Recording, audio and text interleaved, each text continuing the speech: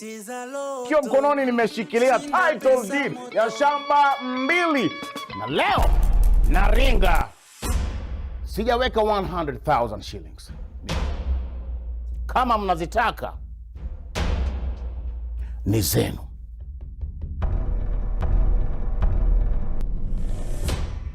Utakumbuka. Kwani tunadanganyana? Ando Simoni mama, ye mama. Kuya hapa. And people come in and they're like, oh, it works. I can have ice cream and I'm not in any discomfort. I recommend Sensodyne because it works. It's brilliant.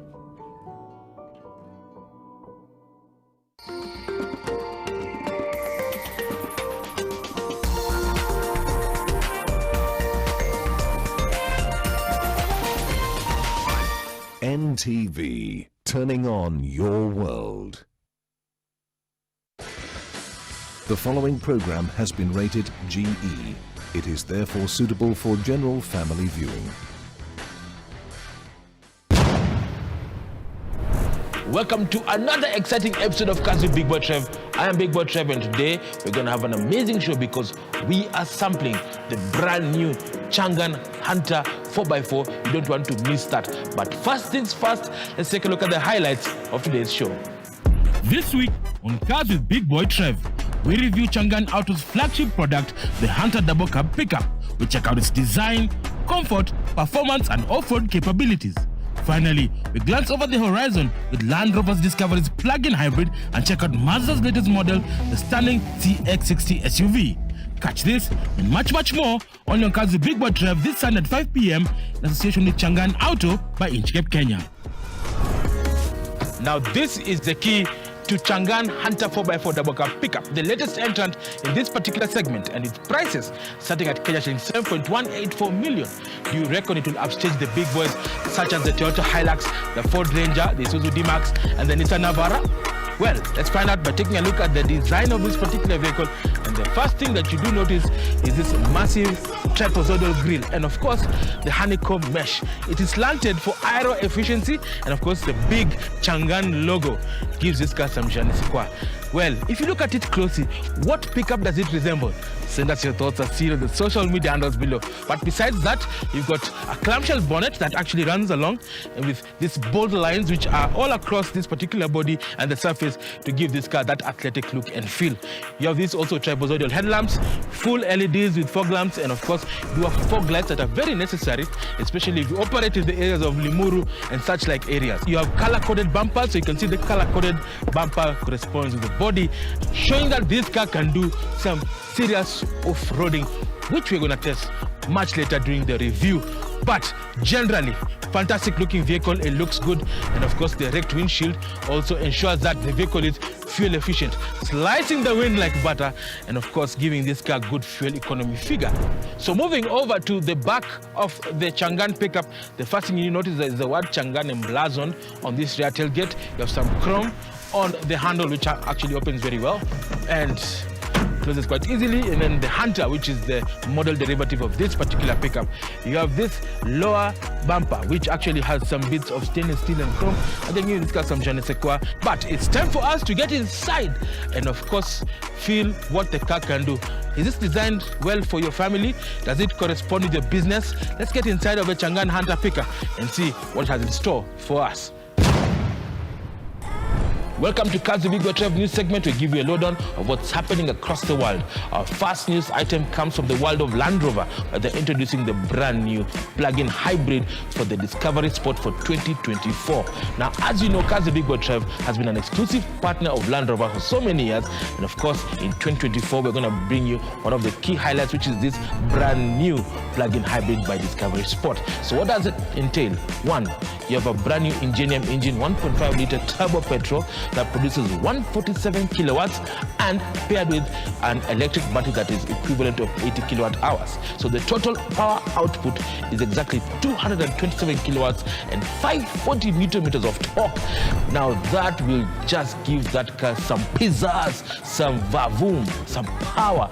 And of course, the real range of that mild hybrid technology is going to be about 60 kilometers, which is very good for city running. So good in traffic, it will give you enhanced fuel fuel consumption, of course, acceleration, because the power kicks in when you need that power. So obviously, as you do know, that Land Rover is actually sold and serviced by HK Kenya. So make sure you get all the inquiries if you're looking to upgrade your current Discovery Sport for the new version. Visit them along Westlands, and they'll be giving you details about this brand new plug-in hybrid courtesy of Land Rover. On to our second news item. It's all about the world of Mazda. The car in front of you is always a Mazda CX-5, according to Kenyans. Kenyans have a love affair with the Mazda CX-5. Basically, it's because of the Kodo design, and people love that design. But now they're introducing a brand new version of a brand new model. It's called the CX-60 by Mazda, and of course, it's going to come in different derivatives. The most important thing is they're introducing 6-cylinder diesel. So the 3.3 Takumi inline-6 will produce about 187 kilowatts and 540 newton meters of torque, and of course, it's going to come with mild hybrid technology, 48 volts. So basically, you start-stop, and it'll give you a good range of about 30 to 40 kilometers. So we know that Mazda are trying really hard to impress people in terms of design, and of course they're moving up market. But the biggest question is, will that car do well in Kenya? Well, I have some news for you. The new Mazda dealer in Kenya is Crown Motors. So the showroom will be on Mombasa Road. So if you want details about this Mazda CX-60, please make sure you visit them along Mombasa Road. They'll be giving you details about this brand new Mazda.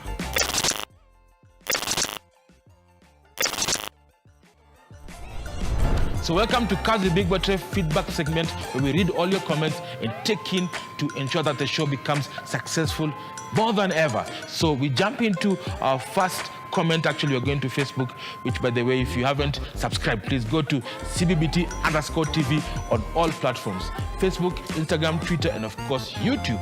So our first comment is CBBT rocks, I can't wait. That is from a gentleman called Mushiri wa Joroge. And of course, you do have Piti Mbele, my good friend from South Africa. Good one. Will make an effort to catch it whenever possible. Thank you so much. So we watch the show, everybody globally and in Nairobi. We thank you for the support as always. And of course, there's a gentleman called Kim Stylex. Let's do this. I mean, thank you for the heads up. We love the fact that you really appreciate the work that we do. And finally, we do have another comment that is very, very interesting. The guy called Mwangi Wanjipu, and he says, good music to my ears. I loved your show big time.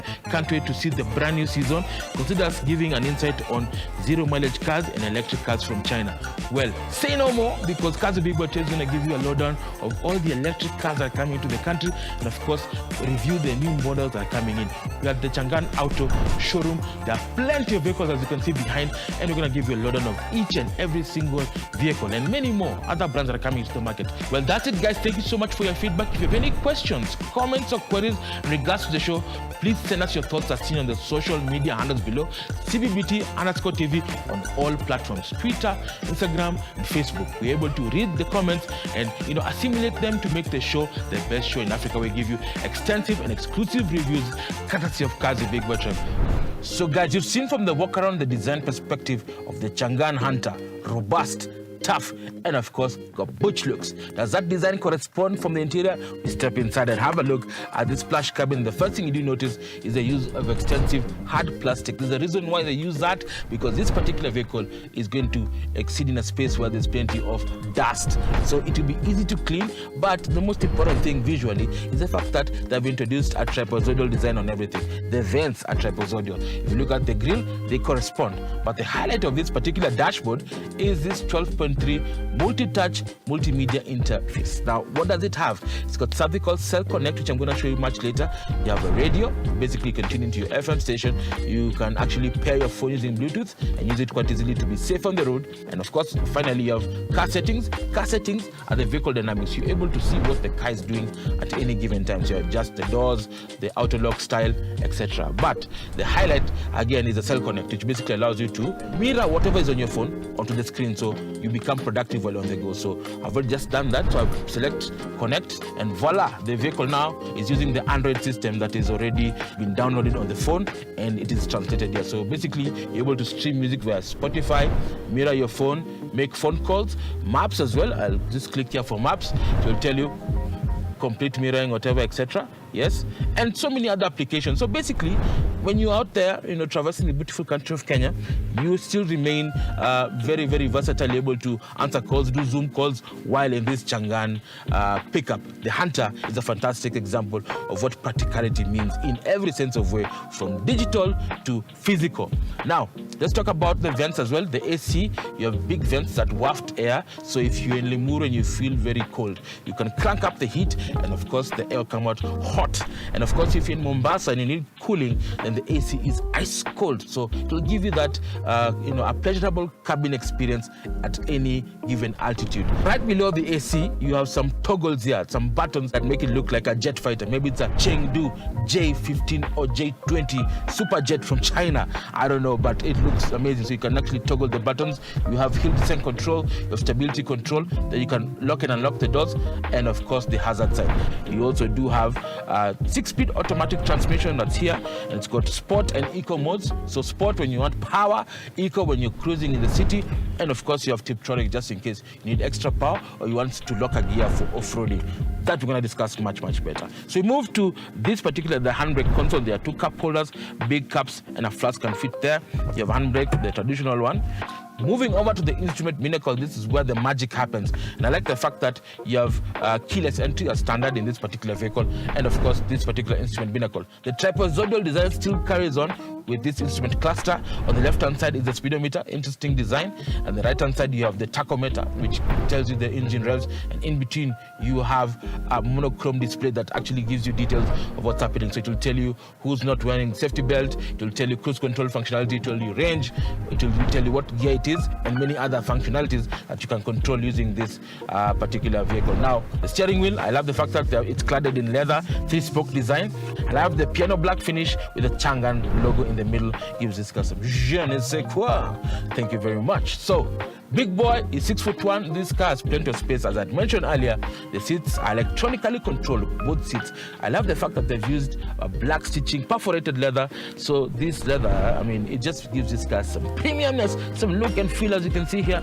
And the seats are sculpted for long distances. So rest assured, if you're traveling from Mombasa to Kisumu, you will be able to relax quite easily in the Chang'an Hunter. But how practical is the rear space? Let's move to the back and have a look at the practicality of the rear sitting space in the Chang'an Hunter.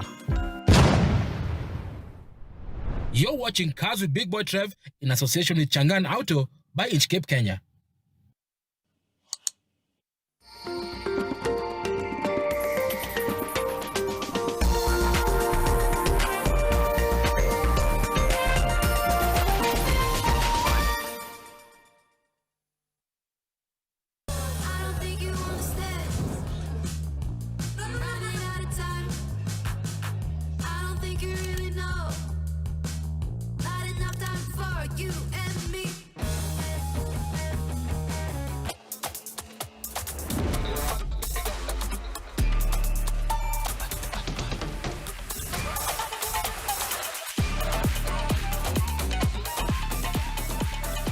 Sign up with a promo code and get a welcome bonus. 1xBet.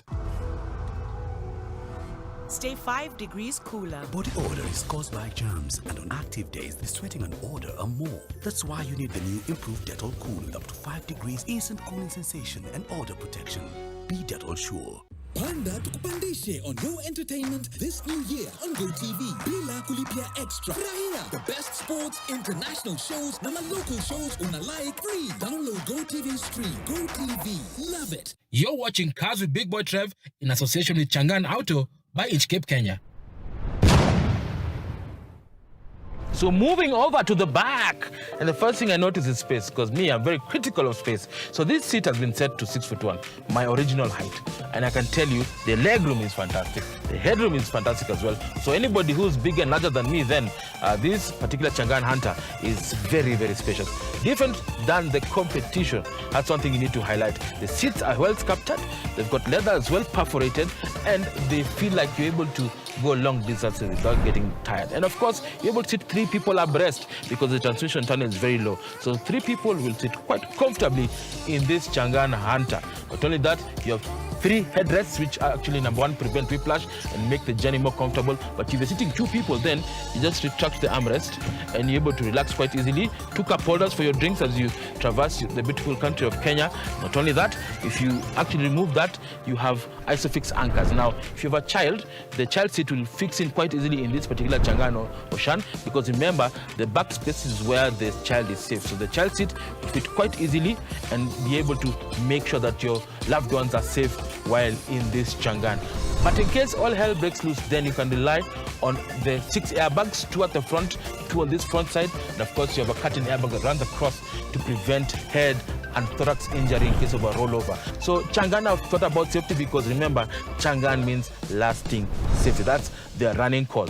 Now, how much can this car carry? How much capacity is this particular load bay of the Changan Hunter? Let's move to the load area and see what this vehicle is made of.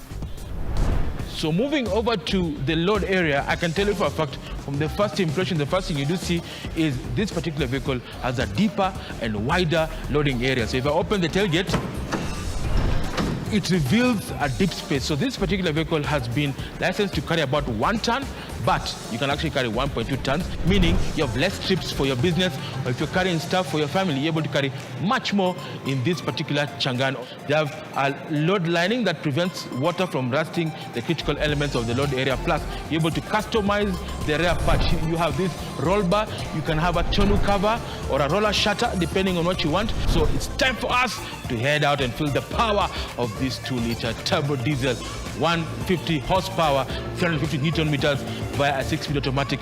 Feel the power, feel the performance, and then get you to value for money. Let's go. So guys, today is such a beautiful day. We are sampling the Changan Hunter 4x4 pickup, the latest entrant in the 4x4 space. And I am certain that it's going to shake up the market. But how will it do that? We take a look at its DNA. We start with the engine. So up front, you do have a 1.9-liter turbo diesel that produces 110 kilowatts or 150 horsepower and 350 Newton meters of torque. That, when you put your right foot down, it pulls effort, as you can tell the grunt. I'm already doing 100 kilometers an hour, and it's pulling and pulling and pulling and pulling. So power is sent to the 4 wheels courtesy of a 6-speed automatic transmission that allows you to explore the full potential of the engine, plus return a good fuel economy figure of roughly 6.5 liters per 100 kilometers. This is a diesel, so obviously the benefits of having a diesel is good fuel consumption, very important. And also it allows you to explore the full power, both on and off-road. We're gonna sample that much later. Let's talk about the chassis. Obviously, you know, it's a body on frame chassis that has been hardened and stiffened. Number 1, to improve ride quality. Number 2, safety purposes. Number 3, towing capacity. Speaking of towing, it can tow up to 3.5 tons easily. So if it's 4x4, you're able to switch up the transmission from 2 high. 2 high is basically used during tarmac situations like this, so for fuel efficiency. 4 high, when it's selected, you select the rotary knob, and the 4 high allows you to have power on all 4 wheels. Very useful in wet, slippery roads to modulate traction. But when the going gets tougher, you stop first, select follow, then you're able to control every single thing about this particular vehicle, especially in sand or mud. And of course, you do have hill ascent and hill descent control to control your descent while navigating the bundus, which you all love doing. So 4x4, deadly. We're going to talk about later on as we go and sample it on the rocks. But in terms of the chassis, up front you do have double wishbones, and at the back you do have tapered leaf springs. So wishbones are actually used to keep the front very steady. You're able to tell what the car can do because, you know, the steering is sharp and bereft, so you don't feel like it's too off. It's centered and allows you to know where the nose is pointing at any given time. Now, let's talk about safety. Safety is a critical component in this segment. Gone are the days when a pickup used to be just a contraption. This one now is full of active and passive safety features that allows you to be safe while on the road. So when you talk about active features, it's stuff that prevent you from having an accident. So obviously you do have stability control, which is the umbrella body that controls every single aspect, like ABS. So ABS is obviously anti-lock braking system, allows you to, you know, accelerate and turn without wheels locking. Very critical during emergency braking. brake force distribution, so you don't put enough brake pressure on your pedal when braking hard. The machine does that for you so that you're able to stop safely. And of course, you do have emergency autonomous braking, which is brand new and a first on a pickup of this kind.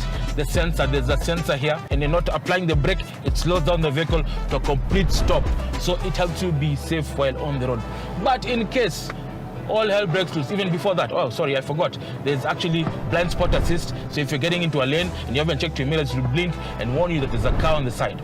Now, in case all hell breaks loose, unfortunately, you have 6 airbags, 2 at the front, 2 on the front seats, and of course curtain airbags that run across the cabin to prevent injury from occurring. And of course you have 3-point seat belts, ISOFIX anchors, and not forgetting a 5-star rated body shell that protects and dissipates impact energy away from the cabin or to the harder parts of the chassis, keeping you and your family safe while in the Changan. So safety is key. That's why the tagline goes as Changan, lasting safety. So we're gonna step out off the beaten track and feel and see what the 2 high, 4 high, and 4 low ratios can do for the Changan. Check out ground clearance and of course its handling capacity in terms of suspension, articulation while off-road. See you in a bit. All right, we've just done an on-road test feeling the performance and the power of the Changan Hunter. We've seen it's got a lot of oomph from the 1.9 liter turbo diesel. You've got 350 Newton meters on tap, and of course the 4-wheel drive suspension is fantastic, chassis is good, and now the remaining part is to confirm whether the chassis can adapt to our local Kenyan conditions. That has brought us to Ngong Hills, which simulates a typical rural setting in Kenya. So what we've done is just stepped out of the highway, got into the hill, and now it's time to sample the different things about the 4x4 hardware. So let's talk about the suspension. So basically, I mentioned earlier, the double wishbones are to keep the tires planted on the front, but also has similar work for off-road. It allows for good wheel articulation, and of course, at the back you have leaf springs that absorb the road imperfections, ensuring that you can carry load and have a comfortable ride in the Changan Hunter. Now, when you speak about the 4-wheel drive setting, there's quite a number of things. So this particular vehicle has something called shift on the fly. What do I mean by that? Shift on the fly system is a 4-wheel drive system that allows you to modulate traction between the both axles by simply toggling through a dial. So over here you can see there are 2 dials. There's one here that has 2 high. That is a setting that you normally use during highway driving or smooth driving. It promotes fuel efficiency. Then you have 4H or 4 high. 4 high sends power to all the 4 wheels. Remember, 2 high rear-wheel drive only. 4H sends power to all 4 wheels and allows you to have maximum traction in situations where you need traction, like a slippery surface on wet tarmac or grass. It will be able to do that and modulate the traction quite easily. Then you have 4 low. If you run out of talent and you get yourself stuck in a rut or in a mud area, then you select 4 low by stopping, all right, and then engaging the vehicle in neutral. And then after that, you toggle down to 4 low, wait for the signal to show you that 4 low is locked, and off you go. So basically, it allows you to drive the car, modulate the traction, because wheel spin is the enemy of traction. So it modulates that quite easily, allowing you to traverse in any type of terrain, mud, rut, sand, anything that Kenya has, this particular Changan Hunter can do. So there's something called crawl control that allows you to modulate the speed as you check, okay? This is how you do it. So you control the vehicle. You see what the vehicle can do over there. So basically it tells you the direction. So it modulates the speed quite easily, because crawl control or hill assist allows you to check the car quite easily while traversing the beautiful country of Kenya, seeing all the obstacles and making sure that you can see the road as you traverse. So the engine modulates the power quite easily without any stress, and you're able to steer the vehicle and clear. This was a useful invention when cameras are not available, but still the Changan Hunter can still do this because it is one of those capable SUVs that you can use to do a bit of off-roading. So ladies and gentlemen, that has been the review of the Changan Hunter double cab pickup, courtesy of Changan Auto by Inchcape, Kenya. So I love the fact that number 1, it's stylish. Number 2, it's got plenty of performance to boot. Very practical. Number 4, the level of technology and safety is outstanding. The question is, would you pick this over the big boys such as the Hilux, the Ranger, the D-Max? We start this particular review by taking a look at the value for money proposition as to why perhaps this could be your next pickup.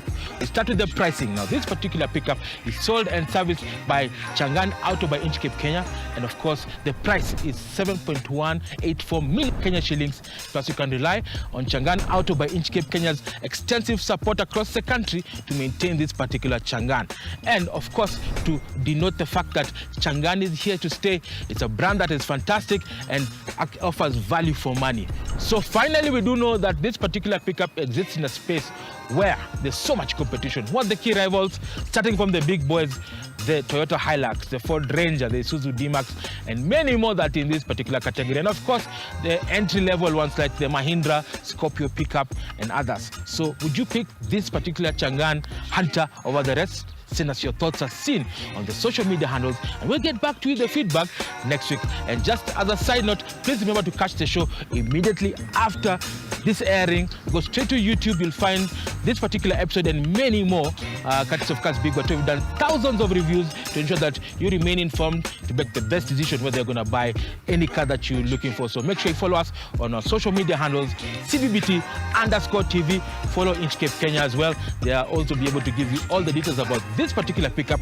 and the rest of the Changan range. So until next week, drive safe and be safe.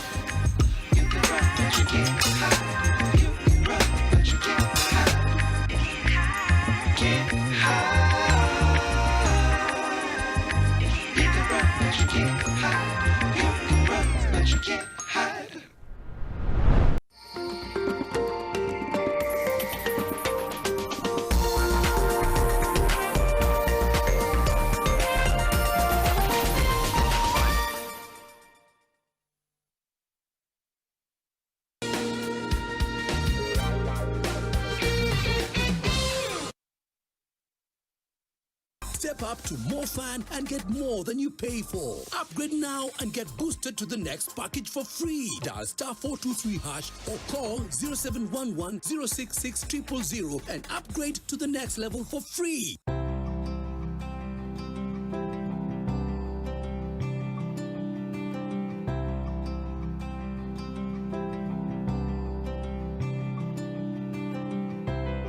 When you're finally released from pain, that moment when you start to get back to ordinary, and ordinary feels amazing. Whatever pain you're going through, release starts here.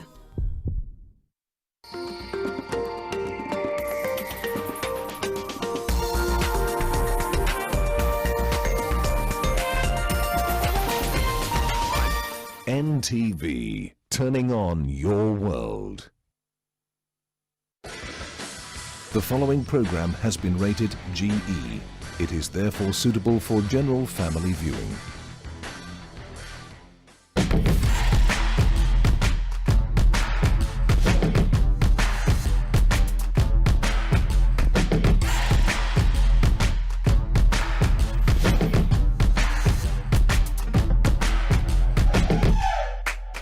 Well, hello family and welcome to Property Focus. In today's episode, we're going to be looking at climate change and ensuring that your buildings are more climate resilient. In this episode, we've got an architect and an urban planner to just demystify this a bit more and tell us what you and I need to do to be safer in this trying time when we hear El Nino is going to be coming. My name is Peter Ngigi, folks, and welcome to Property Focus.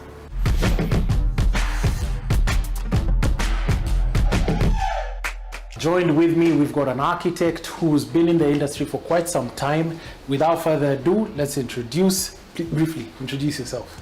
Hi, Peter. How are you doing? Always a pleasure to be on the show. Glad to have you. Always fun talking to you and having these conversations about Mjengo. Yes. My name is Emma Miloyo. For those who may not know me, yes. I'm an architect. Yes.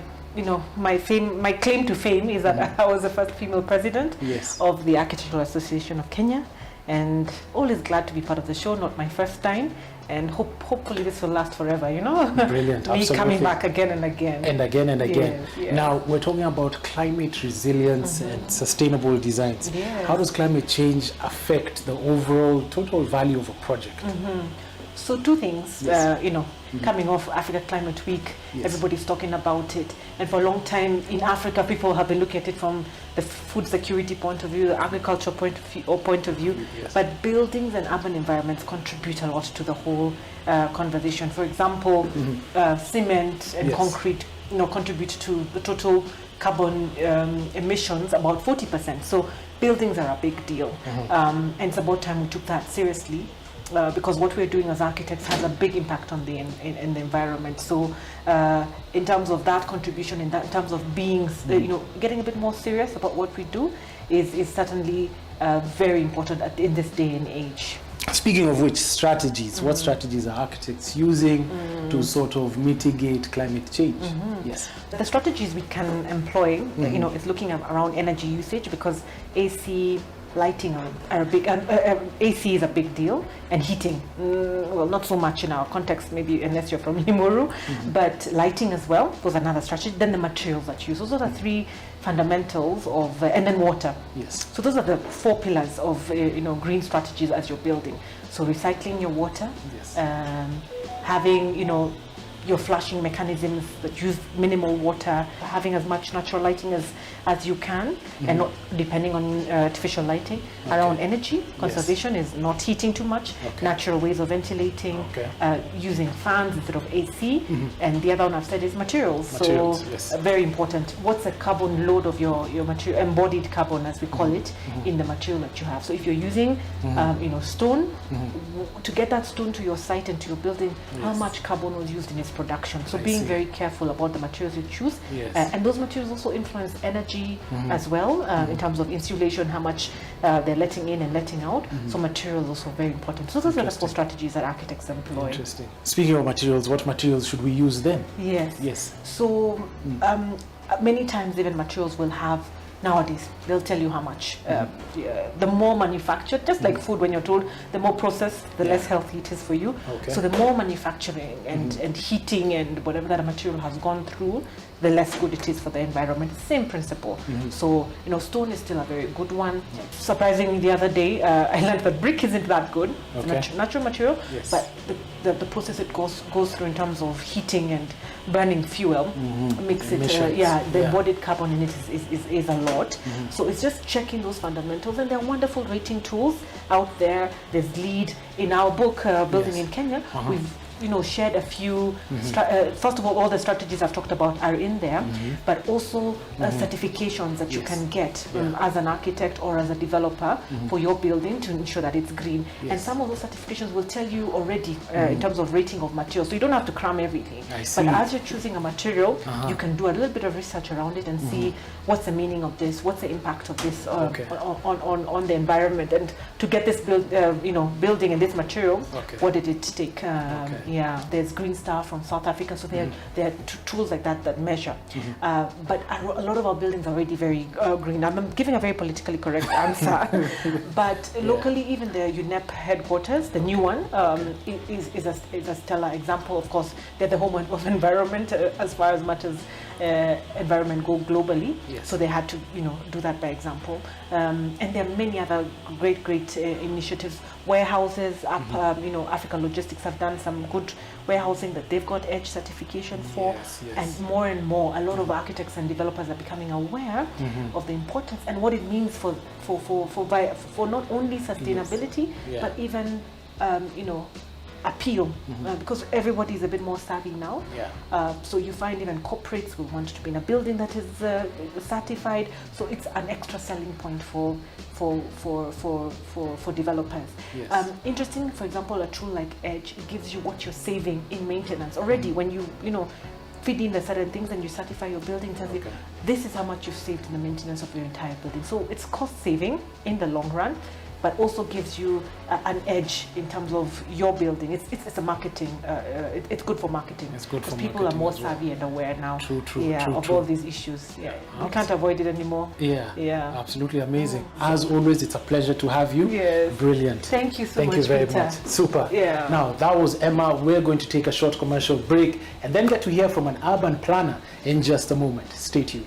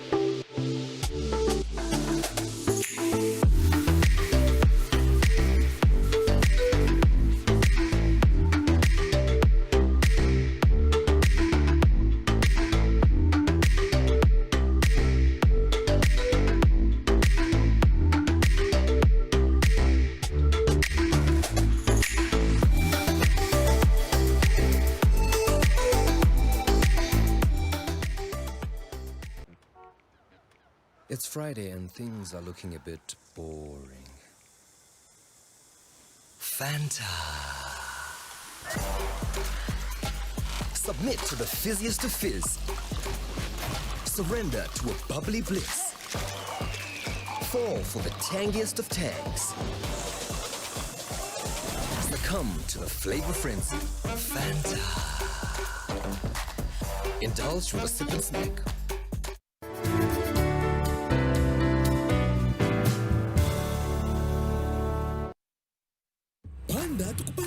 On Yo Entertainment this new year on GoTV. Bila kulipia extra. Furahia the best sports, international shows, na local shows una like free. Download GoTV Stream. GoTV. Love it.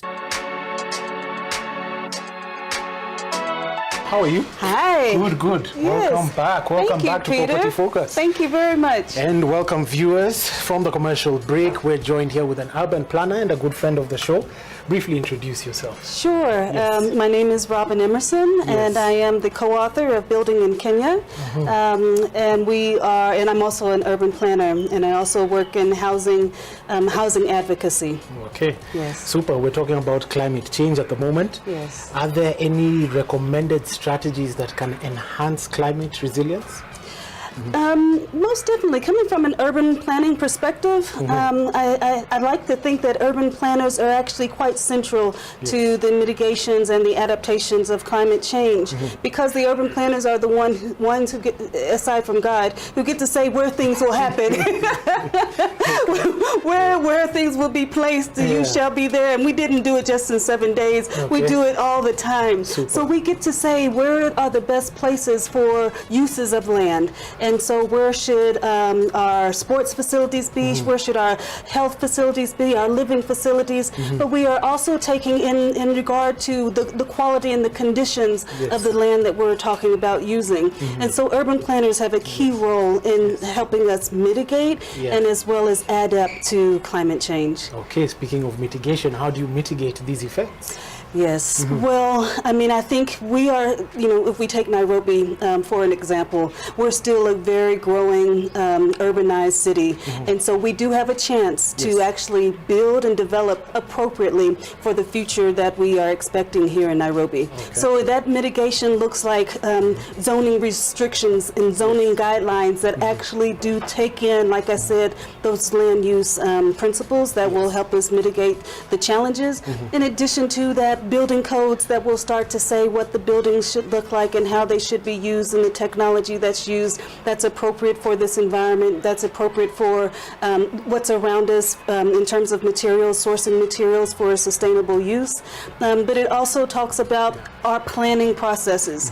Nairobi doesn't have we have a master plan, but it's not necessarily adhered to. And then various wards across the county, and I would actually speculate across the country don't have what we call local physical development plans that actually ring fence, inside of these areas how the land is going to be used. And so as we continue to develop and we plan in such a sporadic nature, there's no predictability in terms of how we're going to make certain that this area is carved off for this use, this area is carved off for this use, for its highest and greatest purpose. And so that's what we really need to have leaders that are saying, because we just came out of this climate conference, we need leaders that are familiar with these, that are champions, not just familiar, that are champions of these principles and these policies being adhered to. Okay.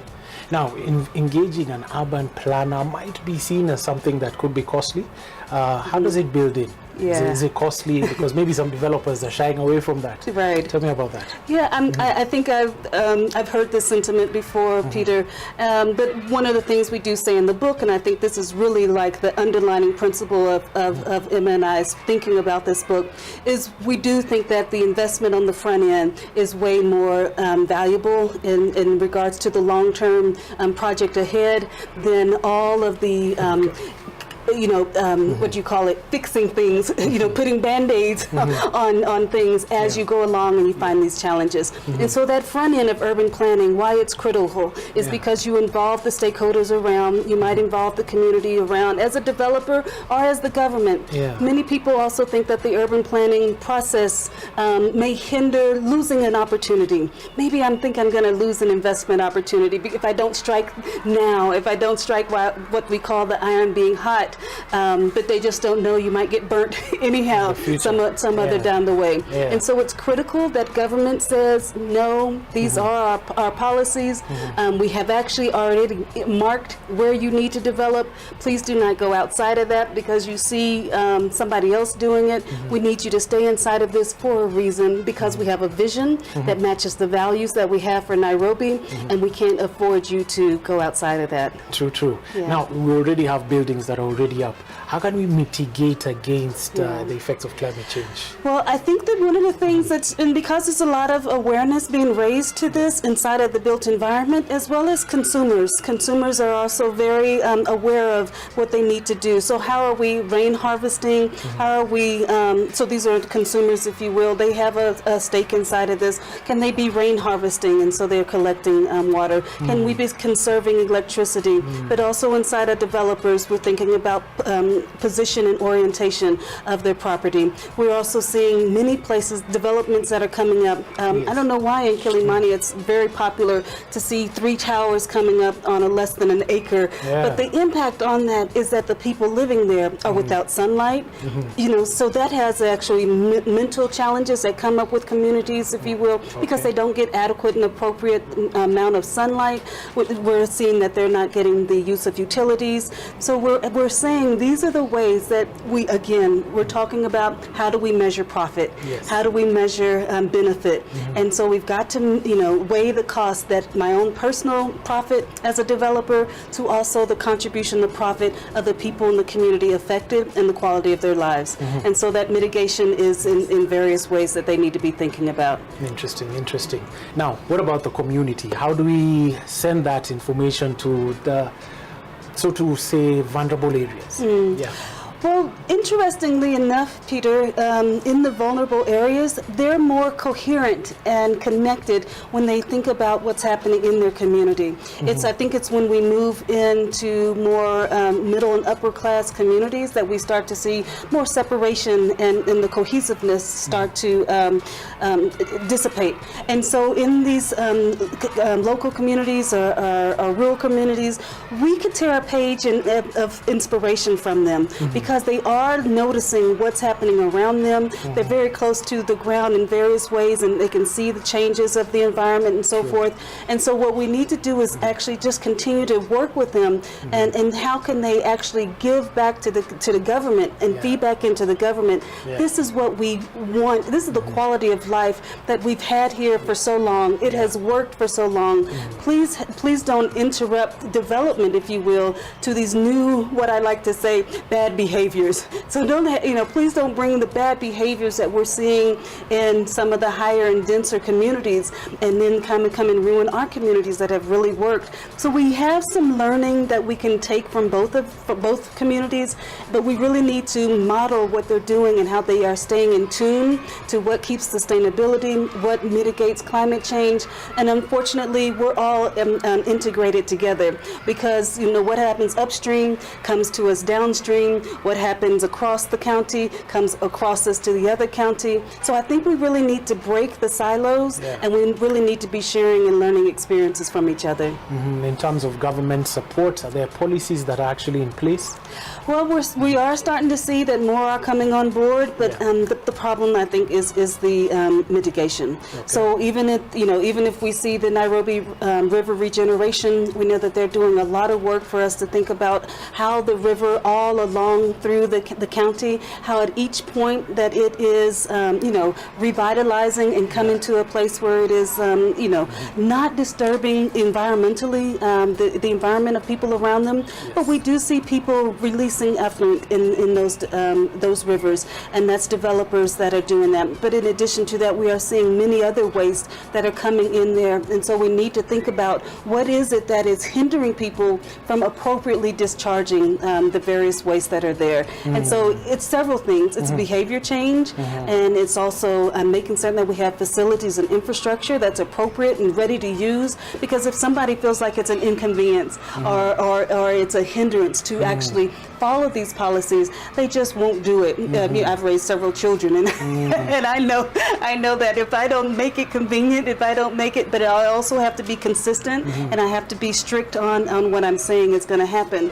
And so I think we need to make certain that that's happening here in the county as well. Wonderful, wonderful. So tying into some of the things that we're talking about here today, what does Building in Kenya book talk about that? You co-authored this with Emma. Yeah. What does it say about this? Well, what we've done, and this is our second edition, and we've updated it intentionally with new regulations, new policies since the last edition, but also trends. And one of the big trends, as we know, is the green building, sustainable development. And one of the things inside of here in this chapter, we talk about design, green building and design. But another thing that's quite interesting for developers, and this is such a, hopefully it's a carrot, is that there's green financing that is pumping into Kenya's market, so that it's encouraging our developers to do just that green building we're talking about. And we talk a lot about this. We talk about how do you get a green bankable project so that you can meet what the funders and investors are looking for. To invest in your project. Exactly. So this book is critical for several reasons. Yes. And we just hope that every developer has it in their toolkit. Everybody on their team and their project can sing chapter and verse of this book.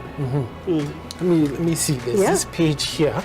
So we're talking about material efficiency. Page 94 is quite good. You should look into it. Sustainable design strategies, which are over here. Water conservation.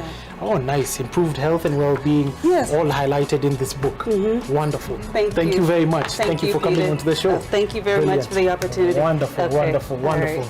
And there you have it. About Building in Kenya, autographed. You should get yourself this book. Now let's go find out from the community perspective what to do to mitigate on climate change. My name is Beverly Musili. I'm the Executive Director of the Kilimani Project Foundation.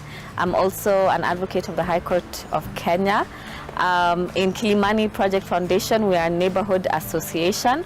We were formed about 10 years ago. We're actually celebrating our 10th anniversary this year. And we were formed out of the need to have a voice for our residents and also our members, and have a platform where our residents, our members, could engage in constructive and structured dialogue with duty bearers and government officers who provide various public services to our residents. How does Kilimani Project Foundation plan on educating the general public on climate resilience?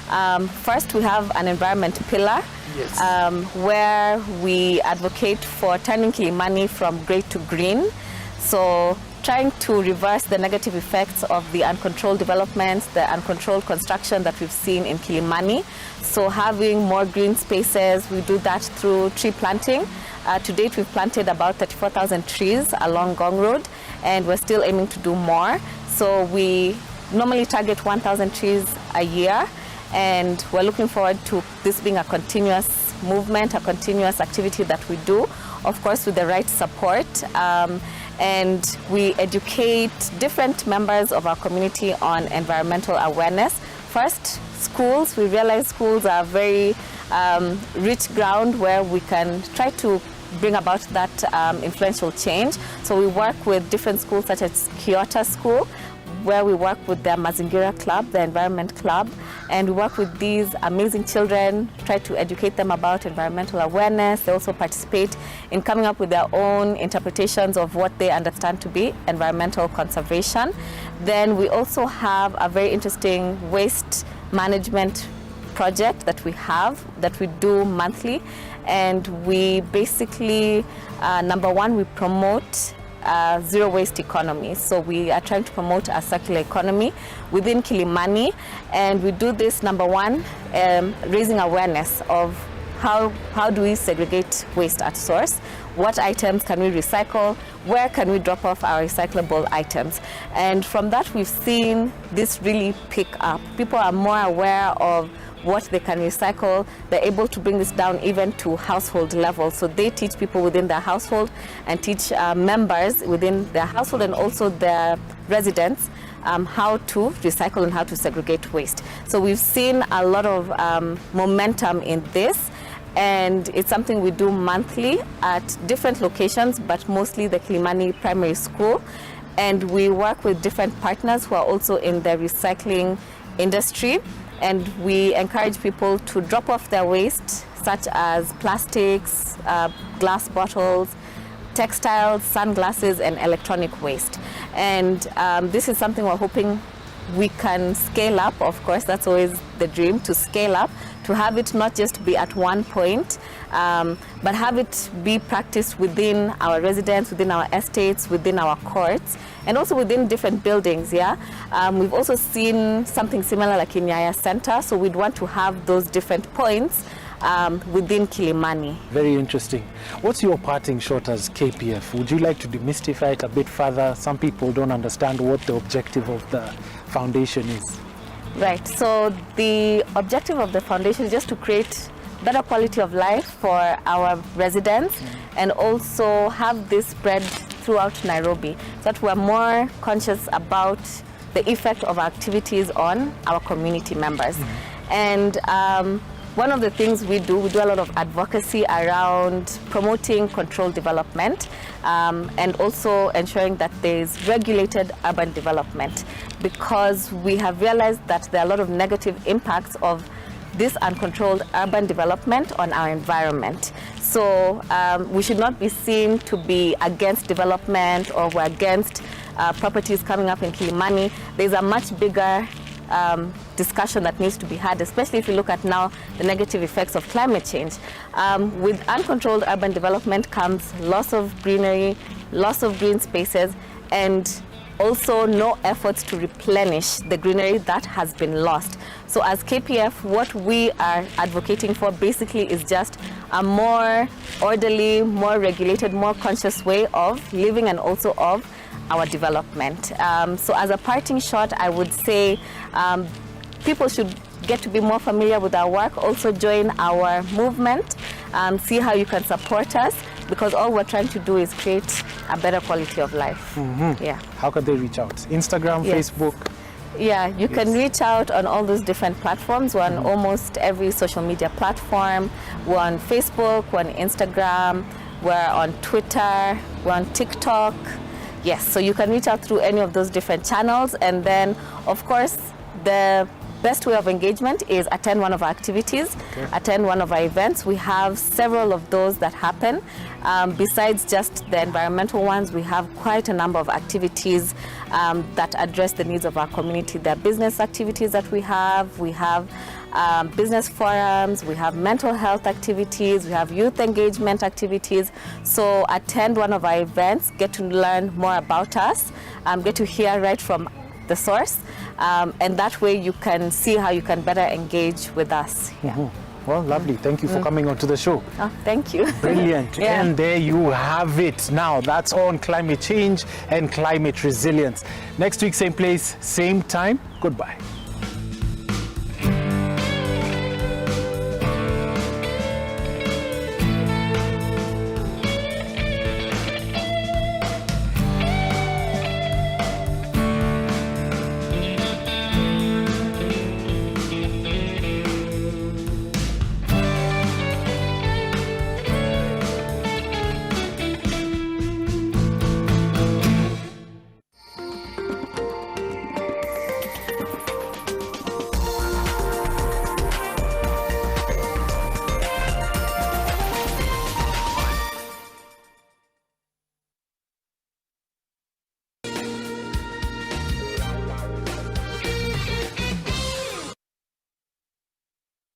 Step up to more fun and get more than you pay for. Upgrade now and get boosted to the next package for free. Dial *423# or call 0711 066 000 and upgrade to the next level for free.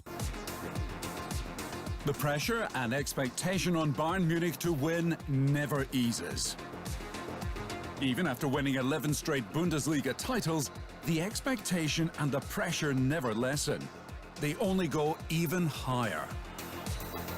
But as Bayern Munich strives to make it an even dozen titles this season, perhaps the pressure and expectation have become too much.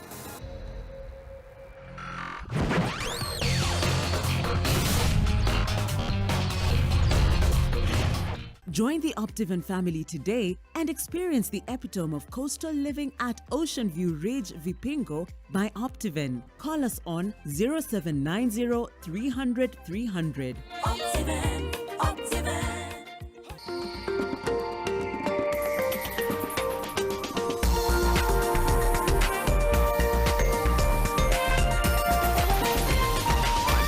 NTV, turning on your world. The following program has been rated PG. It may contain scenes unsuitable for children under the age of 10.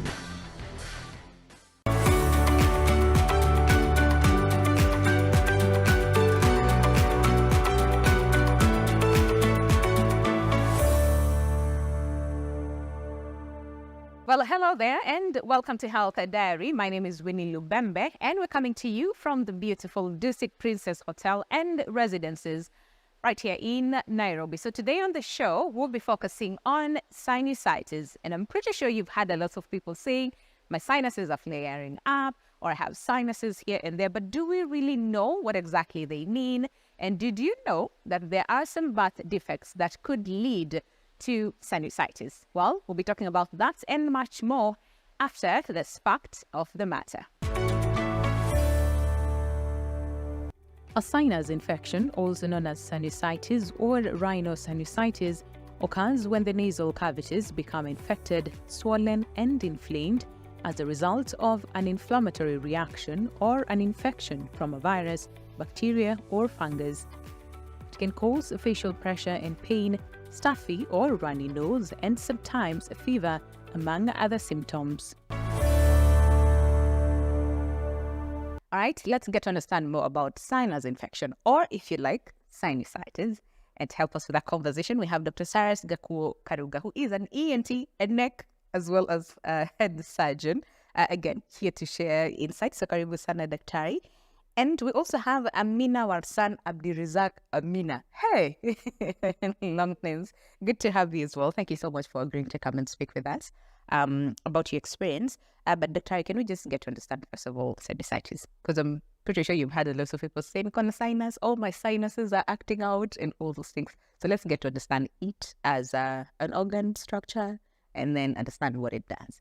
So first of all of us have sinuses. So saying Nikona sinus is actually true because all of us have it. Yeah. So sinuses are basically, you see the bones around the nose are not solid bones. They are hollow. They have air inside. And this does a number of things. It allows the head to be lighter. It allows for resonance of our voice, like how a guitar does. It allows for insulation of the nose to maintain the temperature within a constant. So now the sinuses are those spaces, okay? And the lining of those spaces is the same lining as the nose. So it's actually a continuation of the nose into the bone. So those are the sinuses. And we have a number of paired sinuses, which is the frontal sinuses on the forehead, maxillary sinuses on the cheeks, ethmoid sinuses in the midline, and the sphenoid sinus behind the nose. Okay, that we can't see, feel. Okay, yes. But I mean, we can't see it anyway. So is that why, like, and especially when you have like extreme cold, you feel like your eyes, it's a bit of headache, and then so that's why we get exactly the reaction. Okay. Yes, and that is because now probably the temperature within the sinus may be different from the outside, from the atmosphere, and that will cause some form of discomfort. Yes. Okay, and then we have rhinitis. Is it one and the same? Is it different? So when we talk about rhinitis and sinusitis, it's actually a continuation of the same condition, because the nose and the sinuses cannot be separated. They're basically a continuation of each other. So the nose lining or the mucosa is the same as the one in the nose, in the sinuses. Okay. So it's a continuation of the same. So rhinitis and sinusitis is actually a continuation of the same condition.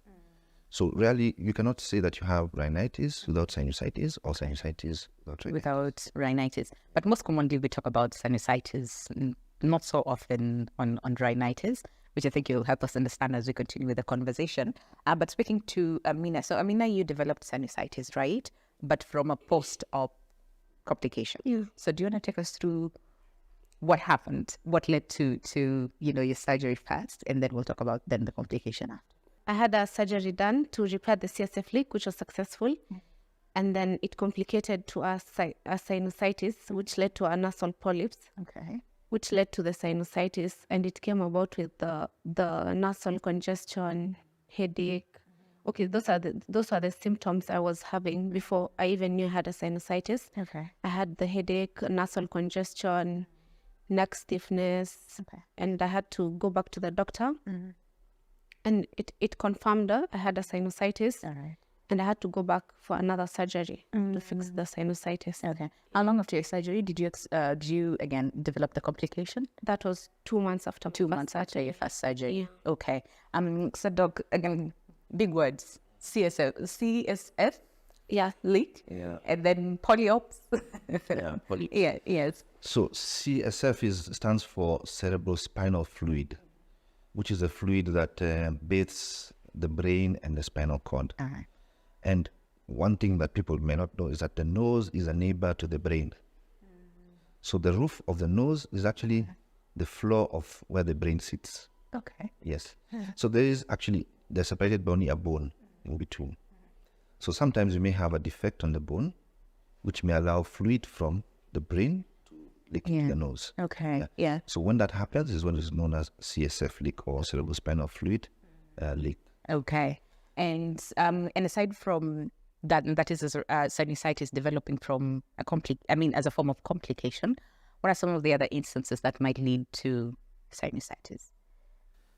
Okay, for her case, it was quite unique because probably what happened is that after the repair, there might have been an obstruction of one of the sinuses, which leads to accumulation of mucus, and that gets infected.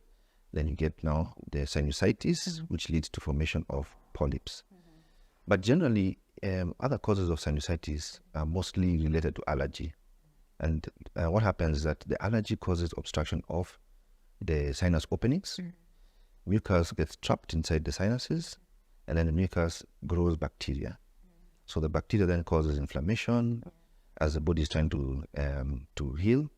But that inflammation causes more swelling, and the more swelling causes more blockage. So it becomes a cycle that is not ending unless intervention comes. But there are other causes of sinusitis, and some of them are even related to allergy of fungal spores, which is known as allergic fungal sinusitis. The other causes of sinusitis, which are viral, and of course we have many different types of viruses, but usually these are mild.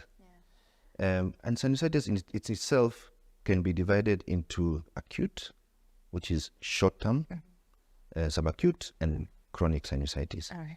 So if you had inflammation or infection of the sinuses for less than 4 weeks, that is acute or short-term. Subacute is between 4 and 12 weeks, and more than 12 weeks is chronic sinusitis. Okay. Yeah, so chronic sinusitis means most likely there's an obstruction of the sinus openings, and therefore the disease is perpetuating itself. Okay. So when you say obstruction, so does it mean that it's inflamed, enlarged, or what exactly happens that then causes the obstruction? So earlier I talked about the sinuses being the spaces within the bones that surround the nose. So the spaces are in communication with the nose. All right. So which means that the mucus that is produced in the sinus needs to be removed into the nose. Okay. Usually that is done by what we call cilia, which are small hairs on the lining which waft the mucus into the nose. Right. So those tubes that are draining mucus from the sinuses into the nose are the ones that can get obstructed. And once they are obstructed, then you have accumulation of mucus within the sinus. Okay. All right. So Amina, you talked about headaches here and there.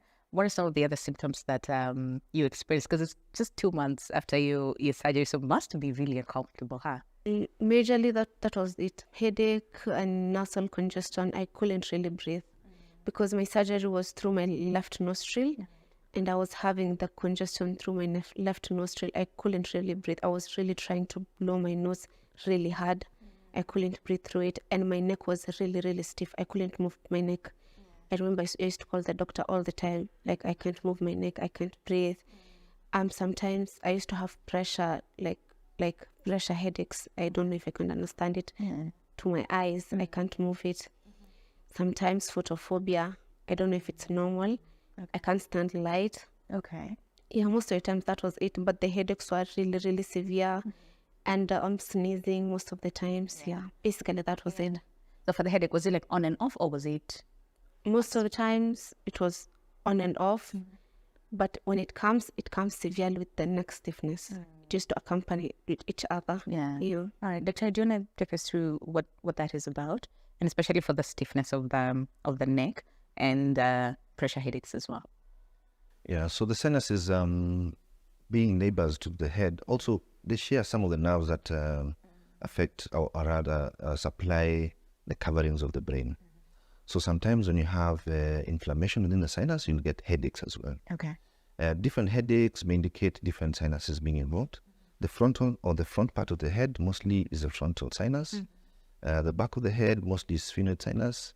And on the sides, either maxillary sinus or ethmoid sinuses. So it can also give us an indication of which particular sinus is being affected from the kind of headaches that you have. Okay. Another thing is that most patients or most people who have sinusitis, when they bend, they'll feel like there's like pressure on their eyes or on their forehead. Okay. And this is because of the fluid within the sinus, which is causing that kind of symptom.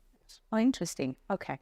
So very quickly before we go on a break, did you try and do something? I know you said you used to call your doctor almost all the time, be like, this is what I'm feeling, and you know, this is a thing. But did you try maybe like deal with it on your own before going back and getting that diagnosis that you have sinusitis? Not really. I'm strictly a doctor's person. Okay. Any slight headache, I normally consult a doctor because, you know, for the CSF, I used to ignore it. Like I discovered it a long time ago. I ignored it until it became serious. So I'm a person, like any slight cough, I consult a doctor. Yeah. So basically when it happened, I had to go to the doctor. I was given meds and the doctor was like, just take the medication and then we slowly treat it. If it worsens, and then we'll intervene. Yeah. It was around Christmas period. And then I took the medication slowly, but you know, it was a post-op complication. It wasn't going away. Yeah. And then now it resulted to a surgery in January. Yeah. All right, so let's take a break, but then when we come back, we'll get to understand more on, you know, the surgery aspect of the same. And Doctor, I would also want to know, do we have like other, maybe like defects that might lead to sinusitis, aside from the viral, bacterial, environmental, and maybe like a post-op complication? Are there other, you know, causes for the same? And the treatment as well. She talked about surgery, which again, we also want to understand more on the same. But all that is coming up after the break. Stay with us.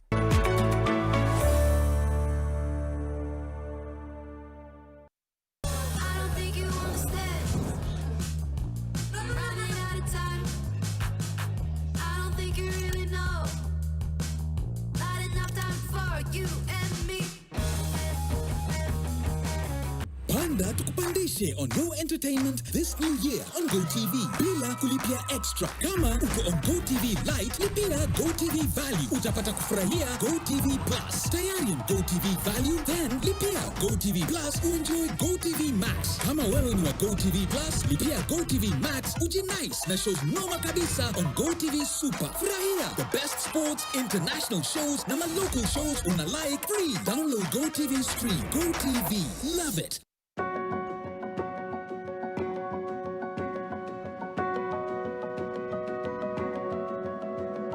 There's a kind of bank assurance intermediary that really allows you to relax because you know you'll be good. That's Coop Bank Assurance Intermediary for you. Get covered real good through Coop Bank Assurance Intermediary.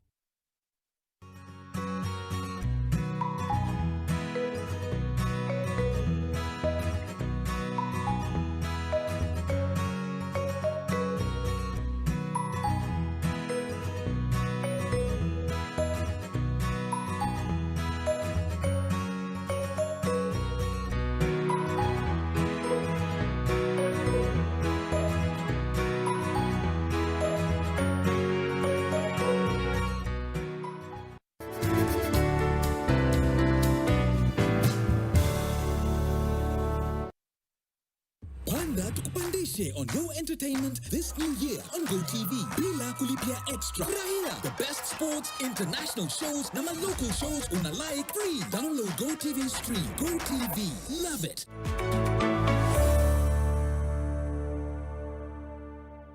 All right, so welcome back. The show is Health Diary, and today we're talking about sinus infection, or if you like, sinusitis. And to help us with that conversation, we have Dr. Cyrus Gakuo Karuga, who is ENT and head, as well as a neck surgeon from City Health Hospital. And we also have Amina Warsan Abdurizak Amina, the tongue twister there, with us as well to share her experience. So, Doctor, can we quickly talk about the diagnosis? Because like I said, there's an acute sinusitis, but subacute, and then the chronic. So when it comes to diagnosis, what does that look like? So for diagnosis, very important is the history that we get from the patient, meaning the symptoms I've been getting, what the headaches, mucus discharge, what color it is. Sometimes you have what we call post-nasal drip, where you have mucus dripping at the back of the nose. Loss of smell for some patients, as I said, headaches, pain in the face, especially when bending and such things. Then we need to do a good examination, which means you examine the mouth, the nose, and for the nose, it would be useful to use a scope, which is like a camera to see inside the nose, to see whether there's any inflammation or mucus that is purulent or has bacteria, or you can see polyps and any other abnormalities. If we need other investigations, the most important would be a CT scan, and especially if you're preparing a patient for surgery, because you need to know the anatomy of the sinuses, how they look like inside. And as I said earlier, the sinuses and the nose are neighbors with the brain. So we have to know how to approach the surgery to make sure that you don't cause any problems either with the brain or even the eye, which is also another neighbor. So it's important to know how the anatomy very delicate, like. Yeah. It's very, very delicate. All right. And before we went on a break, there was that question about maybe like defects in the body that might end up causing sinusitis. Can we go through it very quickly?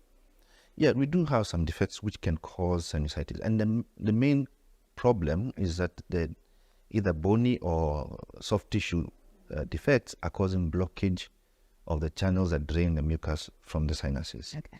So you can have some bony defects that are causing obstruction of those drainage systems from the sinuses, or soft tissue. For example, you can have something we call concha bullosa, which is an enlargement of one of the structures in the nose that can block the exit from the sinus. You can also have bony defects in the structure of the sinuses. So those are things that are inherited or you're born with. But of course, other things are come later, like allergic rhinitis, which can lead to swelling of the tubes that drain the mucus and then obstruct. Okay. All right. And speaking of allergies, I mean, we have some people who have like seasonal allergies. So I think when you talk about treatment, then we'd get to understand how that is for them. But for you, Amina, so very quickly, 2 months after your CSF surgery, right, you developed sinusitis. And I'm just trying to think, at this point, were you like healed properly before this came about? And how uncomfortable, that was, because you were given some medication to just help you, manage, but you had to go through surgery as well. So how was that process like for you? Okay, it was hard, of course, because just first of all, like 2 weeks after my first surgery, it was hard because 2 weeks after my surgery, I got an infection at the surgical site. You can imagine that. And then I recovered. I went back to school. I wasn't studying in Nairobi, first of all. I go back to school. I was lagging behind, of course. And then I come back. I tried catching up. And then I was a nursing student. Assessments, case studies, you get research. I was behind other students. And then I came back. Then I got sick again. And that time it was Christmas period. And then, of course, the doctors have to rest also. Doctors are not available. You just work with calls and all. And then you're scheduled for another surgery. The other students are in the clinical rotation. I've missed a lot of rotations also. And then people are finishing their research. Me, I'm behind. At some point, I even thought of taking off the semester. To recover. I've not recovered from the first surgery, and then going for another surgery. And then this other surgery, you're also going for another general anesthesia. Everyone has their stories. Like, I don't go for another surgery, everyone has their stories. Like, another surgery, you'll go and then this will happen, that will happen. Everyone has their stories. But at the back of my mind, I still want to get better, I still have to do it. And like, I'm learned. I know how these things go. I had a good doctor, by the way. Was so encouraging. I still had to do it. Like, I just had to do it at the end of the day. I think you have like a really good health-seeking behaviors compared to so many of us who ignore until it gets to a point where you can't take it anymore. Yeah, I still had to do it. At the end of the day, I still wanted to get better because I was, how many months I was still on meds. It was starting from September. I was taking meds. So I still had to do it at the end of the day. I was like, just do it. Okay. So did the medication sort of like help a little bit, or as you prepare for the meds? Yes. Yeah, the meds helped, although some of the meds had side effects like weight gain, which I didn't like. Okay. I didn't like the weight gain. I remember I used to complain every day, like, I'll stop these meds. Every day I'm like, maybe I'll stop these meds. I'm not doing it. But they helped at the end of the day. Okay. Like a win-win situation. If they're helping, I'll do it. Okay. All right. So the pressure headaches, the, like you're saying, stiff neck as well, did that? Yeah, they subsided with time. Yeah. After my surgery, everything was okay. With the time, everything went down slowly. Okay. Yeah. All right. So are there other treatment options before surgery, or it depends with the severity of the thing? Yeah, it depends on, first of all, what is causing the sinusitis. So things like viral infections, mostly we have supportive management, which is pain relief, keeping well hydrated, maybe reducing mucus production using antihistamines and such things. For bacterial infections, then we need to use an antibiotic, but most of the times we'd like to do like a culture or at least a blood test to make sure that we're treating a bacterial infection. Or an endoscopy like we have talked about earlier, which will enable us to see the infection within the nose. Now, for some infections which are chronic, you may end up with what you call polyps, for example, what Amina had. And polyps are basically where the lining of the nose is getting stretched because of inflammation and fluid entering into the tissues. So that stretches the lining of the nose and makes like finger-like projections. So those are called polyps. So for polyps, we may need to do surgical intervention if they're not responding to medical treatment. Usually we start with medical treatment, and we aim first to treat the infection because polyps are caused by an inflammatory process or allergic process. So we're treating the infection or the allergic rhinitis and giving anti-inflammatories to see whether that can reduce the polyp formation. But if that does not work, because polyps will almost always cause obstruction of the sinus openings, and that will lead to a cycle which does not end.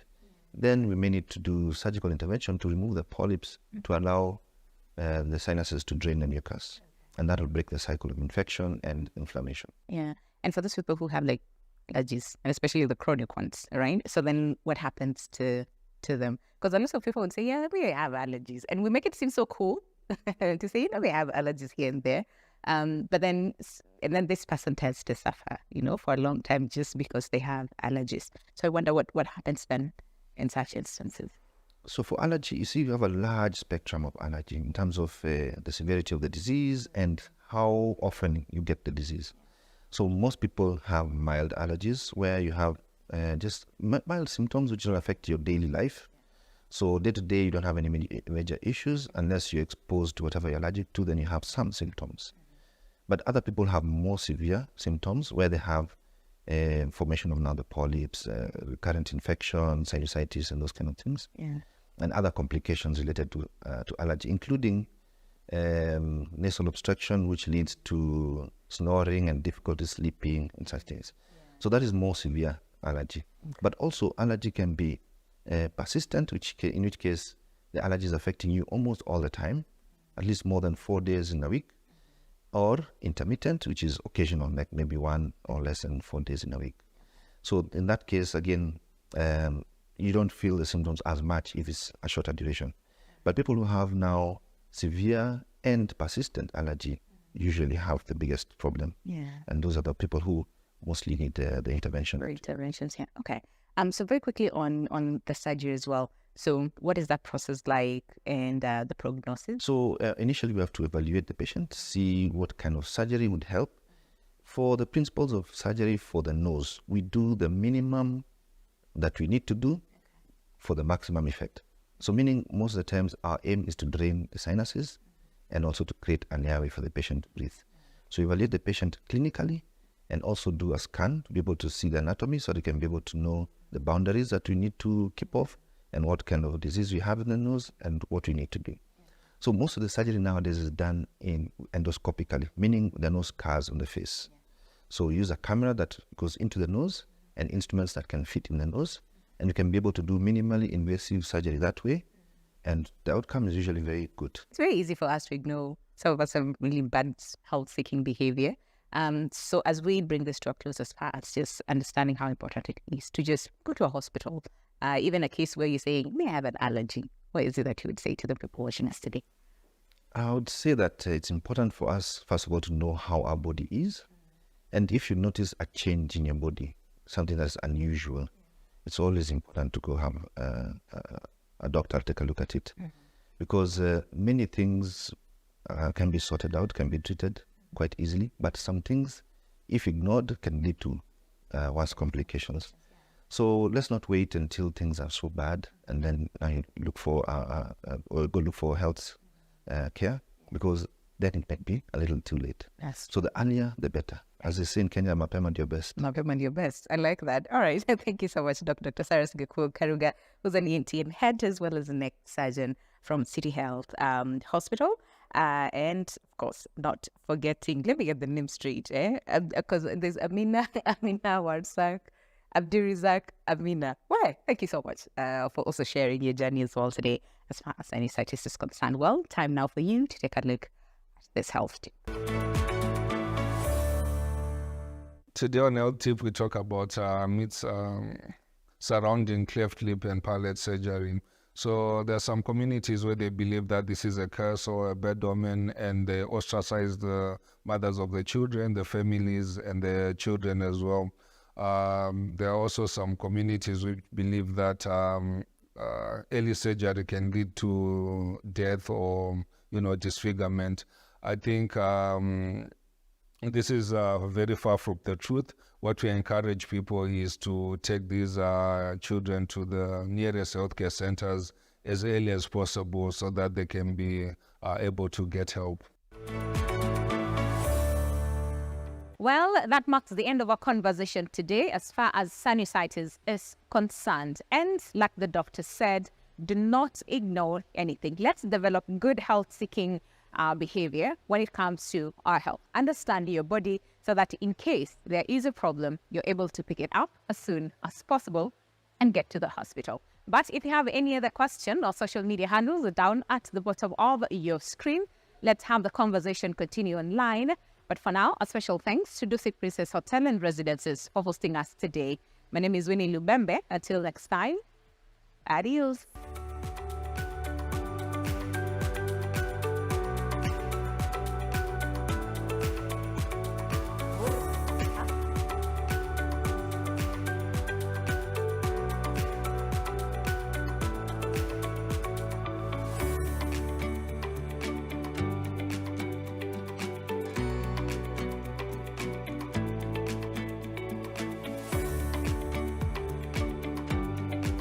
Oh, uko sawa? Kwani umepoteza sauti?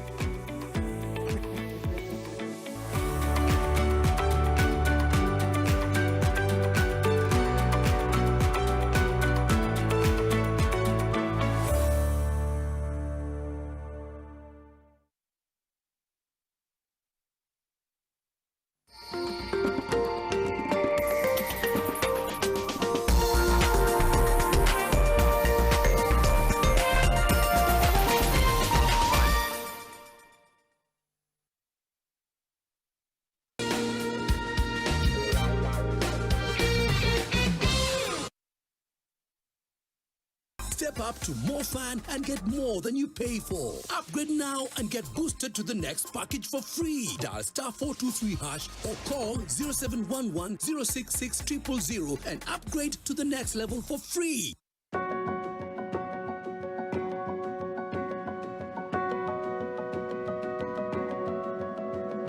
There's a kind of bank assurance intermediary that really allows you to relax because you know you'll be good. That's Coop Bank Assurance Intermediary for you. Get covered real good through Coop Bank Assurance Intermediary.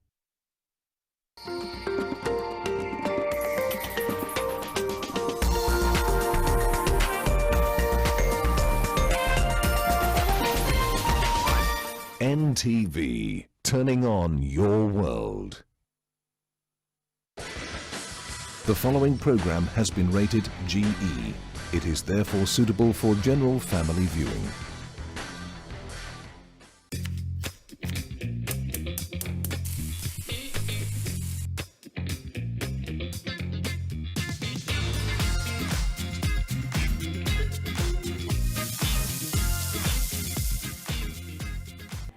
Welcome to Pishi Bomba. My name is Claire Karatu. As you can see, we are in a different location. I am surrounded by beautiful greenery. That's because we are at Red Ginger, located at Parklands, and we're just about to get into the Koroga section, which they have. They have a restaurant and a Koroga section, so we're going to be cooking with the chef.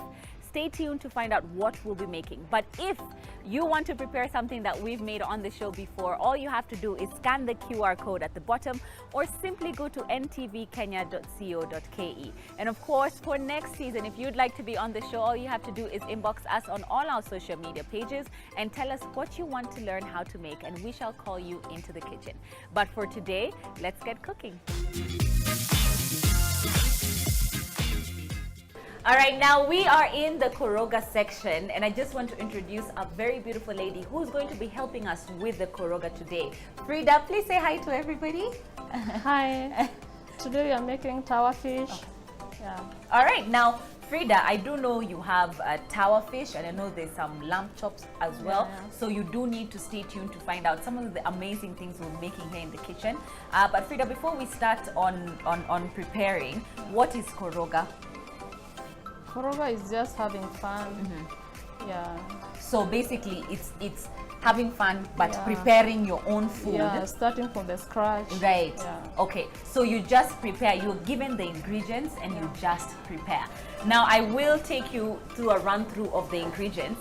We've got some tomato paste, some just blended tomatoes, some onions. Actually, Frida, you can actually come help me because I don't know what this is. Ginger? Ginger paste. Okay. The chopped chili. Garlic paste. Okay. Lemon juice. Dhania. And the ginger sticks. Oh, look at that. Absolutely gorgeous. And of course, we've got our palette of spices here. Yeah. We've got lots of spices here. Now, this one, garam masala. We have dhania. we have the chili powder. Okay. We have turmeric. Yeah. We have Cumin. the cumin. We have black pepper, and then we have the salt. And then the whole spices as well. Yeah. Now this one, the spices, and then we have the dry masalas. Oh, wonderful. So this is basically what makes Indian cuisine. Because koroga is also Indian cuisine. I don't think there's any other cuisine that does koroga, yeah? No. It's mainly just Indian. Okay. All right. So we're starting with the tiwa fish, and tell me how I can help you and what we're going to do. I can see you have very nice long spatulas there. Now we'll put the water first. Okay. Now we are sterilizing the pan. Okay. All right, so we're starting with the tower fish, and what she's doing is sterilizing the pan. As you can see, we're using a jiko, and it's very, very hot. The water is bubbling, and what tends to happen is the water all evaporates, and then you're left with a nice sterilized pan. I like that. Actually, this is a way to find out if your pan is hot. If you're in the kitchen and you want to find out just how hot your pan is, just drop a few droplets of water and they should bounce, they should bounce on your pan, and that's how you know your pan is perfectly hot. It's very hot. Yeah, it is. It's okay. Now I use my serviette. Okay.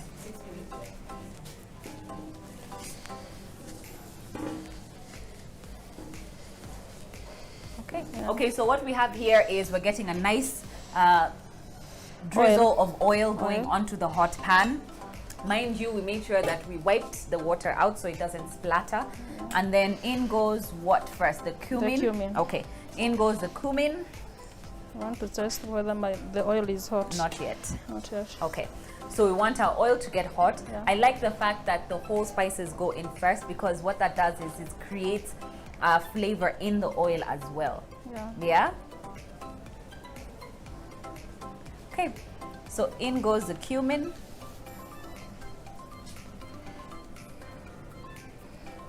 Perfect. In goes our cumin. A nice amount of it. I'm telling you, cumin is like the star spice, yes? Some chilies. These are the dried chilies that are going in there as well. We've got, you said mild, yeah? Yeah, perfect. This is just for flavor. Okay. It doesn't make the food hot. Yeah, okay. Help me with the onions. All right, now we're gonna go straight to the onions. In goes the onions, nice small pieces of onions going in there. Love the sizzles, you want to give that a nice mix. Yeah, so that's the amount. Would you like me to help you? Is there a spatula for me? That's for flipping the fish. All right, thank you. It already smells so fantastic because of the cumin. Sorry. I need the ginger strips. Okay. Now, if you shy away from ginger, then can they... You want the full mild? Mild, yeah. But it's okay, no, just make it the way you'd make it. I am sure I'll enjoy it. I'm asking because the ginger, it's normally acted as a chili. Okay, well, I like ginger, so it's fine. I love the bite of ginger, so it's okay. Sorry, guys.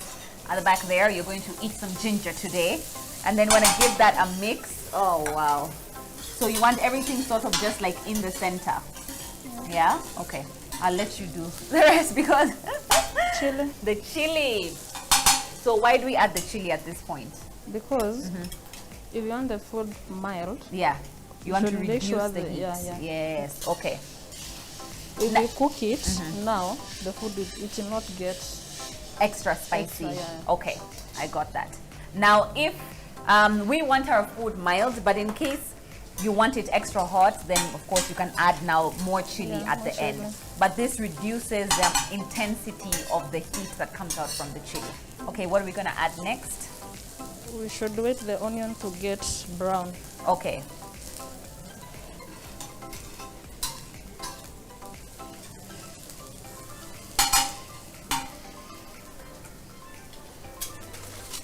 I have my butter.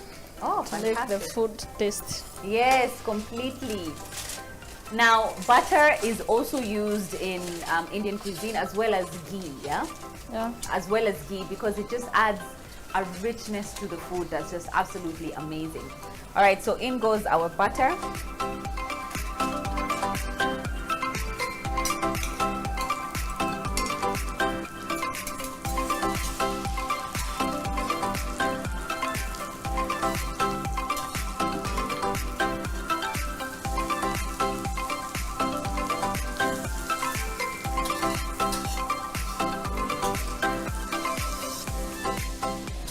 essence of it, what's the reason that you want to brown your onions? So that the food can be tasty. Okay, so you want it nice and crispy, and it also breaks apart in the food, isn't it? Okay. And it's normally bring the taste. Yes, yes. Good taste. The good taste. Who doesn't love onions? I love onions. This is going to be fantastic. As you can see, because of the fact that she's mixed the butter with the oil, what would you like? The ginger and the garlic paste. Now, because of the fact that she's mixed oil and butter, then what happens is the butter is not burning. So we're just going to add more ginger to that. And we're going to add, you okay? Yeah. We're going to add some garlic is going in now. I was about to tell her to keep going with the garlic. Now this is what gives that aroma. It's going to smell absolutely beautiful in here.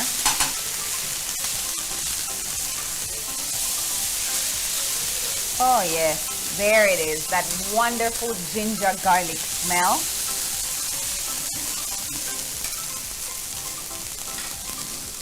The pan is very hot. It is, it's quite hot. So what do you want me to give you next? Tomato puree. Okay. Should I just pour some in here? Yeah. Yeah? Tell me when. Enough. Okay, thank you. I actually prefer it when it's this nice and hot. It's cooked quite fast.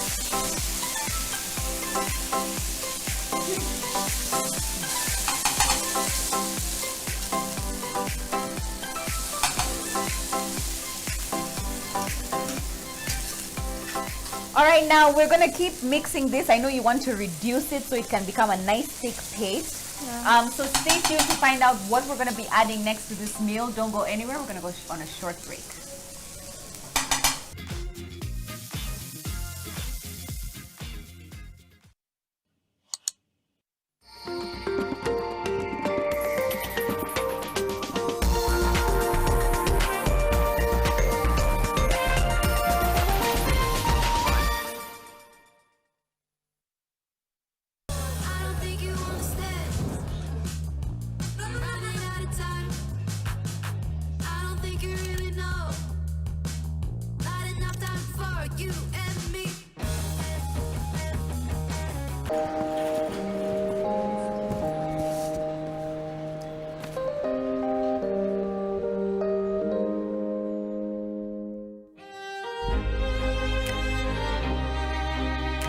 The moment I feel my pain starting to fade, it's like I'm going back to myself on a really good day.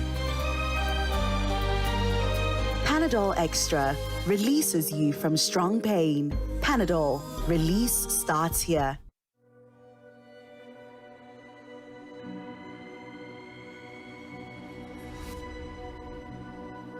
People come to me and they say they get discomfort when they have ice cream. Can you imagine that? Avoiding having cold ice cream. Sensodyne gives you long-lasting protections against sensitivity. And people come in and they're like, oh, it works. I can have ice cream and I'm not in any discomfort. I recommend Sensodyne because it works. It's brilliant.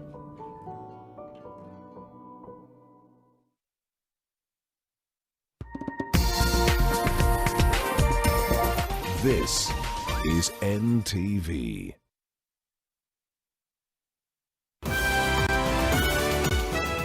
Yajayo katika NTV Weekendi. Kuna kitu ama mambo ya shinda ya shamba ama ni nini, mwenye amemuua kwa makusudi. Mwanamke wa miaka 60 auawa na mwili wake kutupwa kwenye shamba la kahawa huko Kirinyaga. Pengine alikuwa amelewa, nafikiri alitisha bull akijaribu kumsukuma na bull akawa na hasira. Ng'ombe wa seneta wa Kakamega amuua mfanyakazi wake. Baadhi ya wao wa China walikuwa wametupita na meli tofauti, lakini tunaomba msaada lakini hawatusikizi. Wavuvi watatu wasimulia walivyokwama bahari Hindi kwa siku 22 bila chakula wala usaidizi wowote.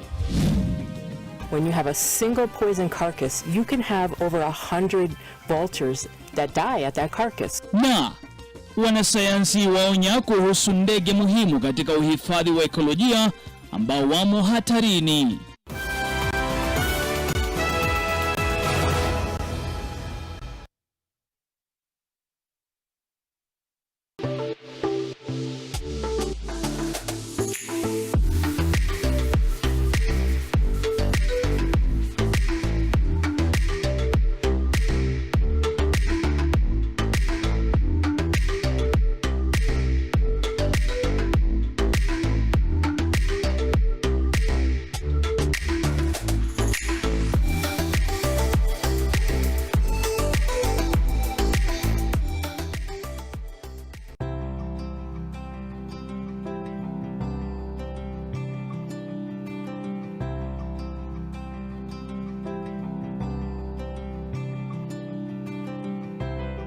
when you're finally released from pain. That moment when you start to get back to ordinary, and ordinary feels amazing. Whatever pain you're going through, release starts here.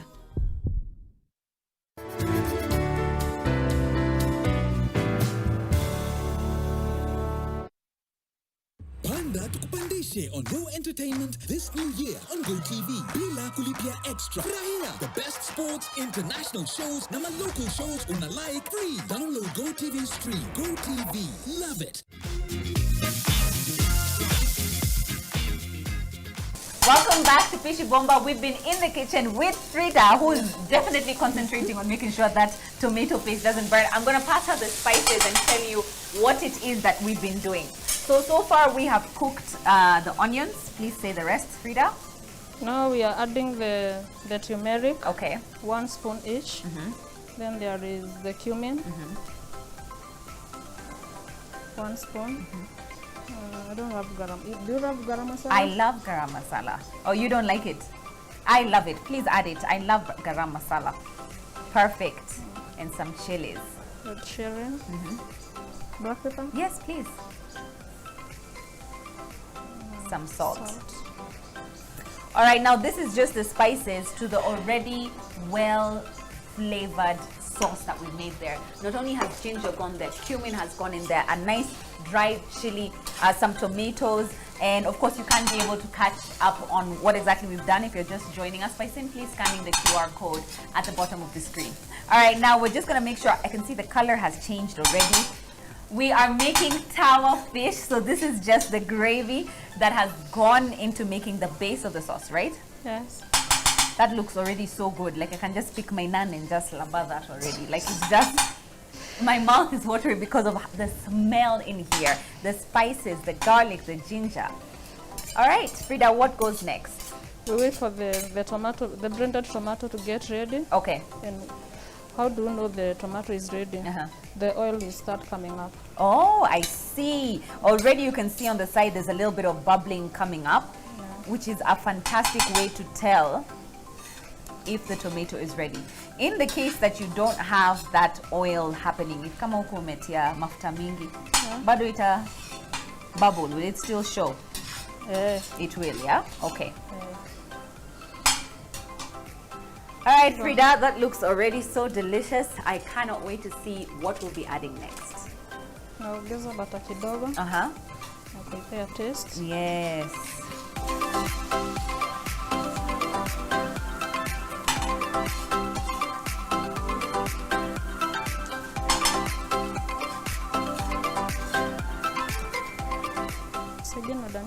Sure.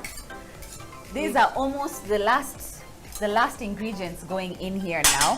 We have dania. That's perfect. Look at that, absolutely beautiful. And if you like that nice dania taste, then you'll definitely enjoy this. And then you just want to cook down the dania, just lightly. And then I need the lemon juice. Okay. For that extra kick, lemon juice, right? Yeah. What does that do? It adds the nice tanginess that you need, especially because ni samaki, sio? Alafu inatoa hiyo harufu ya samaki. Harufu ya samaki kabisa. Samaki yenyewe avui seasoned, tumeka chumvi, tumeka nini ama tutaweka baadaye? Salt nimeweka hapa. Kwa hivyo that's enough. Iko tu enough. So it will soak into the fish. So for those who season their fish before, no. This is perfect. Look at that. Absolutely beautiful. Woo! I cannot wait. Mate. Oh my gosh. It looks so nice already.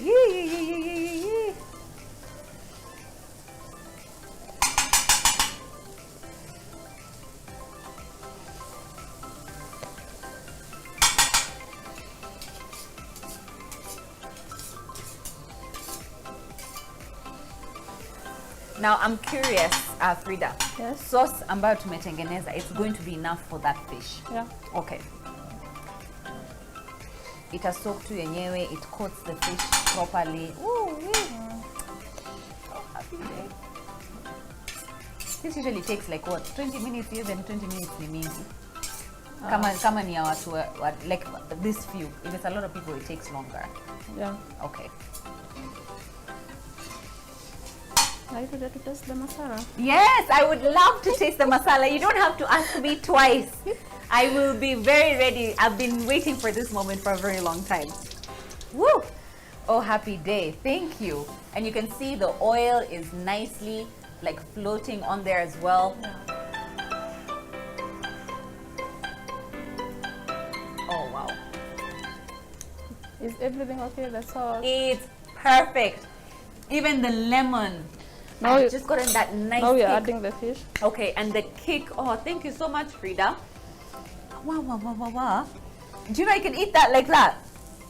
It is so rich and so good. All right, so you don't even move the sauce away. You basically unapakia. Look at that, absolutely perfect. And that goes right on there.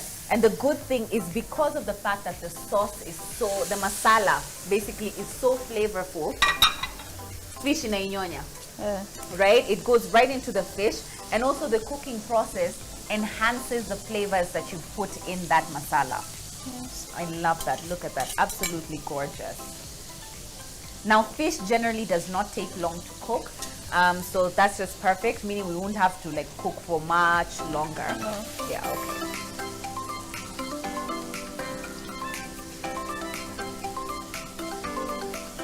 What are you doing, Frida? I want all the masalas, like each and every part of the fish, iko na hiyo masala yake ndio ipe taste. Ndio ifunikwe. Yani you're basically unaipika lakini una marinate at the same time. Unaipaka every single point of the fish to make sure that it has that. Look at that. Just gorgeous.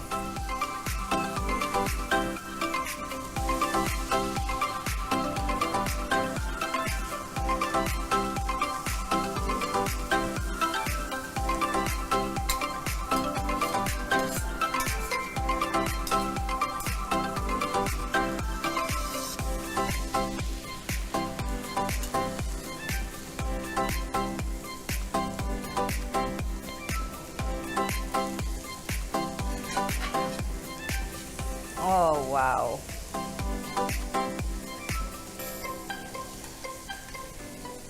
Now, if you observe, there is no more liquid going into this. So please do not add water, do not add, like, look at that, just absolutely beautiful.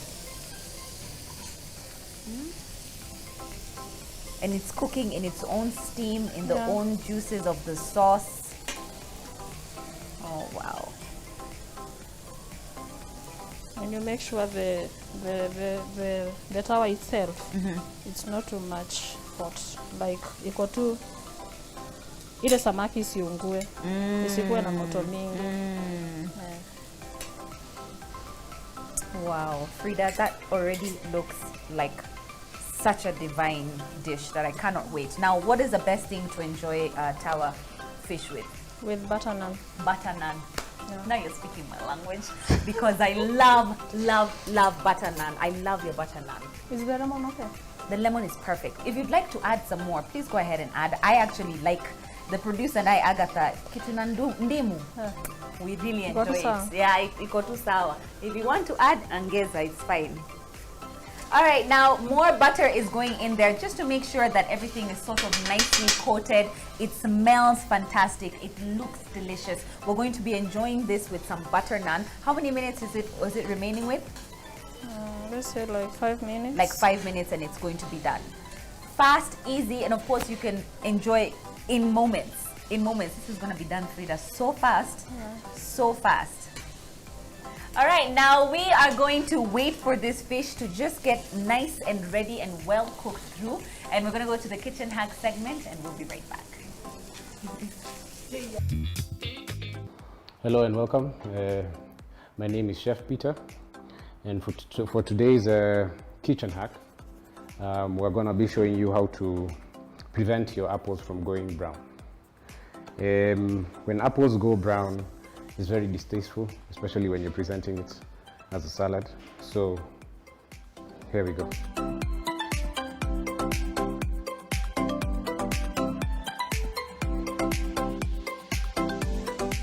Now here we have water, a cup of water, and we have a lemon. So what we're going to do is put 2 tablespoons of a lemon into that water.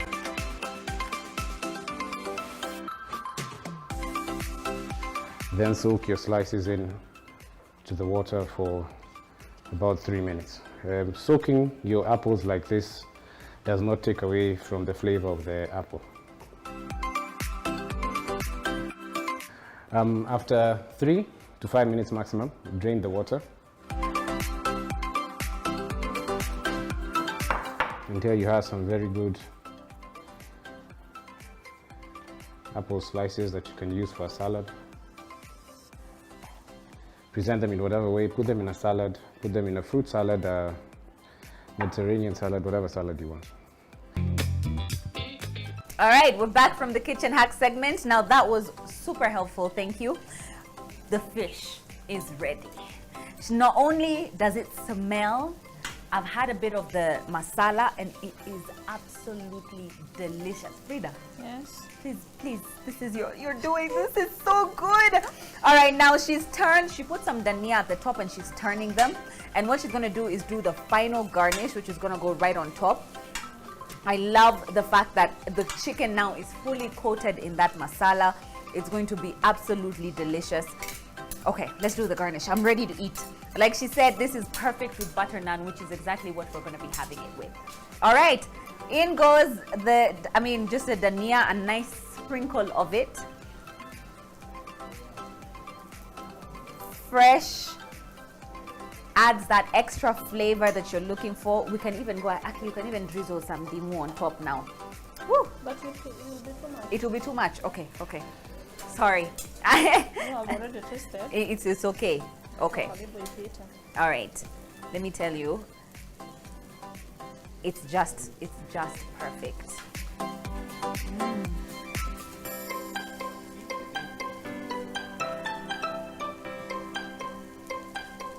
Yeah, all right. Now we're just gonna plate this and then we're just gonna taste it in a bit. Wonderful thing. All right, now the food is here. You said it's best enjoyed with butter naan. Yeah. So what I'm gonna do is I'm just gonna cut some pieces for myself and for you. Please feel free to join me because we definitely will be enjoying this. I want some of that sauce as well. So what do? We grab our naan. Yes? Yeah, butter naan. Please go ahead and try some with me. Are you okay? Yeah, I'm good. No, have some. You must have some with me. Please, grab some of the naan, get the sauce, get the fish, get everything. Oh, wow.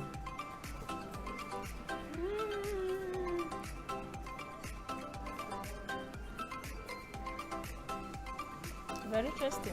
Absolutely tasty, Frida. You are allowed to say that because of how good this is. Not only is the naan cooked to perfection, piping hot is the best way to have it, where you get a little bit of the crisp and the softness as well.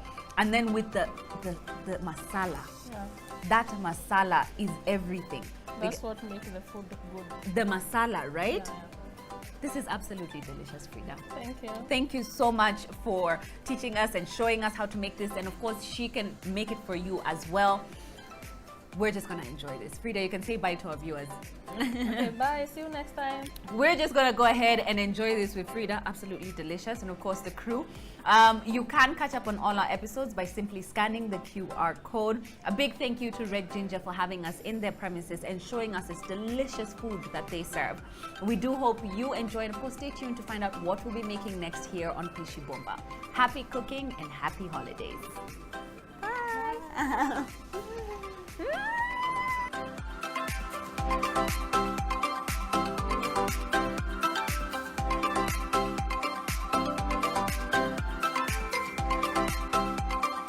Woo. I cannot wait. Mate. Oh my gosh. It looks so nice already. I know. You know how hungry I am. I was up at 3 a.m. I haven't had anything. You guys gonna...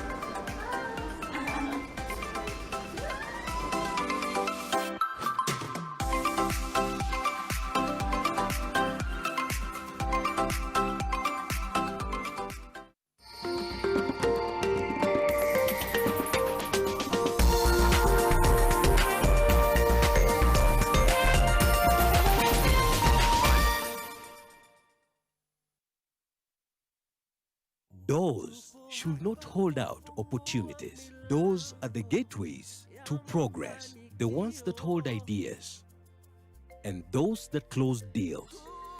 Let's take those to places where there are none. Let's open big doors that harbor progress. In all the places that we are, KCB ni yangu. KCB ni yetu. KCB is mine. KCB ni yetu. For people, for better.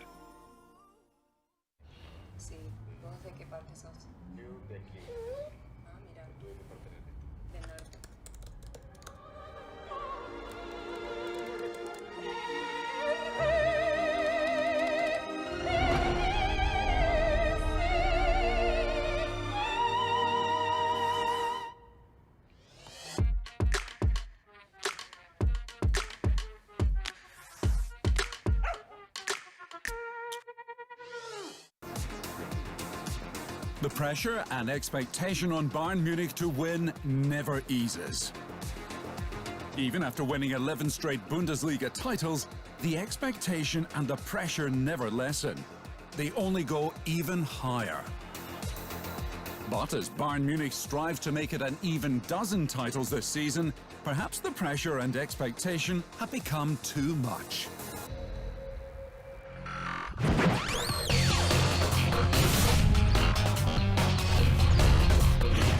Join the Optivan family today and experience the epitome of coastal living at Ocean View Ridge, Vipingo by Optivan. Call us on 0790 300 300. Optivan, Optivan.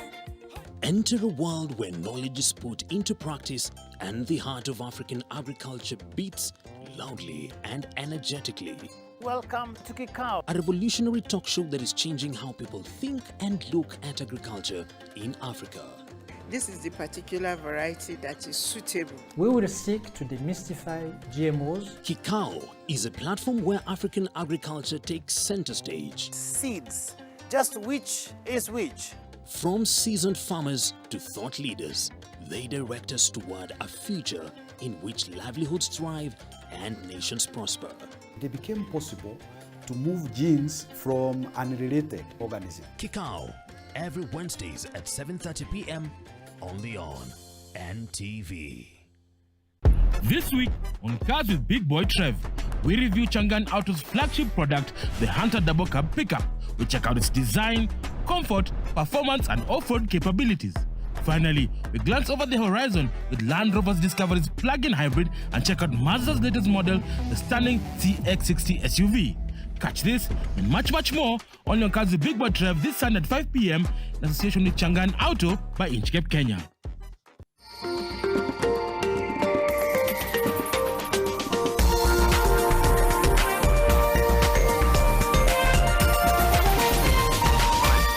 This is NTV.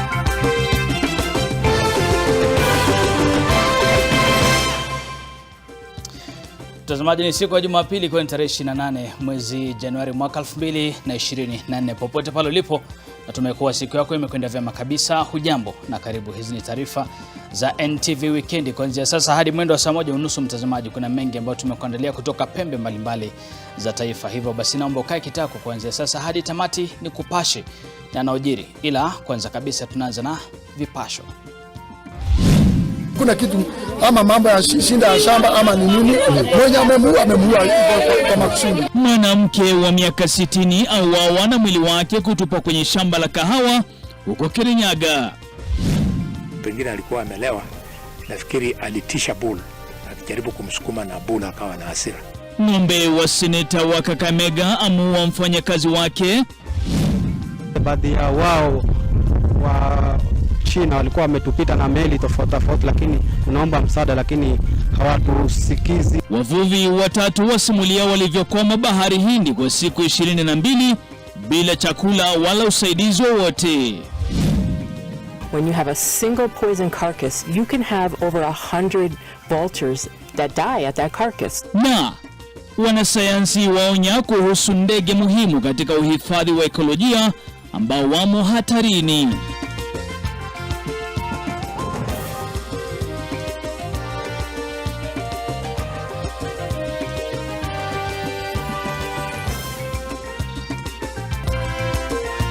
Hii ni NTV Weekendi na Nick Wambua.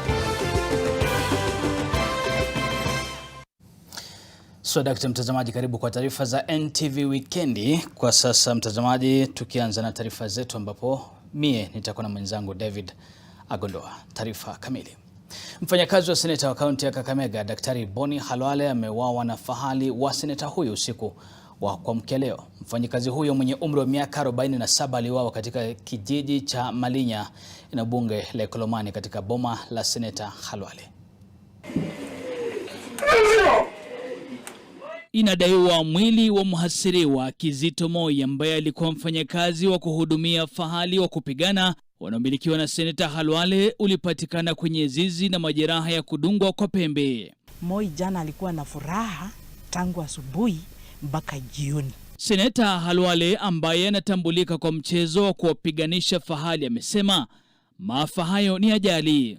Bull imempatia multiple injuries kwa kichwa, kwa shingo, kwa mgongo na kwa matako na kwa tumbo. Anadai huenda marehemu aliuawa na fahali huyo kwa jina Nasio baada ya kwenda zizini akiwa amebugia mvinyo na kumkera. Alienda mahala penye wanaume hukaa jioni, na kwa sababu anapenda sana Inasio, pengine aliamua kwamba kabla hajaenda kulala hajamuone. Na unajua bull huwa tunawalisha kitu ambayo inaitwa molasses. So ukimkaribia kama unanuka molasses, huwa anakuja kwa haraka, anafikiri unataka kumlisha. So katika hiyo kustuka, kwa sababu pengine alikuwa amelewa, nafikiri alitisha bull akijaribu kumsukuma na bull akawa na hasira. Mheshimiwa, hii ni ajali kulingana na vile unaweza kuwa unatembea hata kwa gari upata accident ukufe. Maafisa wa DCI wamefika bomani humo na kuondoa mwili wa jamaa huyo kupeleka katika makafani ya hospitali kuu ya Kakamega. Na polisi katika kaunti ndogo ya Kirinyaga Magharibi wameanzisha uchunguzi kuhusiana na mauaji ya mwanamke mmoja mwenye umri wa miaka 60 aliyeuawa na mwili wake kutupwa kwenye shamba la kahawa. Inadaiwa kuwa Esther Mboi Muthike alikuwa akirejea nyumbani kutoka kituo cha biashara cha Kahiro alipouawa na mwili wake kutupwa mita chache kutoka nyumbani kwake na watu wasiojulikana. Mwanahabari wetu George Keru ana taarifa hiyo tena kwa kina.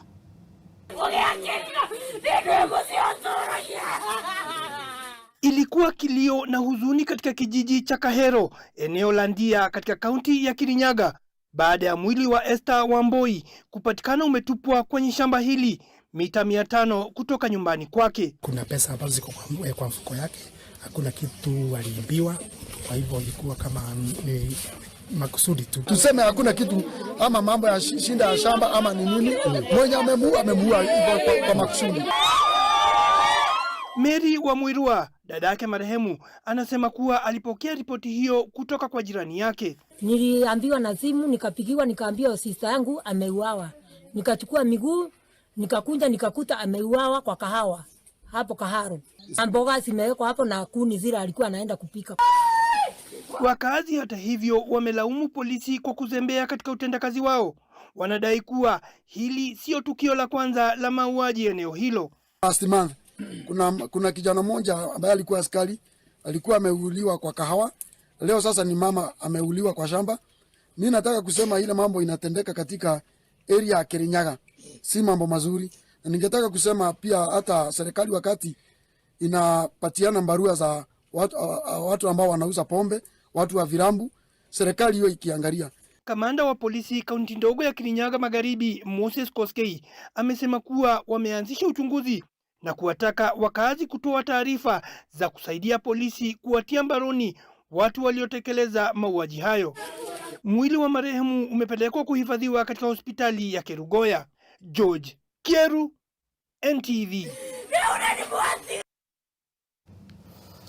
Maafisa wa polisi katika kaunti ya Baringo wamewakamata washukiwa 9 wa wizi na uharibifu baada ya kupatikana na bidhaa mbalimbali zilizoripotiwa kuwa zimeibwa. Zaidi kwamba washukiwa walikamatwa wakiwa na sare ushi za polisi. Kati ya washukiwa vijana pamoja na familia moja ya baba, mama na mwana wao.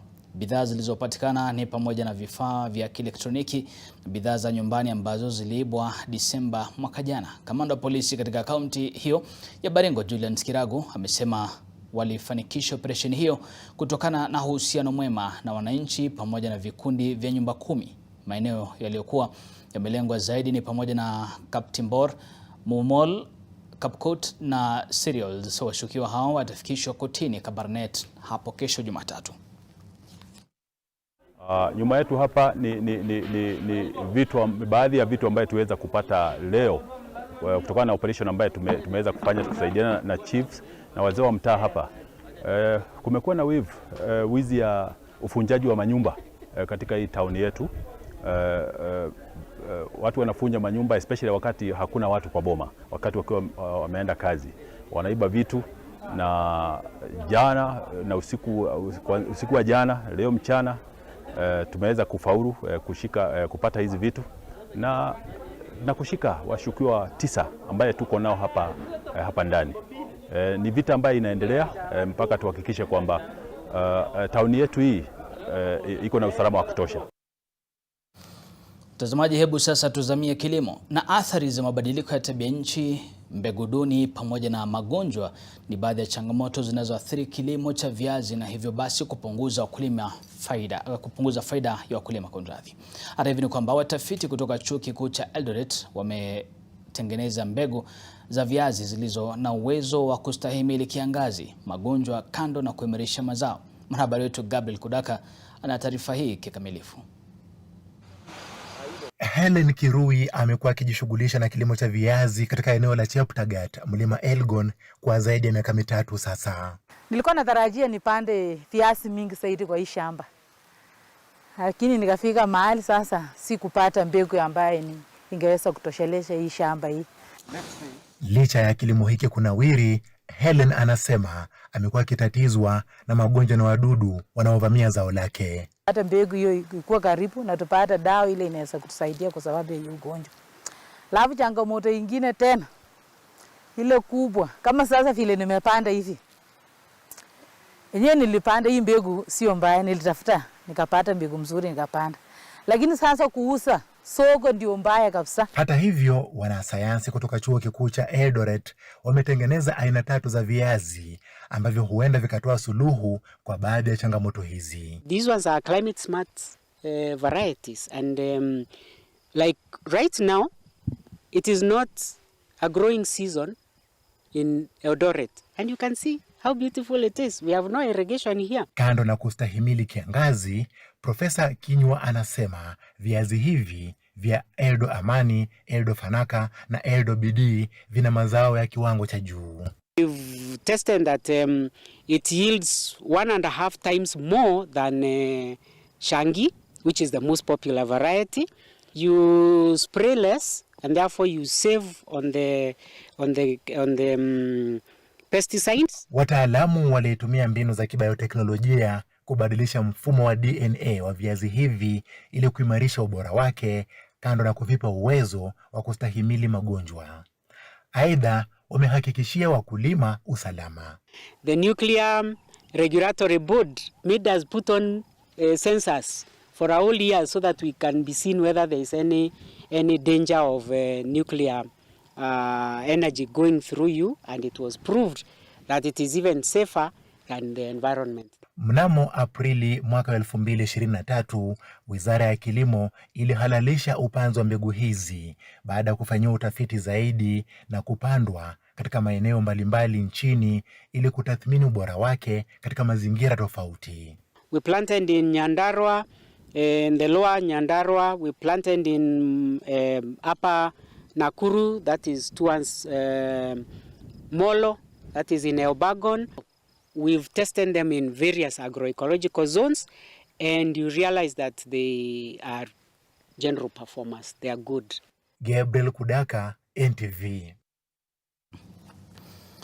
Na mtazamaji, umewahi kujiuliza kuhusu jinsi ndege wa kuwinda ni muhimu katika uhifadhi wa ekolojia? Na je, viumbe hai wanaweza kuathirika kivipi wapo ndege hao hawapo? Wanasayansi sasa wanaonya baadhi ya ndege hao wamo hatarini kutokana na sababu tofauti zikiwemo mabadiliko ya tabia nchi na tabia za binadamu.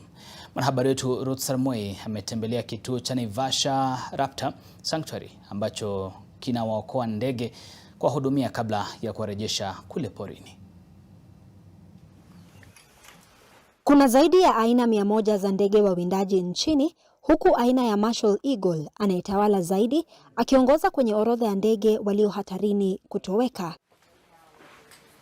Ndege wengine wa kundi hilo kama vile kestrel, secretary bird, tai na mwewe pia wamo hatarini kutoweka kutokana na vitisho tofauti vinavyowakabili kila uchao.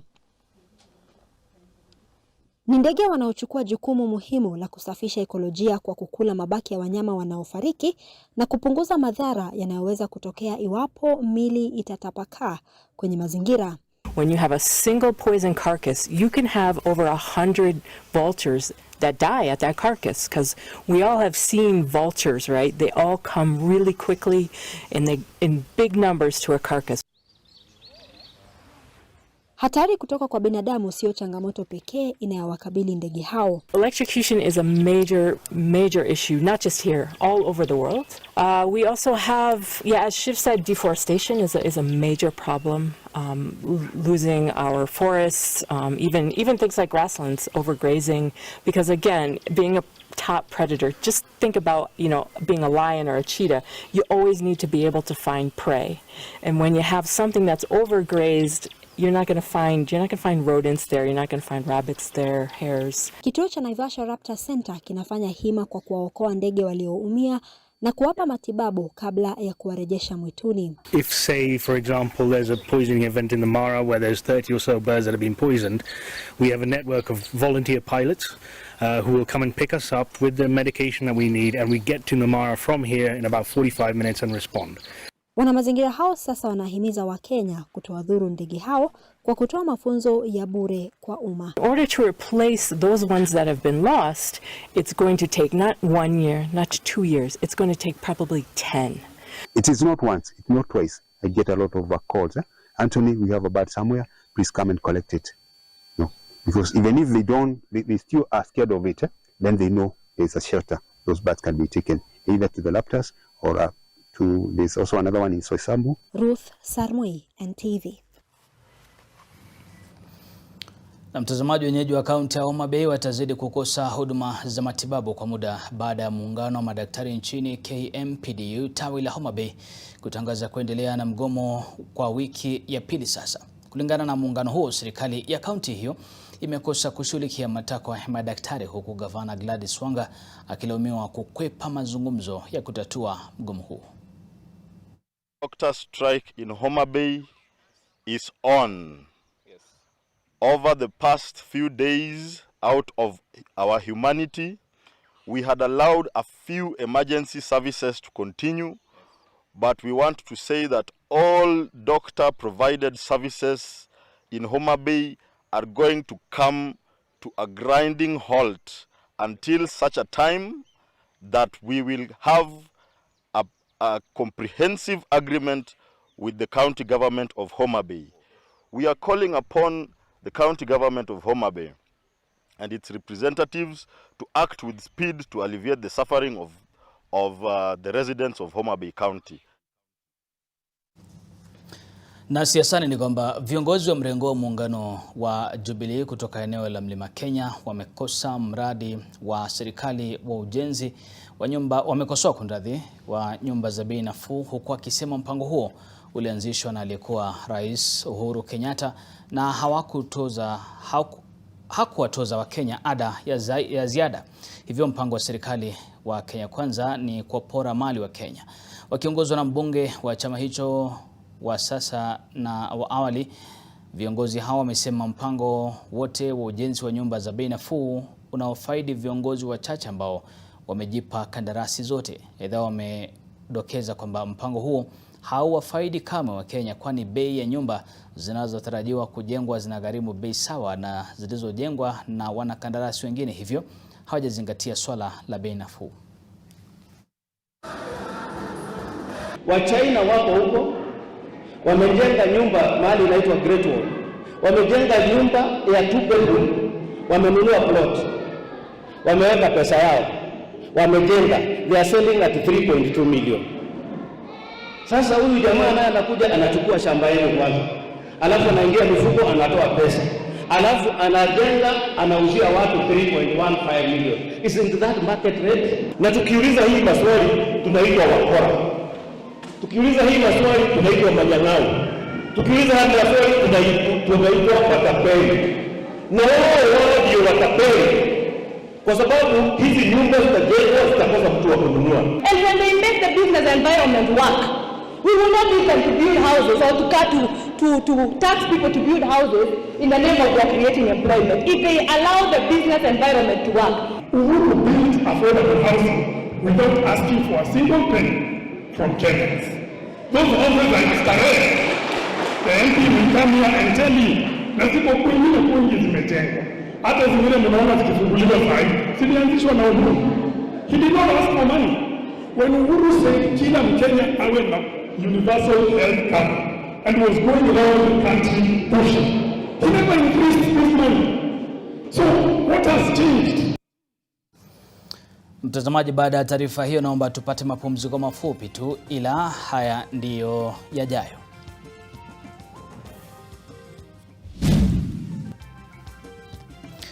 Wavuvi watatu waliokuwa wamekwama bahari Hindi kwa siku 22 bila chakula wala usaidizi wowote wasimulia masaibu yao.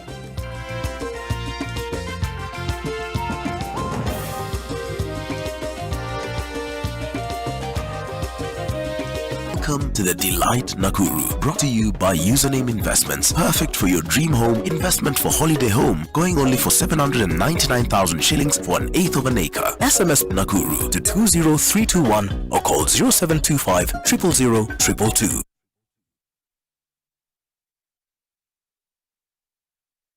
Haya, umesikia kwenye *570# kashake kameiva. Shamba ni mili na zinangoja ushindi wako kwa Lucky Game. Na hii Aprili mshindi wa kwanza anavuka na shamba lake, na Mei tunamtangaza the grand winner wa shamba na lori ya mawe. Ni rahisi, kwenye *570#. Kila shilingi 100 unaocheza nayo inakupa 1 entry point ya draw zote za shamba pekee na shamba na mawe. Vuka na shake, anza ujenzi kwenye *570#.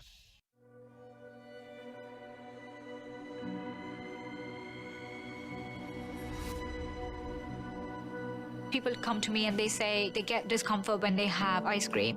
Can you imagine that? Avoiding having cold ice cream. Sensodyne gives you long-lasting protections against sensitivity. And people come in and they're like, oh, it works. I can have ice cream and I'm not in any discomfort. I recommend Sensodyne because it works. It's brilliant.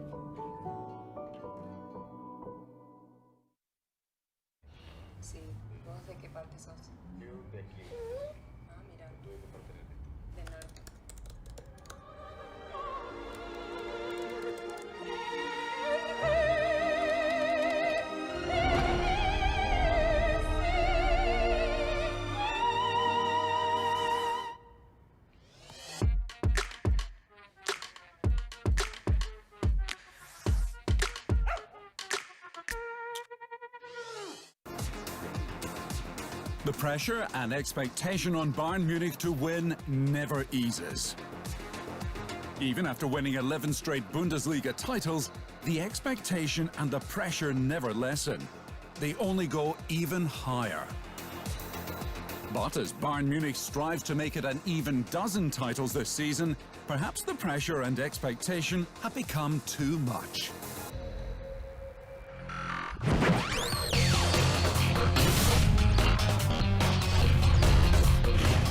Join the Optiven family today and experience the epitome of coastal living at Ocean View Ridge, Vipingo by Optiven. Call us on 0790 300 300. Optiven, Optiven.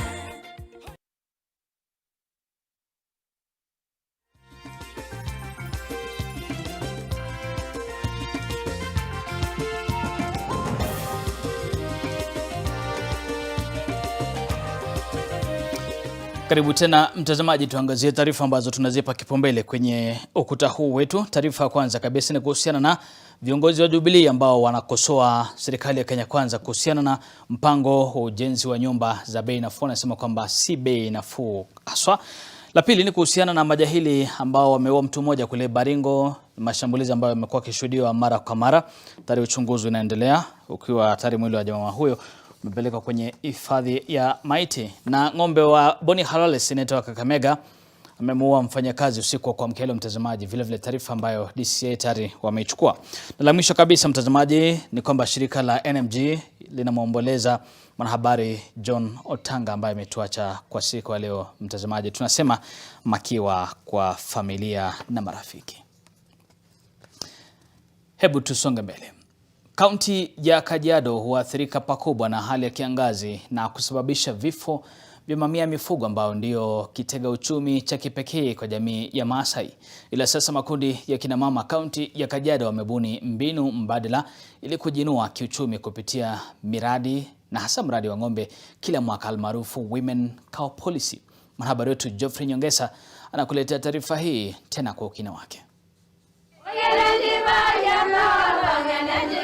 Makundi haya kutoka maeneo mbalimbali ya eneo bunge la Kajiado Magharibi yamesajiliwa rasmi kuhakikisha kina mama wanapata nafasi ya kujisaidia na kuiwezesha jamii kupitia miradi. Tukakaa pamoja, tukajadiliana pamoja, wakasema vile ng'ombe zinakufa na vile maziwa hakuna huku, lazima tutafute usaidizi ambaye tutasaidia wamama. Hapo awali kina mama hawa wapatao 200 walitegemea kazi za kijungujiko kwa kuokota vyuma vikuukuu na kuviuza kwa malipo yasiyotosheleza mahitaji yao ya kimsingi. Ni kazi ambayo imekuwa ikihatarisha maisha yao dhidi ya kemikali hatari ya chuma. Scrap tulikuwa tunauza. Wakakuja wakasema wamama wacheni hiyo scrap kwa sababu tukiingia ndani pale itatuumiza. Wale mafu hakuwa na haki yao kupata kitu. Yagu amesaidia sisi sana. Sasa kupitia mradi huu wa ng'ombe kwa kina mama unawapa kima cha shilingi milioni 5 kila mwaka, hali ambayo inawapa afueni baada ya kupoteza mifugo kutokana na kiangazi cha muda mrefu Magadi, kaunti ya Kajiado. Tunajaribu kuhakikisha kwamba kila mama amepata hela zake kwa kuangalilia kwamba ID zao zinaambatana na jina ambaye tumepewa. Mimi natarajia nikipata hii pesa, najua ni 30,000, nikipata naenda kusukuma watoto wangu wa college. Geoffrey Nyongesa, NTV. Mtazamaji, napata mapumziko mafupi kisha nirejee na taarifa zaidi, hasa taarifa za spoti, ila haya ndio tuliokuandalia kwa siku ya leo. The Delight Nakuru, brought to you by Username Investments. Perfect for your dream home investment for holiday home, going only for 799,000 shillings for 1/8 of an acre. SMS Nakuru to 20321 or call 0725 000 222.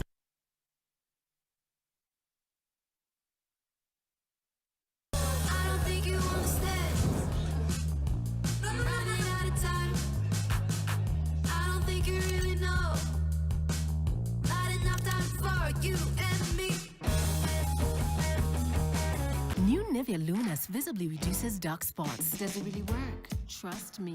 For post-acne marks too? Of course. World's #1 anti-spot expert serum, now for post-acne dark marks and age spots. Visible results in just 2 weeks. That means also for my age spots. Already works for over 1 million women. Nivea Luminous 630.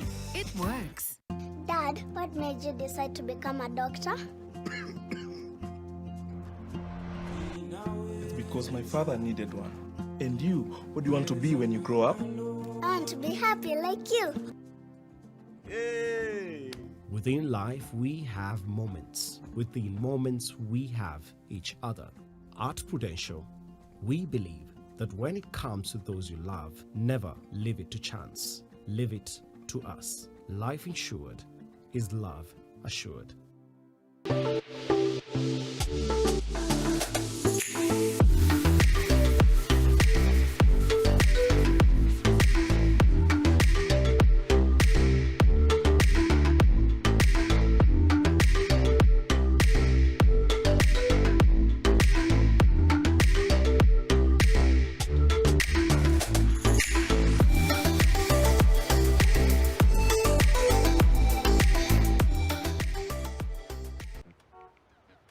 It's Friday and things are looking a bit boring. Fanta. Submit to the fizziest of fizz. Surrender to a bubbly bliss. Fall for the tangiest of tangs. Succumb to the flavor frenzy. Fanta. Indulge with a sip and snack. It's time to get stepping. Step up to your most loved content and enjoy the next level upgrade for free. Respect that. Upgrade now and step up to even more action. Step up to more football. Step up to more local drama. Step up to more fun and get more than you pay for. Upgrade now and get boosted to the next package for free. Dial *423# or call 0711 066 000 and upgrade to the next level for free.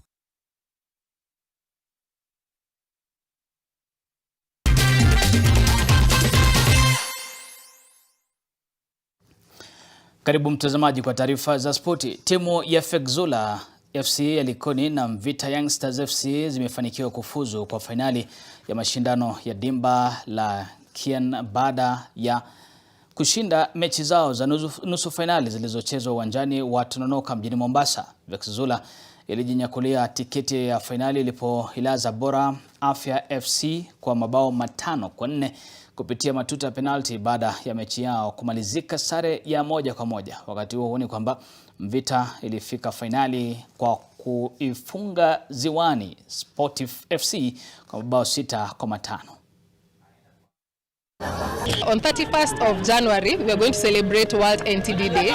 So today we are having a tournament at Tononoka grounds with 4 key teams. That is Mvita Youngsters, Fexula FC, the Department of Health, also known as Bora Afya FC, and Ziwani FC. And so we just wanted to talk to our fellow youth and sensitize them and tell them that they are the generation that can help us eliminate, eradicate or control some of the priority neglected tropical diseases in the country.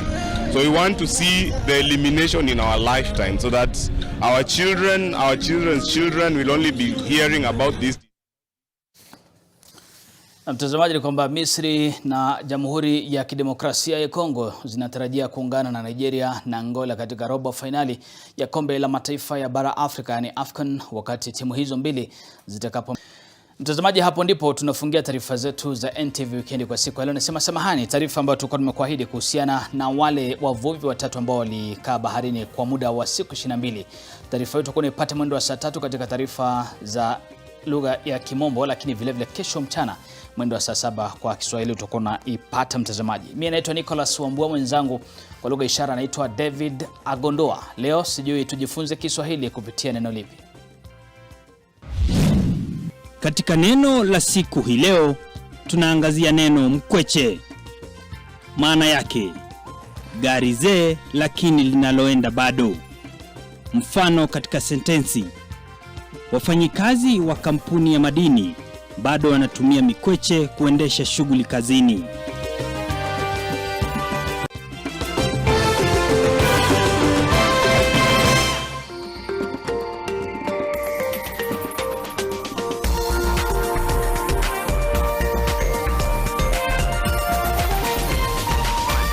This is NTV.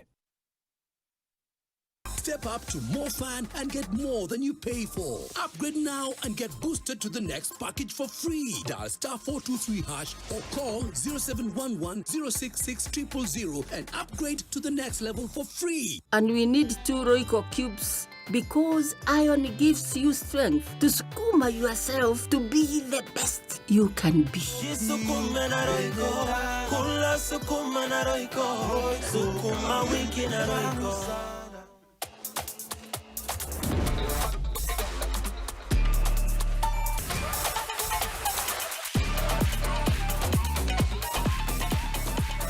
Sign up with a promo code and get a welcome bonus. OneXBet.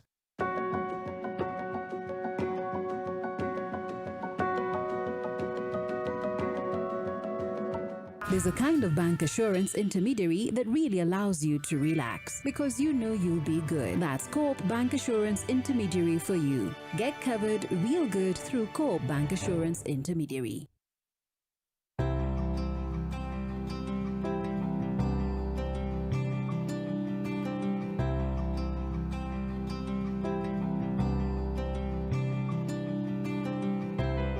When you're finally released from pain, that moment when you start to get back to ordinary, and ordinary feels amazing. Whatever pain you're going through, release starts here.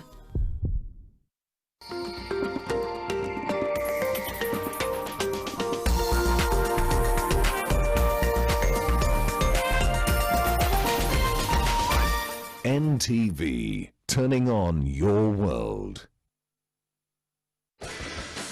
The following program has been rated GE. It is therefore suitable for general family viewing.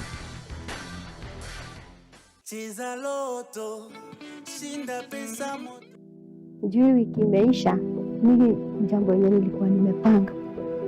Nilikuwa nimepanga kitu mbaya. Beautiful ladies and gentlemen, natumai weekend yako inakubamba. Karibu kwenye show yako ya kipekee ambayo inakupatia fursa ya kujishindia zawadi kibao, na hii ya leo inakupatia fursa ya kujishindia shamba 2, ikiwa moja tunakupatia na lori ya mawe, michanga na kadhalika. Hii ya leo ni ya kipekee, hii ya leo ni loto moto.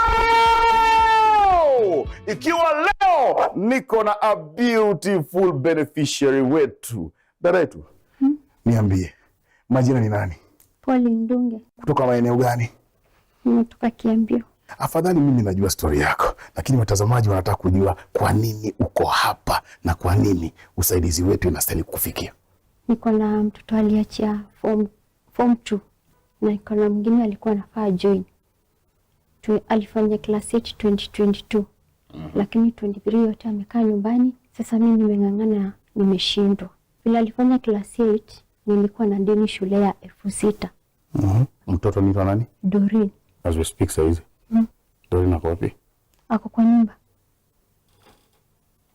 If last year Doreen alikuwa anasali kwa form 1, sasa Doreen anasali kwa form 2. Na kwa nyumbani. Ako kwa nyumba.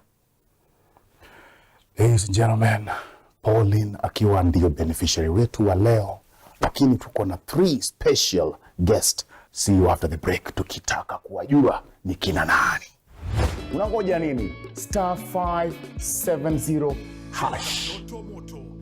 Niko na very special 3 people ambao wanatuweka kwenye show. Dadangu, jina ni nani?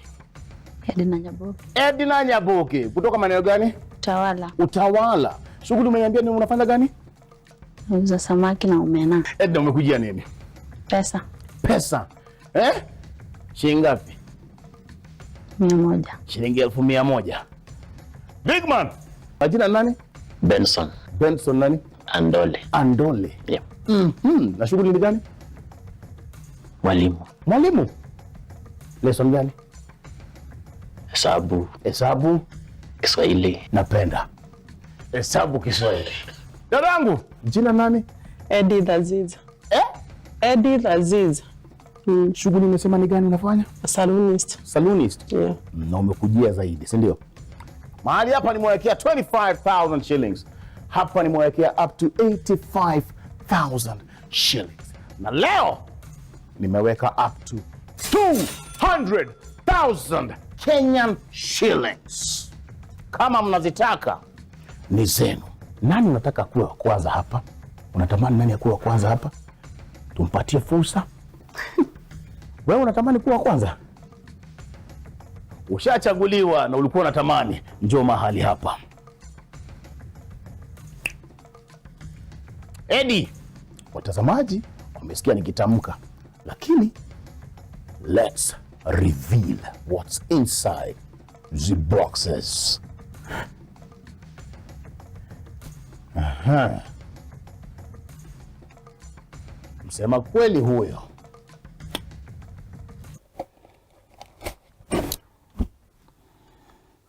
Umeniambia umeshika shilingi 1,100. 1,200. 1,300. Takai. Leta mkono wako huo wa uchoyo basi. Sasa umeona shilingi 200 unataka, si ndio? Nyaboke. And 3, 2, nendea.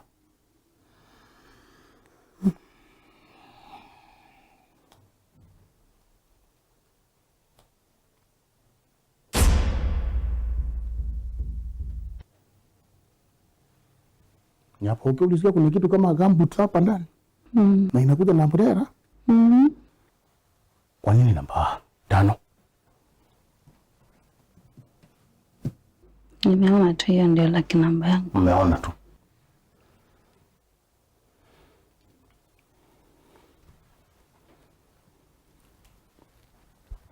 Nyaboke, uko kwenu peke yako na hujafikiria namba 1. Malika,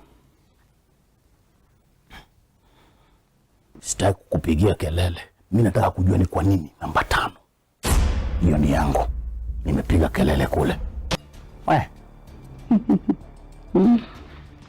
Pauline, nyosha mkono. Wacha ni make rain basi. Napatia Pauline shilingi 2,000. Ukizitaka ni zako. Nyaboke. This is 3,000 shillings. Na kuomba kama unaweza toka kwa sanduku namba 5, ugeuze ama ukwame. Unaona aje? Niko hapa tu. Utakwama ama utageuza? Niko hapa. Nisigeuze, sio hata nisisumbuke, si ndio? Si ndio? Niache kukusumbua. Nyaps. Unasikia paka na kusifu. Nyaboke, in 3. Are you picking this, taking that, ama unageuza? Okay. Nyaboke, in 2. Uamuzi wako ni gani? Unageuza, unachukua, ama unachukua my how much? 4,000 Kenyan shillings. Chukua hii. Last, Nyaboke, unachukua sanduku namba 5, unageuza ama nachukua hii. Unachukua shilingi zangu. 1,000 ngapi? 10. Nataka hii. Nyaboke, give me my 200,000 shillings. Fungua sanduku namba 5. Angalia ndani. Kuna bahasha? Nyosha mkono. Okota bahasha yako and get back to stand number 1. Namba 2 ni nani hapa? Ng'ang'anieni. Njoo.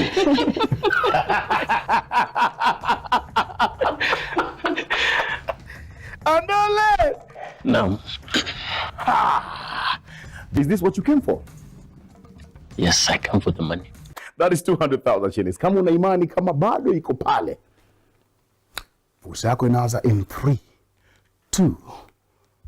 Andole Simon mama, mama andolo. Woo!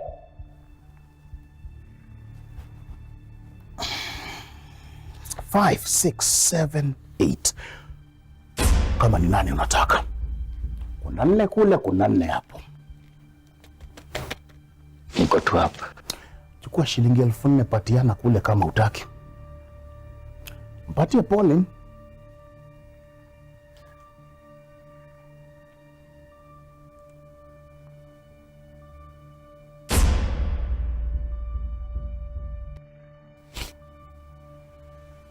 Your 9,000 shillings.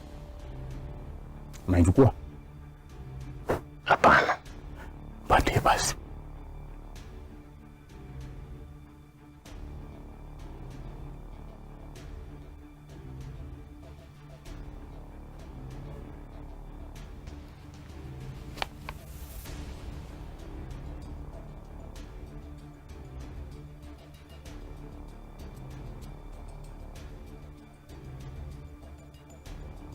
Mtoka Kakamega kuja nisumbue, si ndio? Nimekuja kuchukua box namba 8. Ndio. Kwa nini? Ni mimi kwa 5 hapa. Inaingia hapa kwa hii 8.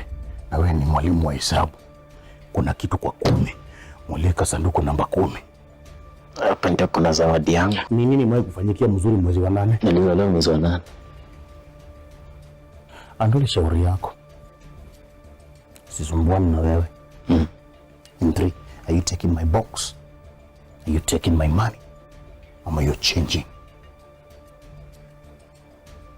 I'm taking the box. And 2, this, that, or the box. Andole last. Are you picking box number 8? 10,000 shillings. Ama unageuza? Box number 8. Nataka fungua sanduku namba 8, nipe zangu 1,200. Utapata bahasha mahali pale. Tumbukiza mkono. Thibitisha ni namba 8. Namba 8. Funika and get back kwa namba 2 yako. Dadangu, kuja hapa. Kuja, simama hapa. Edith, shika. Umeshika shilingi 1,200? Si ndio hizi? Ndio hiyo umeshika. Mtu alijaribu kusema sijui nini. Nenda uchukue. Lakini usiguze sanduku namba ngapi? 5 na 8. Hizo ndio ulikuwa unakujia? Enda ukachukue yako. Hii ndio namba ulitoka nako nyuma. Ulikuwa sure hawa watu watashika?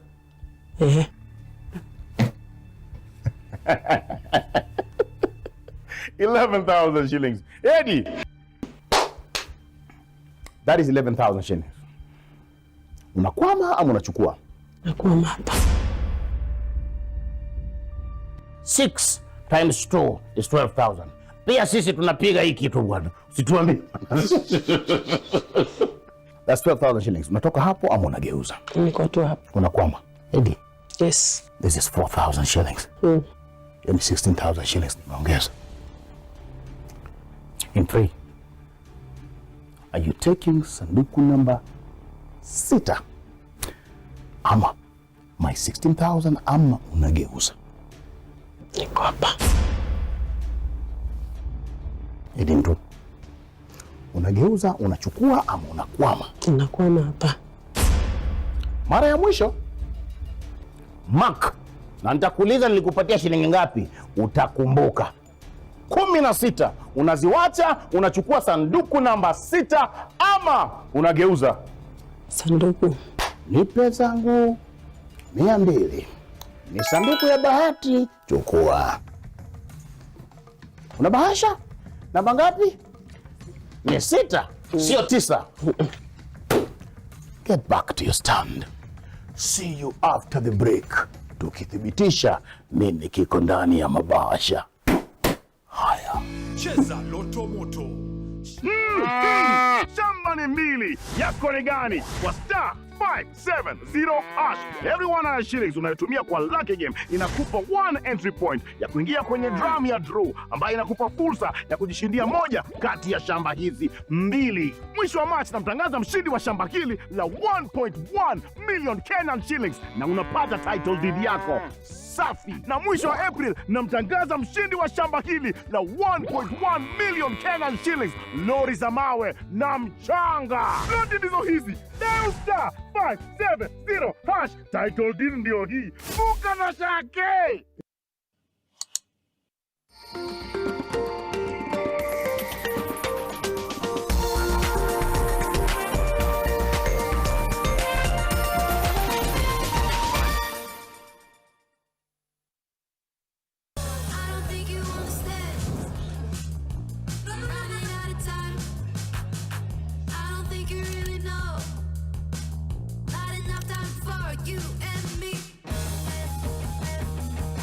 Buda, unaonaje hii moti? Buda iko fiti mbaya. Lakini si ulisema uwezi nunua dinga before ujenge. Sasa utaipaku wapi? Nitaipaku huku tu, bado nishanunua plot, hadi naanza kujenga. Wa? Buda, hebu nichanue. Welcome to the Delight Nakuru, brought to you by Username Investments. Perfect for your dream home, investment for holiday home, going only for 799,000 shillings for 1/8 of an acre. There's borehole water, estate gate, graded access roads, electricity and proximity to modern high-end schools, hospitals and other social amenities. SMS Nakuru to 20321 or call 072. I don't think you really know. Feel good through Coop Bank Assurance Intermediary.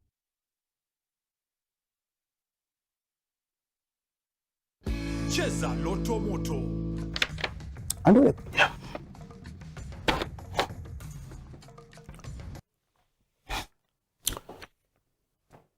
Andole nilikuja hapa wa pili.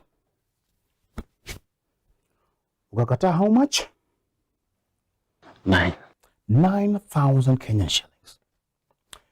Ukasema unakwama na sanduku namba 8. Namba 8. Nika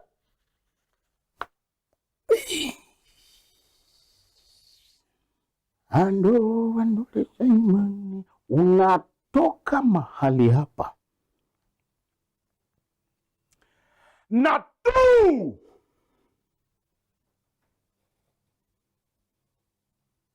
mashini ya 43 inch TV na soundbar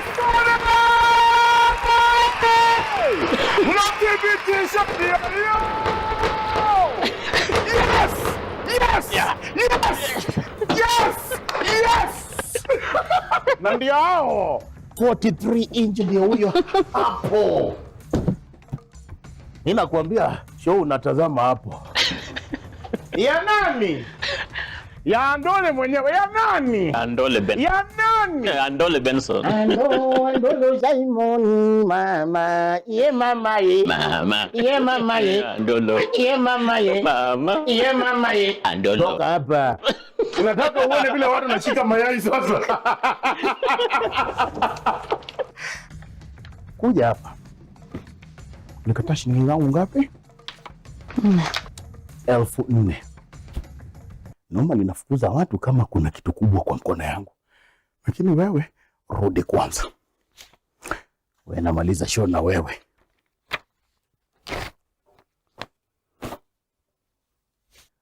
Kuja.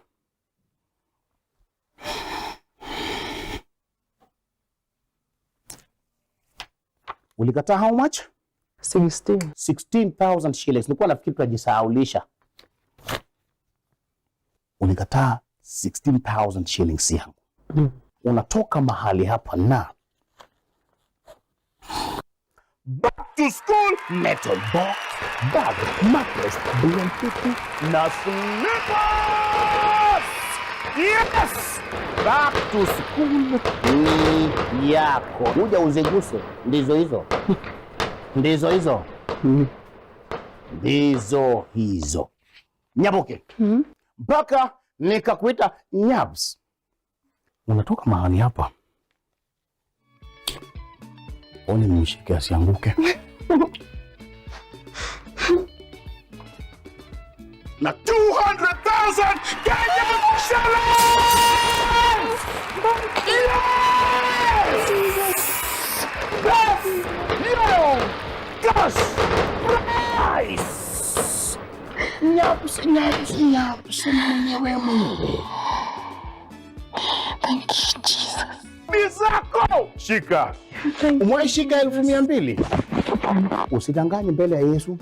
Na aliona hapo ukishika. This is your gas. Thank you, thank you, thank you. Rice. Asante. Thank you.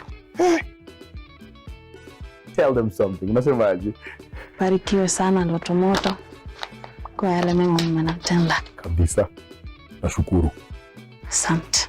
See you after the break, tukiendelea na dadangu Pauline. Haya, hisi ya kungoja kwenye star 570 hash kuna ploti na ni up to 1.1 million Kenyan shillings with a genuine title deed na inakungoja star 570 hash. Ukana chake. Tell me, hii pesa unaenda kufanyia nini? Nenda kupeleka mtoto shule, huyo form 1. Huyo form 1. So this itatosha. Haitatosha lakini itanisaidia. Itakusaidia mahali? Nitasaidia mahali. Hata kama nitamlipia tu term 1. Asome kidogo. Juu wiki imeisha, mimi jambo yenye nilikuwa nimepanga. Mimi nilikuwa nimepanga kitu mbaya. Pangani? Na hiyo siku yenye nilikuwa nimepanga hiyo kitu ndio nikapikiwa simu. Never lose hope. Nilikuwa nimelose kabisa. Usiwahi lose hope. Hii hauko umeipangia. Ni kweli. Moto ukifika hapa, sisi tunaaminia kitu kimoja. Hizi ni shilingi ngapi? 16. 16,000. Hii pesa sitaki upeleke mtoto wako shule. Na kuongeza 25. Asante. That is 40,000 shillings sasa umeshika kwa mikono yako. Asante. Pauline, kuna kitu ambao unajua ndani ya roho yako unaweza ukafanya na hii. Huyo mdogo umesema kwamba anaingia form 1. Tunamsimamia sasa. School uniform, everything to do the shopping, mpaka tumuingize kwa shule. Tunalipa miaka yake yote high school. Asante. Uko na sababu ya kufanya kibaya? Hapana. Give those kids hope. Na on top of it, hata hii nakasirika. Uko hapa kwa sababu uko hai. Fanyia maisha yako kitu. Sawa? Usiwahi kuaibika. Sawa. Tunatoka hapa na wewe. And I'm going to make sure kwamba huyo mtoto ameingia wapi? Shule. Vile inafaa. Zidi kutizama Loto Moto, zidi kucheza Loto Moto kupitia star 570 hash. Si safari yetu ianze.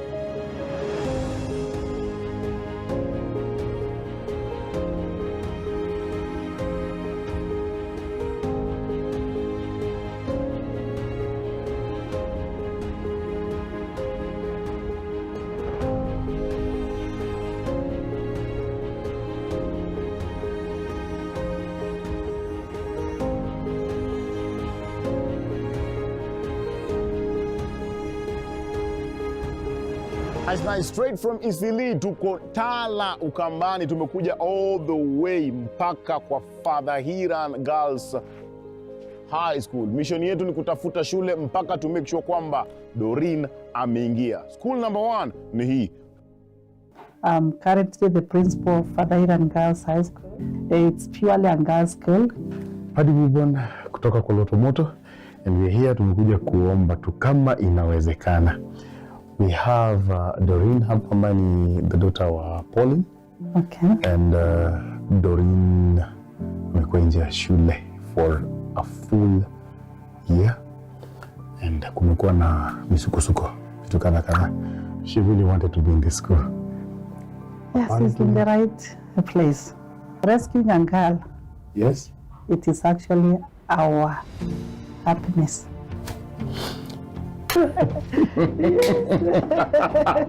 Thank you. So I think I've gotten the keys. Yeah, we are still receiving from ones. They are reporting with some challenges. It's funny because tukiingia there's Kuna mtoto mwenye kuna vitu kadhaa zenye hakuwa nazo. I was checking out to go and meet the parent. Okay. But fortunately enough, you people you have come. Yes. Yeye pia tumemshika, tunamweka chini ya mabawa yetu. Wow, that is great of you. So I am giving her this admission letter. This is the admission letter. Okay. Yes. From there now the rest is learning. And I want to wish you the best. You are a lucky child. Boss man, niaje? Usalama? Yes. Umeshapatiwa hii form? Yeah, requirement. Yeah, the requirements. Yeah, yake ya admission hizo vitu zingine? Yako nazo. But uniform. Hizo requirements zote. Lazima tunataka tukanga wako ni sawa. Haya, vitu zako ziko.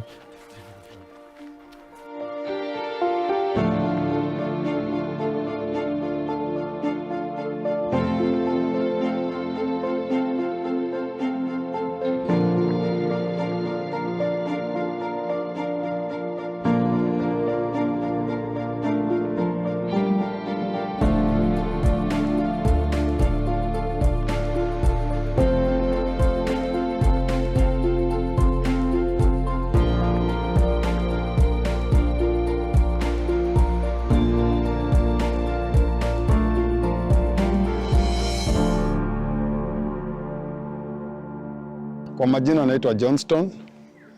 Nimeleta mtoto hapa shule na kile nilikuwa nayo ilikuwa ni kidogo, na watu wa Loto Moto wamenikuta hapa wakashughulikia ile mali ilikuwa imebaki sehemu pakubwa ambayo sikuweza kujua itashughulikiwa.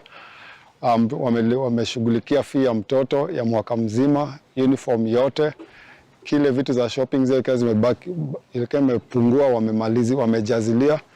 Kile ningependa kusema ni Mungu apanue mipaka ya watu wa Loto Moto na Mungu awabariki. Nilileta mtoto shule, sikuwa na kitu yoyote. Wao ndio wamenisaidia kumleta na wakamsimamia kila kitu. Sasa nashukuru, Loto inuliwe na ibarikiwe. Baraka yote inakufikia wewe mtazamaji na mchezaji wa Loto Moto. Ikiwa wewe pia una bahati yako na inakukujia in form of kashamba, kumbuka kabla mwisho wa April utakuwa na washindi wawili wa shamba 2. Zidi kucheza Loto Moto, zidi kutizama Loto Moto. Shamba ni 2. Yako ni gani? Kwa star 570 hash. Every 100 shillings unayotumia kwa Lucky Game inakupa 1 entry point ya kuingia kwenye drum ya draw ambayo inakupa fursa ya kujishindia moja kati ya shamba hizi 2. Mwisho wa March namtangaza mshindi wa shamba hili la 1.1 million Kenyan shillings na unapata title deed yako safi. Na mwisho wa April namtangaza mshindi wa shamba hili la 1.1 million Kenyan shillings, lori za mawe na mchanga. Zote ndizo hizi. Dial star 570 hash. Title deed ndio hii. Buka na shake.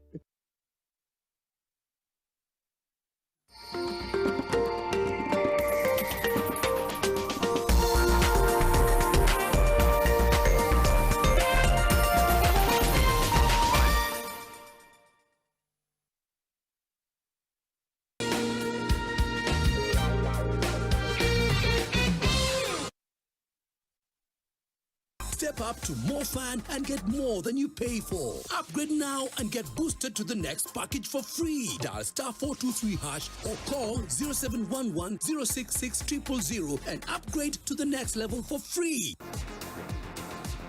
The pressure and expectation on Bayern Munich to win never eases. Even after winning 11 straight Bundesliga titles, the expectation and the pressure never lessen. They only go even higher. But as Bayern Munich strives to make it an even dozen titles this season, perhaps the pressure and expectation have become too much.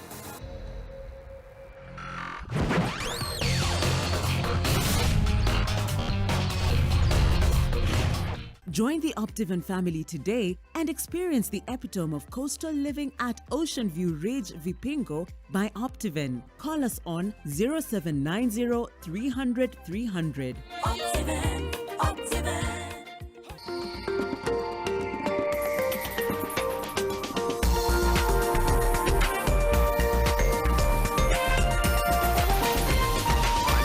NTV, turning on your world.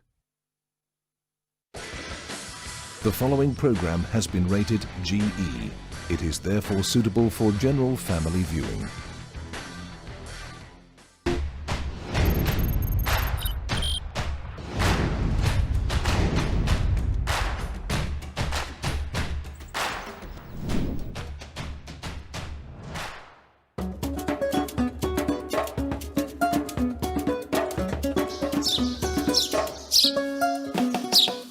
The morning finds us in a unique Kenyan town, Habaswein. Momo. The name means place of dust in Somali. The recent rains have made it difficult to tell this is a dusty town. Mzuri sana. Tumelala salama. Very comfortable. Breakfast? Potato.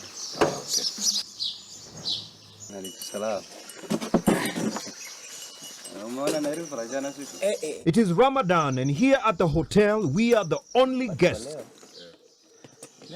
What makes the accommodation in Habaswein to be good is because this town enjoys something that is a problem in many parts of Kenya. Habaswein is one of the few towns in Kenya that does not have problems with water. And you would think that would not be so because tuko northeastern. But this place is full of surprises.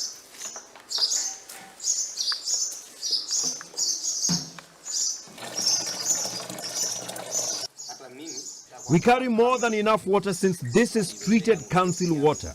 It should be good, especially if we get stranded travelers. Kama jana. Pia, mepatiaje watu maji na hata wewe hujaionja? Maji poa. So yesterday after all those hurdles, tulifika hapa na vile tulizima gari kujaribu kustart tena ikakataa. So tuone kama tutajana. Imefunguka. Nimeifinya kafunguka. Kio ndio imekataa kupanda. Wow.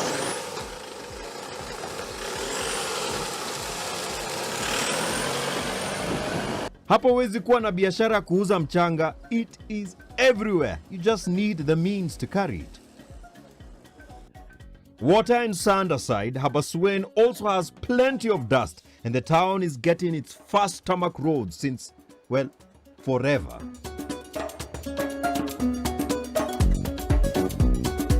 Habaswein is the second most populous town in Wajir County, and it is also cosmopolitan. We drive outside the town to a unique border point that contributes to the positioning of Habaswein town. It may seem like an ordinary bridge, but this is no ordinary bridge. Here in Twende, we'd like to show you of rivers, counties, and borders. Pali tupo ni demarcation between Garissa and Wajir. And then on this side, hivi, uko, kuna Marsabit side na Isiolo, being separated by Ewaso Nyiro. So in 1 minute, it is possible to travel from Garissa to Isiolo, Marsabit, and finally Wajir.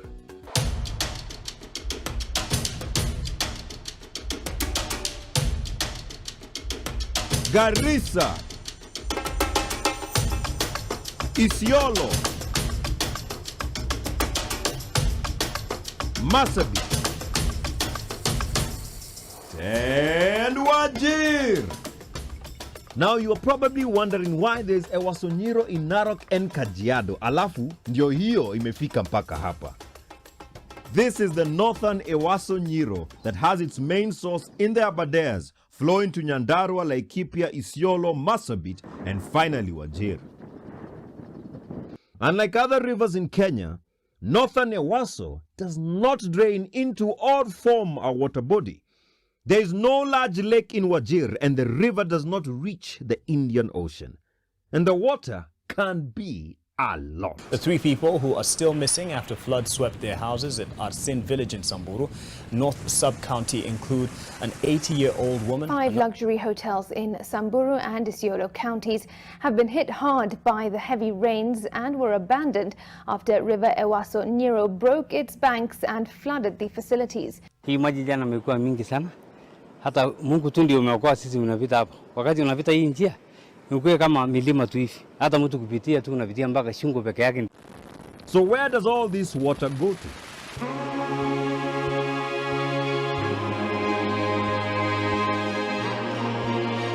This vast floodplain covering hundreds of thousands of acres is where the Ewaso Nyiro River drains. This is the Lorian Swamp tulisoma tukiwa shule.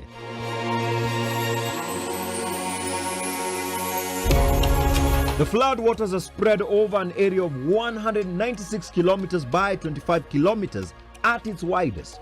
The length is like the distance from Nairobi to Salga in Nakuru. This part of the country is all flat and the water does not have a place to collect. The sandy and thirsty ground also swallows the water and the river ceases to flow on the surface and there is no large water body that forms.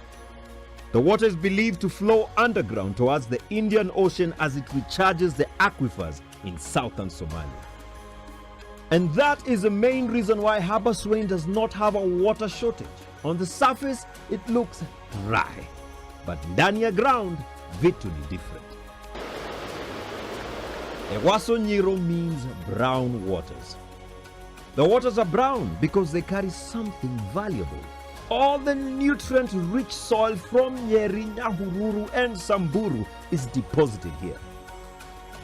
Unlike the rivers that end in water bodies, the process here is different. As the water sinks into the ground, all the rich soil is left on the surface, making this plain that is over 500,000 acres big one of the most fertile places in Kenya. So we have water, fertile soil, good terrain and land. Watu wa huku, what you do with that information is up to you. Where the waters do not flood, large meadows form, providing grass for the livestock and wildlife. This once bare ground becomes a paradise. Unaweza fikiria umefika Mara.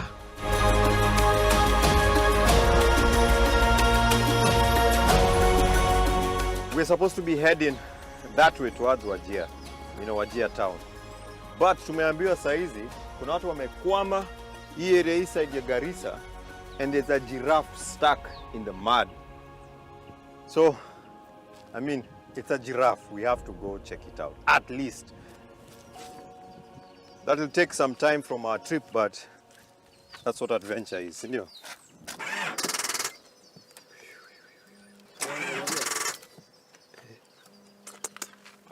Cameraman, pia wewe utasukuma.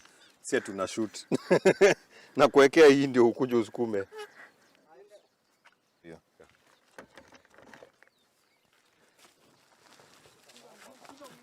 Yeah.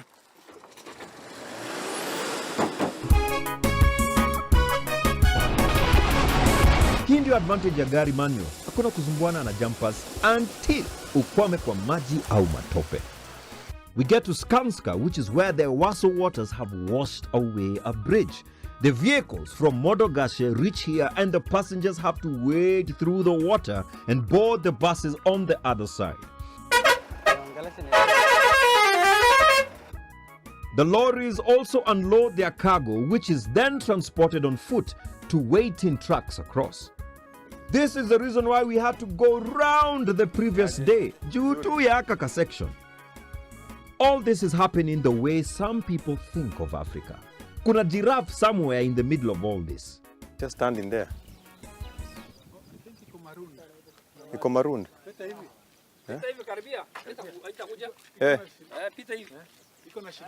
Iko na shida gani? Hawezi pita maji.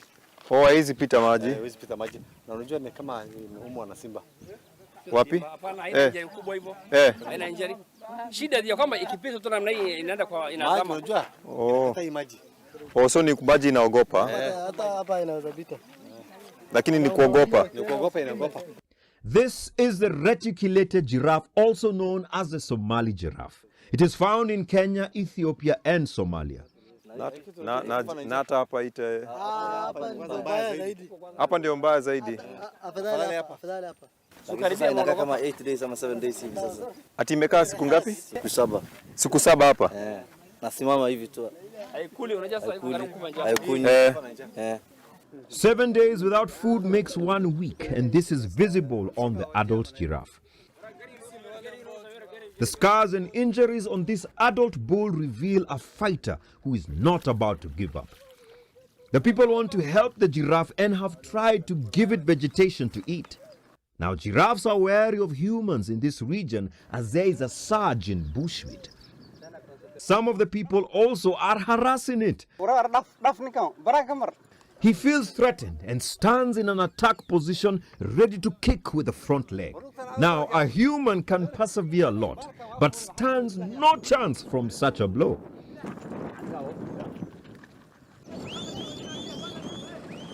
So, unfortunately, there's not much we can do for the giraffe.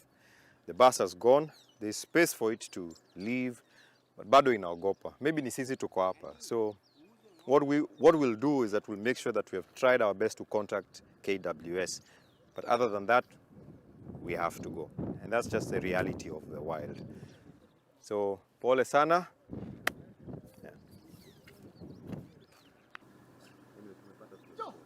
Stay tuned, we will give you an update of what happened.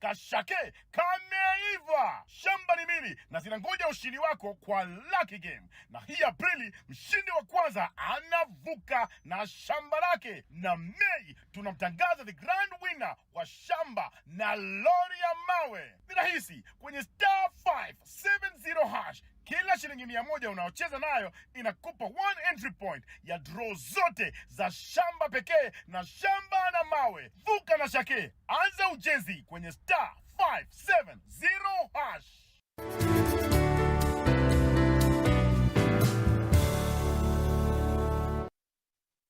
Panda tukupandishe on your entertainment this new year on GoTV bila kulipia extra. Furahia the best sports, international shows na local shows una like free. Download GoTV Stream. GoTV, love it.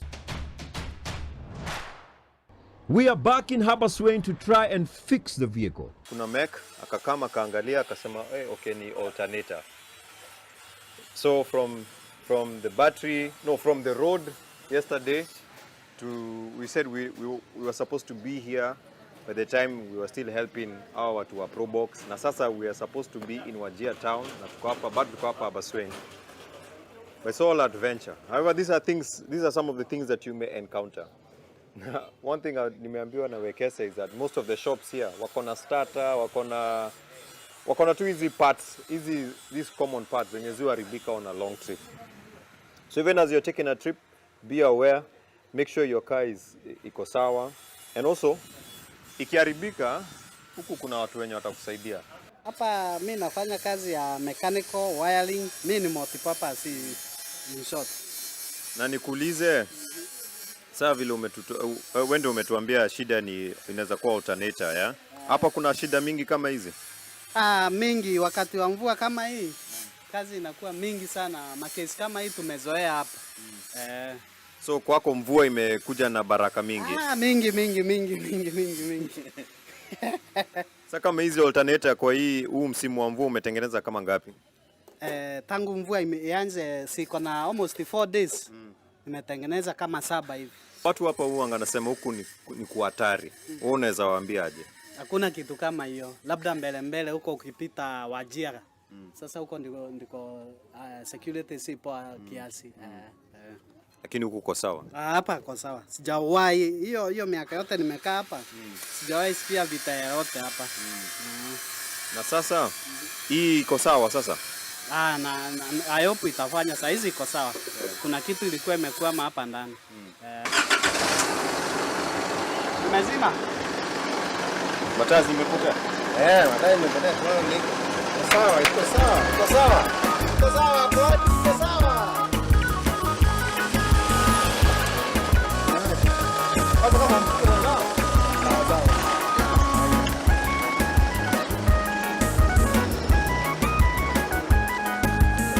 Now we have 110 kilometers to cover to get to Wajir town. The fuel trucks are going back towards Nairobi, so we are assured at least there is fuel up ahead. Zahiri Wekesa is not keen to splash water.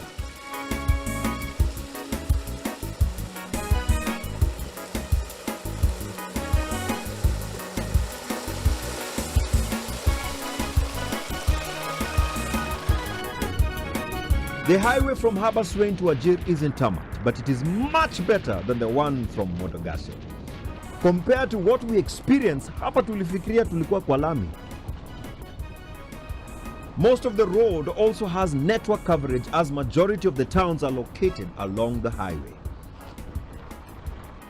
Watu wa water bowser sahi wako likizo as all the towns have enough water. The rains have ensured that the road isn't dusty and we can get close to this probox. During other times, this would be risky as there would be plumes of dust obscuring visibility.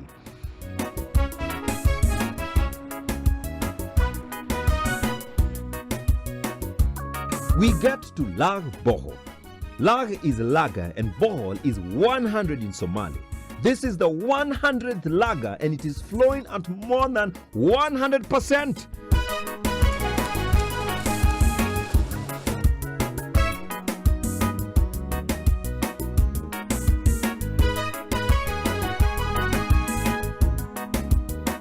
This is not water from the Waso, but rather it has come all the way from Ethiopia. Woo!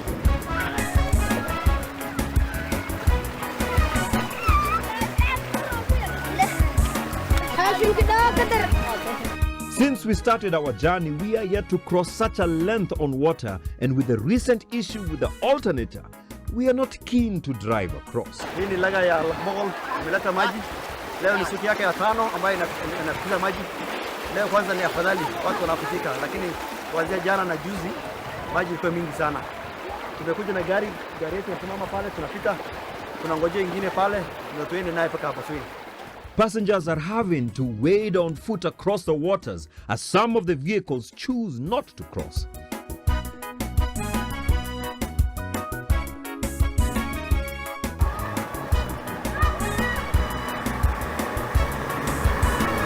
For the bus passengers, ni kama wako kwa meli.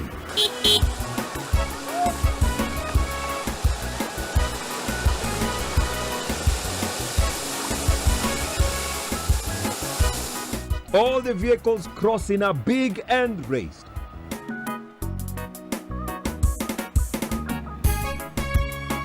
Lakini there's no turning back because Wajir town is very close. Kama mbaya mbaya, iko nini?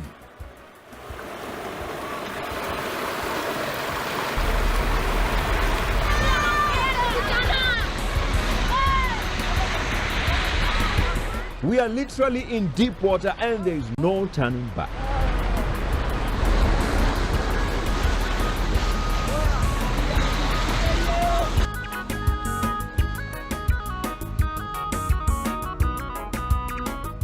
Kupata chance ya kuswim Tana River. Watatu hapa la Bohol.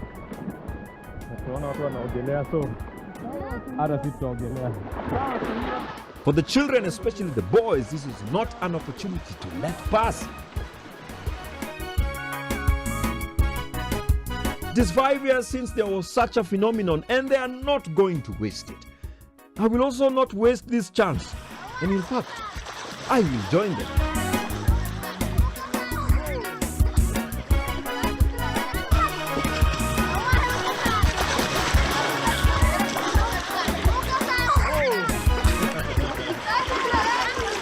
never thought I'd ever swim kwa maji kaa. But vile nimeona wengine wana swim nikasema okay.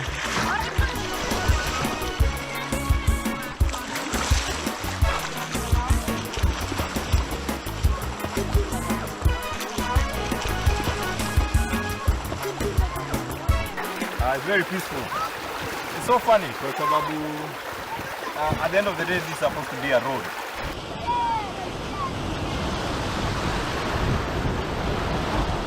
But they have converted this into something that, even though it's not the best of circumstances, when I enjoy. So, what to like ball.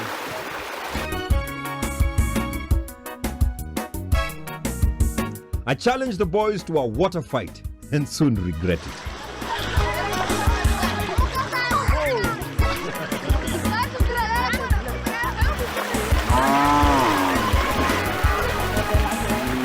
But it isn't just people crossing the lago.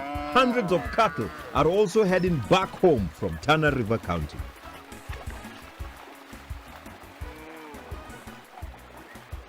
They haven't seen so much water for a long time and it is a scary experience. So the herders are having a challenge controlling them.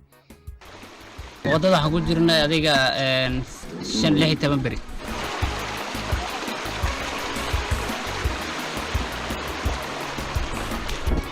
waxaan ka mid ahay dadka dhageystayaasha wajeer si tooska dadka u degnaa wajeer laakiin haatan waxaan si toos ugu imaaday Tana River County oo halkaas ku quminay daal fara badan iyo abaar fara badan oo la soo maray laakiin haatan waan soo marahaynaa waxyaalaha si tooska aan haatan dhibaatadan u qabtay wax kamid ah xaalad rabbi horta aad baan alxamdulillah oo ramadaankan ilaahay baa mahad iskale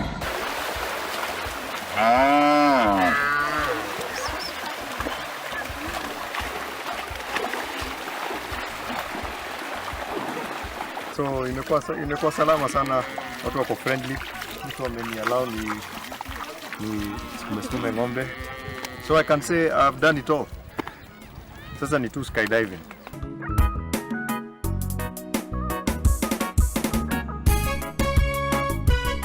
We are back on the move and the color of the road has changed. It is now red.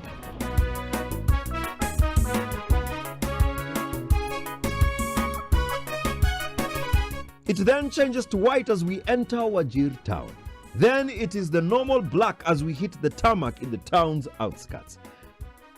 The roads have been paved from the CBD to facilitate growth outwards.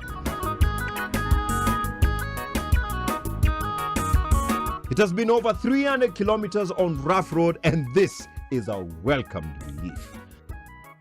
Ni kama hata tulikuwa tumesahau vile mtu uhisi akiwa kwa lami. We are welcomed by the animal whose name is Somali even in English.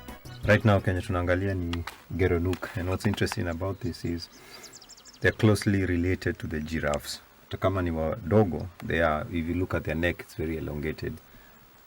And an interesting fact is that it's the only animal that hata kwa kizungu inaitwa geronuk, and it's a Somali name. So asante Somali kwa kutupatia jina. And to the rest of the world, you're welcome.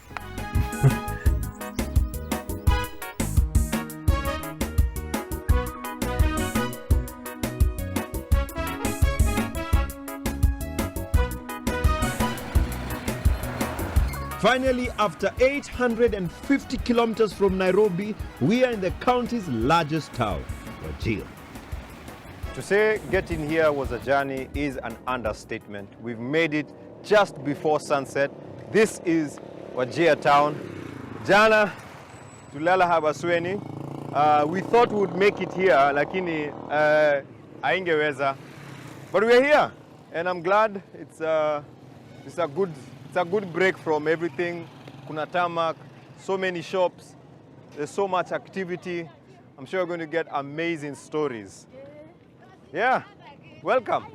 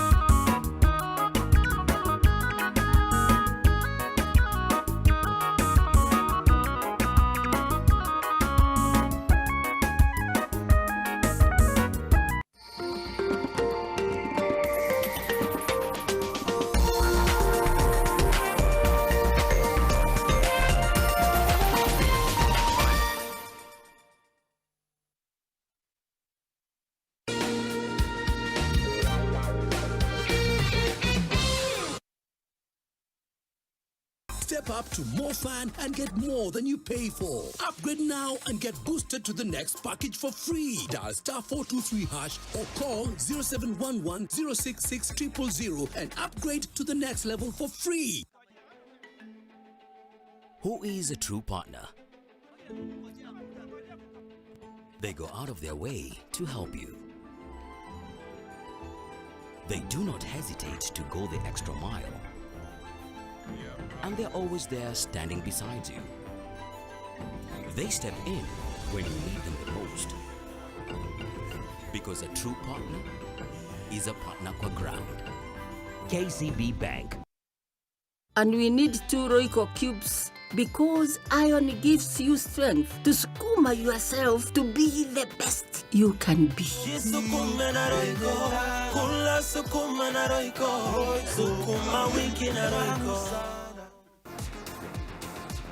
The pressure and expectation on Bayern Munich to win never eases. Even after winning 11 straight Bundesliga titles, the expectation and the pressure never lessen.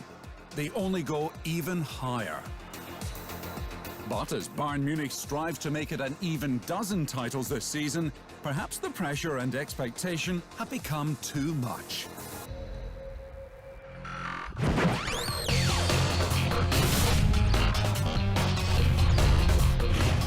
Join the Optiven family today and experience the epitome of coastal living at Ocean View Ridge, Vipingo by Optiven. Call us on 0790 300 300. Optiven, Optiven.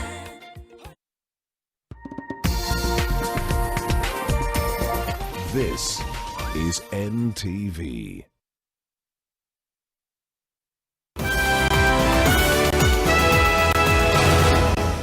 Tonight. Kuna pesa ambazo ziko kwa mfuko yake, hakuna kitu aliibiwa, kwa hivyo ilikuwa kama makusudi tu. Another woman murdered. Body dumped in coffee plantation in Kirinyaga. Government still mum on femicide crisis. Also tonight. Jua lilikuwa letu mchana mzima. Baridi ya baharini ilikuwa yetu. Kiu, njaa. Pata samaki ambaye anaitwa gona, tukamtoa ngozi, maana samaki huyo haliki mpaka umtoe ile ngozi. Tukamtoa ngozi samaki, tukampasua vizuri, tukamtia kwenye hilo boti hapo ndani, tukaokota kinyama kimoja kimoja tukimla mbichi. Miracle at sea. The unbelievable story of 2 fishermen who survived at sea for over 3 weeks. Just how did they make it? Plus, unfortunately, one member of the public alipigwa risasi ya mguu kwa thigh, ikatokea the other side of the other leg, akakimbizwa hospitali, lakini out of bleeding ameaga hospitali baada ya kufikishwa Marigat. No let up in bandit attacks. 1 person shot dead in Ngaratuko, Baringo North, less than 2 weeks after 6 people were killed in the same village. And when you have a single poison carcass, you can have over 100 vultures that die at that carcass. The plight of Kenya's raptors. The decline in the number of birds of prey is at an all-time high. We tell you why.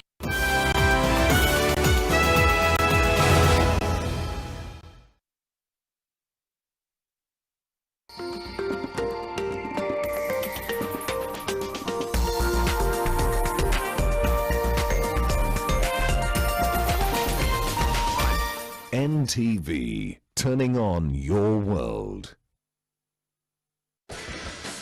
The following program has been rated GE. It is therefore suitable for general family viewing.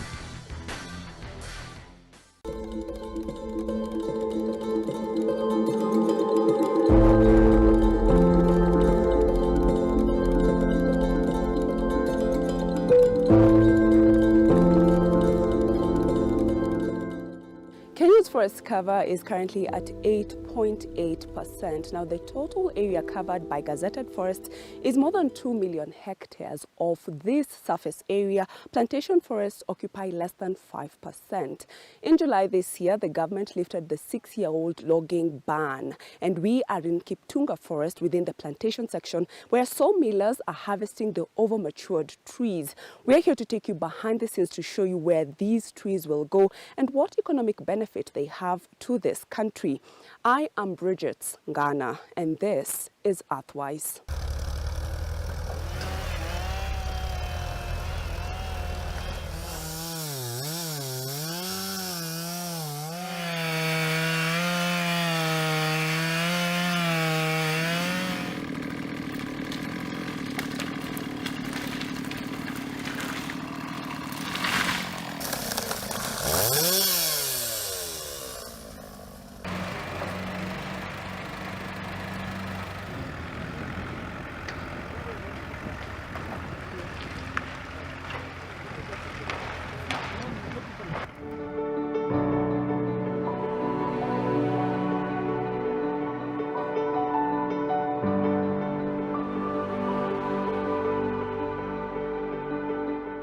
Kenya's commercial exploitation of wood resources dates back to the colonial and post-colonial era.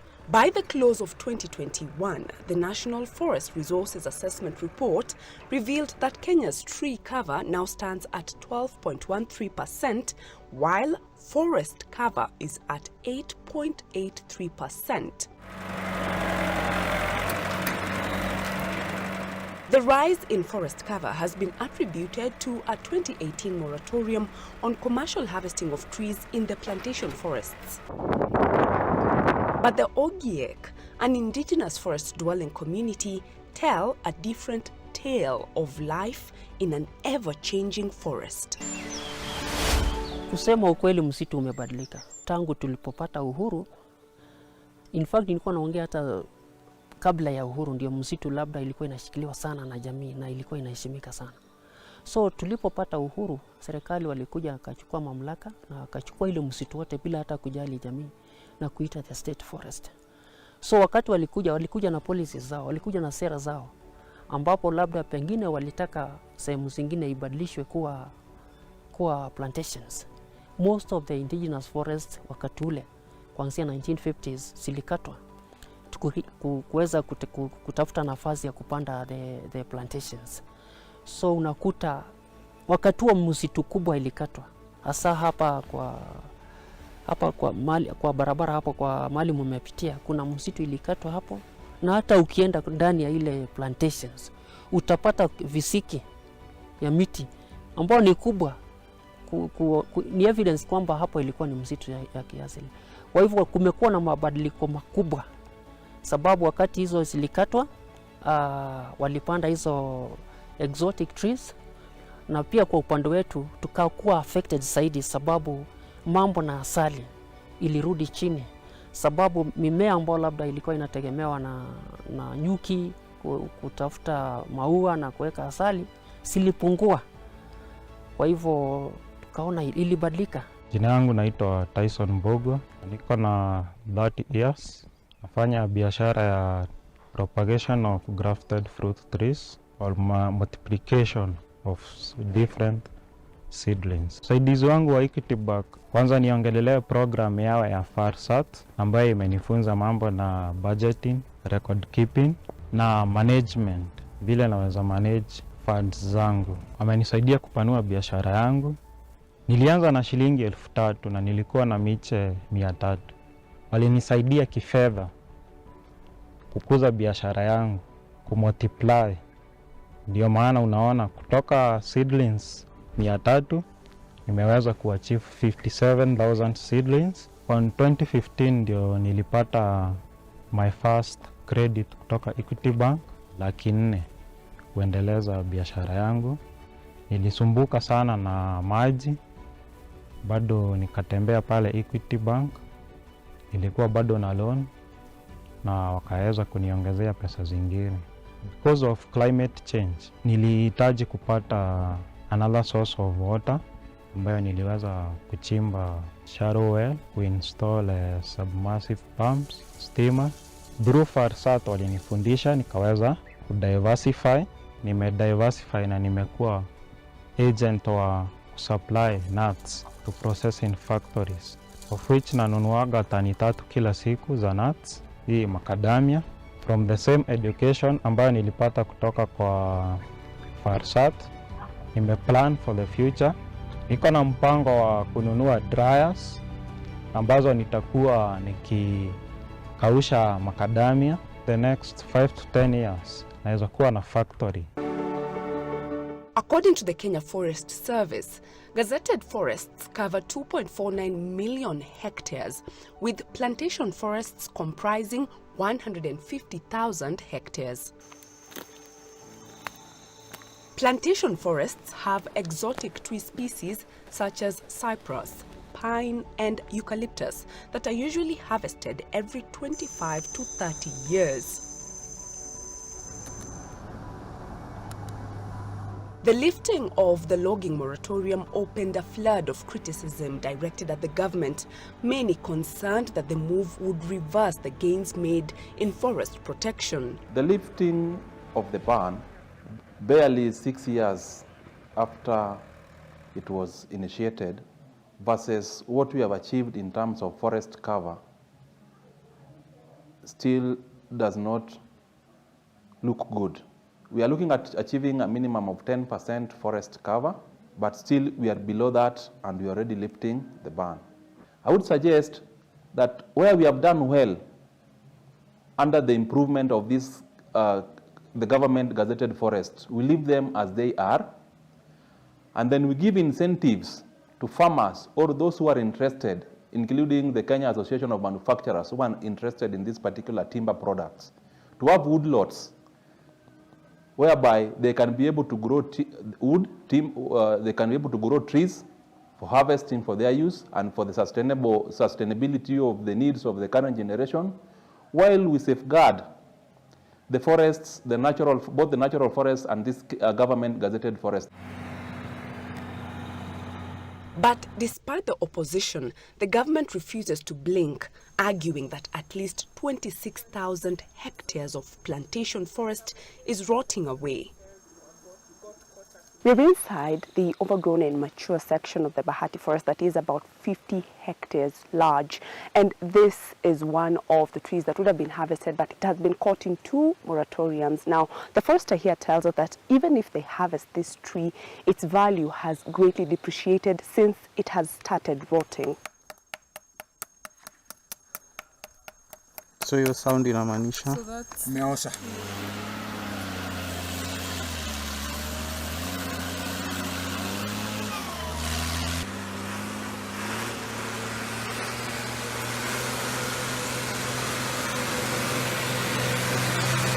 These are some of the cypress trees that have been harvested from the Makutano forest in Kericho County. And to understand the quality of the tree and how they've been affected by the successive moratoriums is this. First, a clean, clear tree that could produce good timber is this one. If you look at it, there is no sense of any rotting in the tree. They are 19 years overly matured, and so when you look at that and the impact it has on the tree, this is what rotting means. And according to KFS, the quality of timber from this tree is already compromised, and I'm not even sure I'll be able to even get enough timber from this tree. Plantation crop, once planted, is just like maize. If you plant your maize and at the end of the year, if you don't harvest your maize, then you don't have food to eat. So plantation forest has a given rotation age, whereby when it reaches maturity, the growth of a tree stops, and then it starts degenerating until it rots. So for KFS to reap the benefits or the investment that they have put into plantation, the trees have to be harvested procedurally once they have been procured, and then they harvest, they remove, we replant.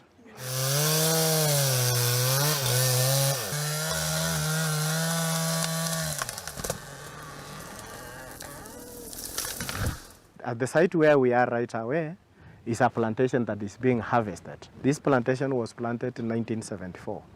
It is almost 49 years old. In normal rotation, we should be having another plantation existing in this same site, which is around 20 years old, which could have gone the basic silvicultural treatments up to until the last thinning, now waiting for the rotation time. So KFS or the government has lost 19 years. Just a few weeks into the lifting of the moratorium, charcoal burning, which had slowed down, began picking up. Sasa makaa biashara imekuwa je, watu wananunua kwa wingi ama ikoje? Watu wananunua kwa wingi, lakini wengine wanatumia cash. Na hii makaa nikinunua hivi, nanunua ya 30, kwanza nataka ya 30. Natapika saa hiyo na iishe. Sitaendelea nayo kwa sababu tena jioni itatekana hiyo. Hivyo tu ndio tunaendaga. Maisha yamekuwa ngumu sana, lakini kujikaza tu.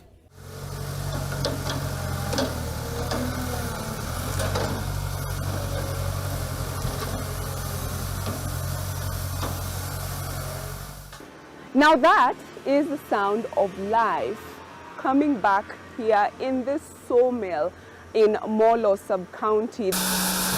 The owner of this mill says that for 6 years, activities here were frozen, and that freeze affected the lives of people who work here as casual laborers. There is hope that in the coming days, more people will be getting jobs here as activities continue to increase. As forest communities and environmentalists express displeasure with the new developments, sawmillers like Bernard Gitau are happy. Those environmentalist people, they should come on board and tell us what is wrong with cutting a tree. Uganda is cutting trees. Tanzania is cutting trees, and it is a country like our country. They are doing replanting, they are doing afforestation, and we are doing the same. So they should not, let them not be ignorant of the facts in the ground. We are cutting what is commercial. Cypress was planted as a commercial tree so that it can be in the construction industry and also in the timber industry, and also help in employment. Being a professional person and being in mind, I'm an investor in this industry. I cannot go beyond my allocation because I am controlled by the Kenya Forest Service. And if I am not even controlled, I will only cut what I have paid for, and it ends there. So when you look at the windfall here, how do you feel? First of all, as a professional and this man in charge of Forest Society of Kenya, it is hurting. You feel that there is a forester who is not doing his job. He's sleeping on the job because these trees are supposed to be moved somewhere. They're supposed to be moved even at the station level. Then they do what you call auctioning. Auctioning because the need for timber is not, we cannot equate it. So that you sell it and you have the cheap housing that we are now looking for as a government. So this becomes a waste. Can you quantify how much has been lost? For example, if you look at this tree, it has got a diameter of 35 centimeters. The diameter of 35 centimeters of height of about 20, this is equivalent to about 4,000 shillings, if KFS is selling. So the 4,000 shillings that KFS is selling, it sells, but it does not take the money. The money goes back to the economy. The money goes back to the counties. The money goes back to everywhere. So it is losing 4,000 times N, which N here is greater than 1,000 trees, when they would have got the gain from it. So the government talks about wastage. So we end up, you'd rather borrow rather than use what you have. The data on the consumption of timber is scientific. Therefore, we cannot float figures anyhowly as expected. However, timber requirement is known. All of us, we are born, we are conceived on most of our beds that were made on timber. We die and we are buried in coffins made of timber. We cook during these funerals on timber. Everywhere we use timber. So the consumption of timber, the need for timber is really, we cannot really say that it is not, it is something that is really required for this country. The forestry professionals believe that the commercial forest sector is supposed to be the one that drives the economy. Today we talk about the housing agenda. We want a cheap house agenda. How do you have an agenda that talks about building and yet low-cost houses, and yet your own timber is not produced. How can you talk of that, and yet you want to use timber from Uganda and other countries? The 5% timber, which is about 125,000 hectares, the whole country, can be managed sustainably. And the Forest Conservation Management Act is the only law that exists for the purposes of management of forest that has established the bodies that are supposed to take care of these forests.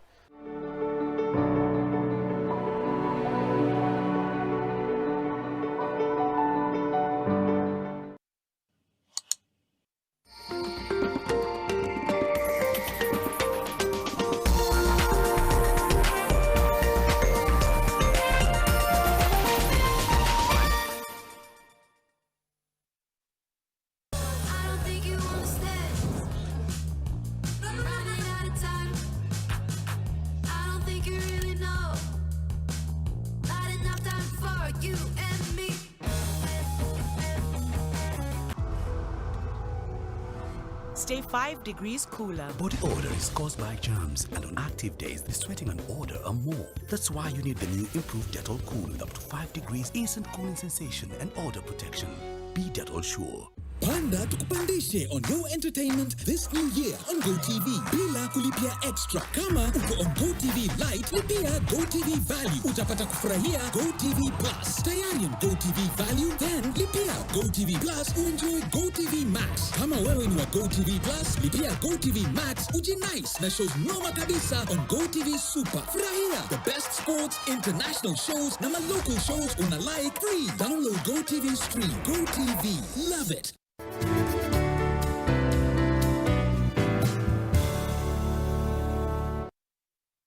Panda tukupandishe on Go Entertainment this new year on GoTV bila kulipia extra. Furahia the best sports, international shows na local shows una like free. Download GoTV Stream. GoTV. Love it.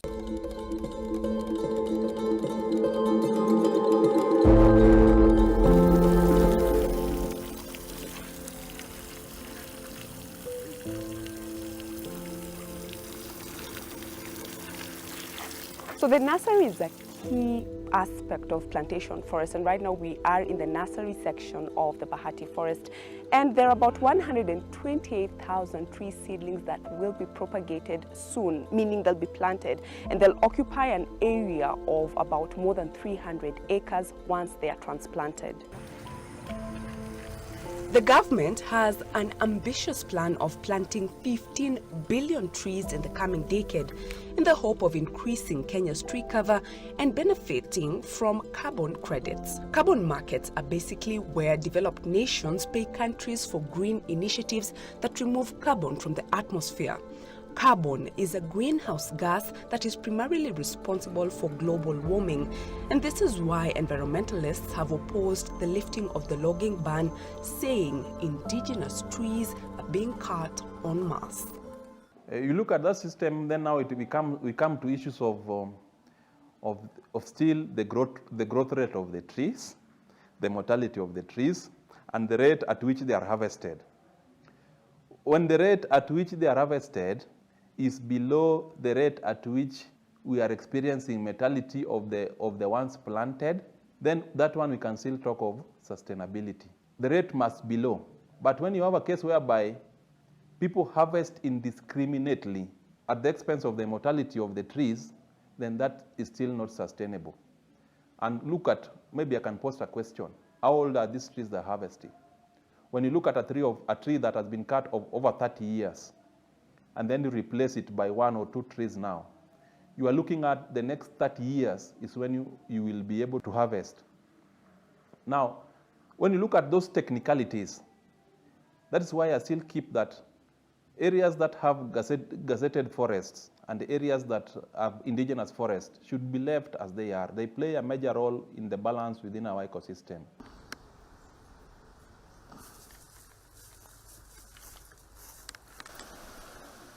On Climate Hackers, we visit Narok County, where the Ewaso Ngiro South Development Authority is popularizing bamboo as a sustainable option to wood that serves the dual purpose of greening the environment and supporting the timber needs of the community.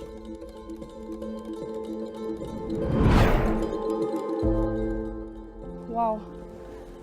This bamboo is quite strong, just one stem of it, and it's very, very long, about 20 meters long, around 5'6" and you can see in 5 years it's already past my height, and they can have multiple uses, not just in furniture making but also in clothes, and in some communities when it's still at the shoot level, that's vegetable and it's food. So quite a diverse usage for this plant.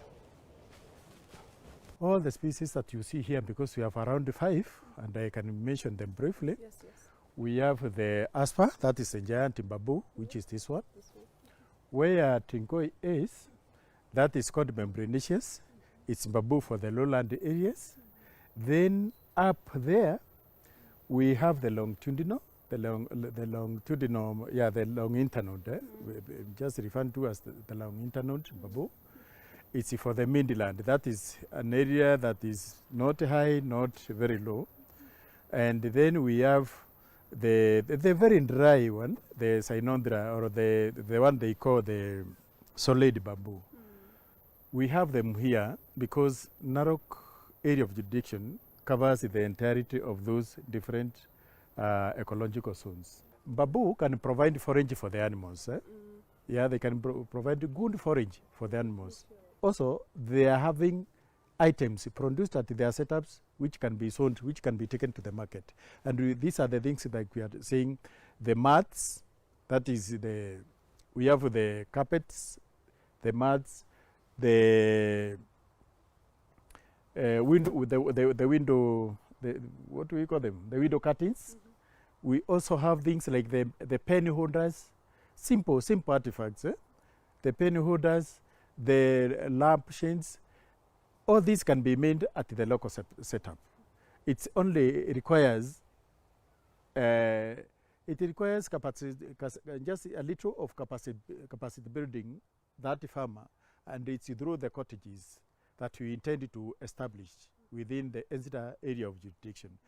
Already, the giant bamboo has been used to reclaim 1,500 acres of the Masai Mara forest that had been encroached on by illegal settlers. It has provided employment. Let's take, for example, here in Narok town. People in town or small nursery holders in town are coming for bamboo here. We release them at very low prices, and they go and sell them. We have also taught groups, especially youth groups and women groups, on how to grow bamboo in their nurseries. And they are doing it as a business. They are doing it as a business. So there is so much, the commercial line of bamboo is huge. So that's why we are treating it as a bamboo, a commercial enterprise within NTV. We know in their different ways it's touching people differently, economically, and also not to forget the bigger picture of conservation. The bigger picture of conservation. We are talking of the climate change, and we are saying bamboo is the answer to climate change. It's the answer to carbon sinking. Yes, there are so many trees, but we can tell you for sure. When talk of carbon sinking, bamboo stands the best in terms of filtering carbon from the environment and leaving the environment clean of these carbon gases. NTV is currently working with 2,000 farmers as outgrowers of bamboo in Narok and Nakuru counties and has 600 acres and a bamboo plantation. It's now a government policy that most blocks of the Mao ecosystem that have bamboo, they have now been opened for utilization. We know utilization is actually another method of managing bamboo. Bamboo that is not utilized actually dries up and are the sources of forest fires. Now that that has been already proved by the researchers, the forests have been opened by the government for utilization. That is the bamboo forests. They have been opened up by the government for utilization. but controlled utilization, so that it's not farming like it used to be before. It's utilizing the mature bamboo and allowing the regeneration of new, the new calms. So we are not yet there on utilizing what we have already established in Goben. Yeah. We also have the conservation of the riparian lands. The riparian lands are the areas around the rivers. So when we identify our drainage, the drainage pattern within our area of jurisdiction, that is rivers both in Kajiado, Narok, Nakuru, and Nyandarua, we have taken initiatives to plant bamboo in our riparian lands and also in our wetlands. We have done rehabilitation of the Napiapi, which is the source of Mara River in the Mara. We have done rehabilitation of Sasumwan Dam, that is in Jambini, in Nyandarua, that actually is the source of the water supply of Nairobi. We have done rehabilitation of Lake Oroborosat. Lake Oroborosat is a dying lake within central Kenya, that is in Nyandarua. In Asia, bamboo remains one of the most exploited sources of wood with multiple uses. But here, a ban on the local bamboo varieties is hampering research and seed production of the bamboo species that can thrive in different ecological zones across the country.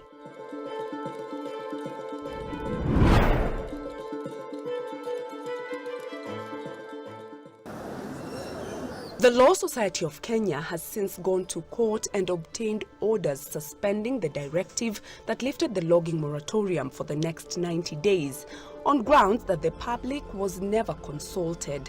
This, however, is a temporary measure for a country still reeling from the effects of the worst drought in the Horn of Africa, partially attributed to the loss of tree cover. For Earthwise, I am Bridget Ngana.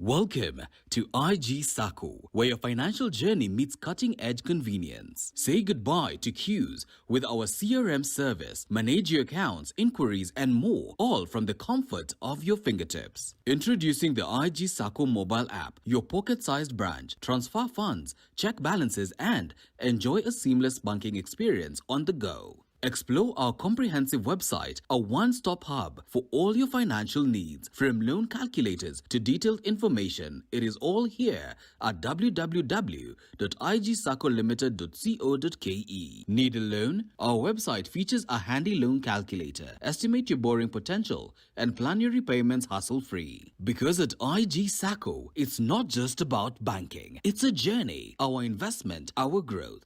Join us today. IG Sacco, where innovation meets your financial goals.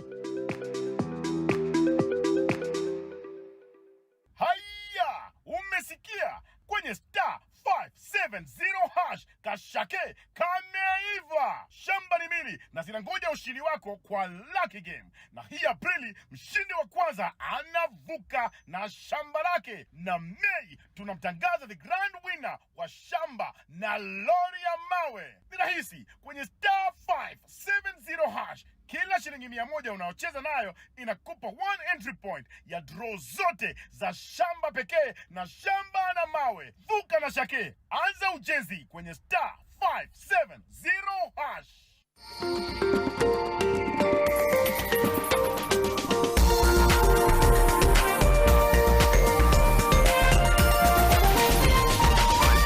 This is NTV.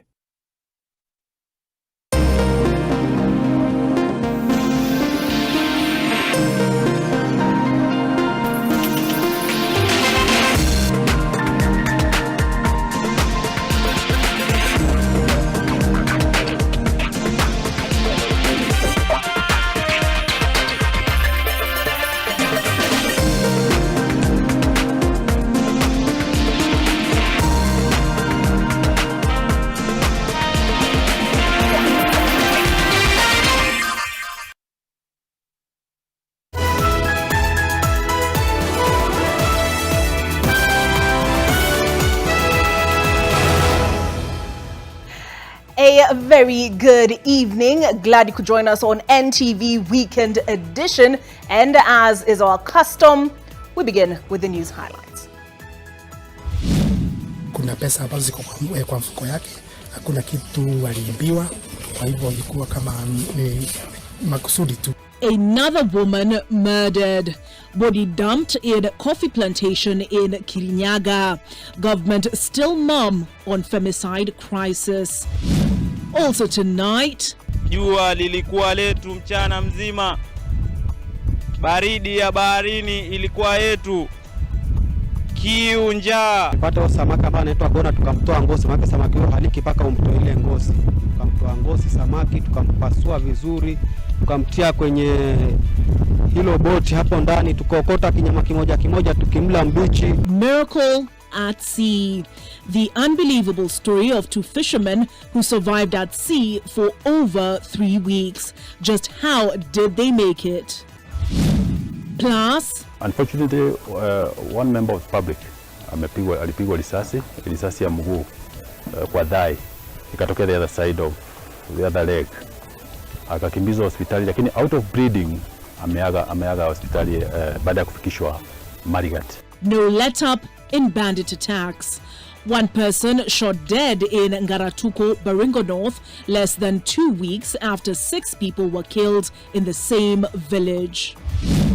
And when you have a single poison carcass, you can have over 100 vultures that die at that carcass. The plight of Kenya's raptors. The decline in the number of birds of prey is at an all-time high. We tell you why.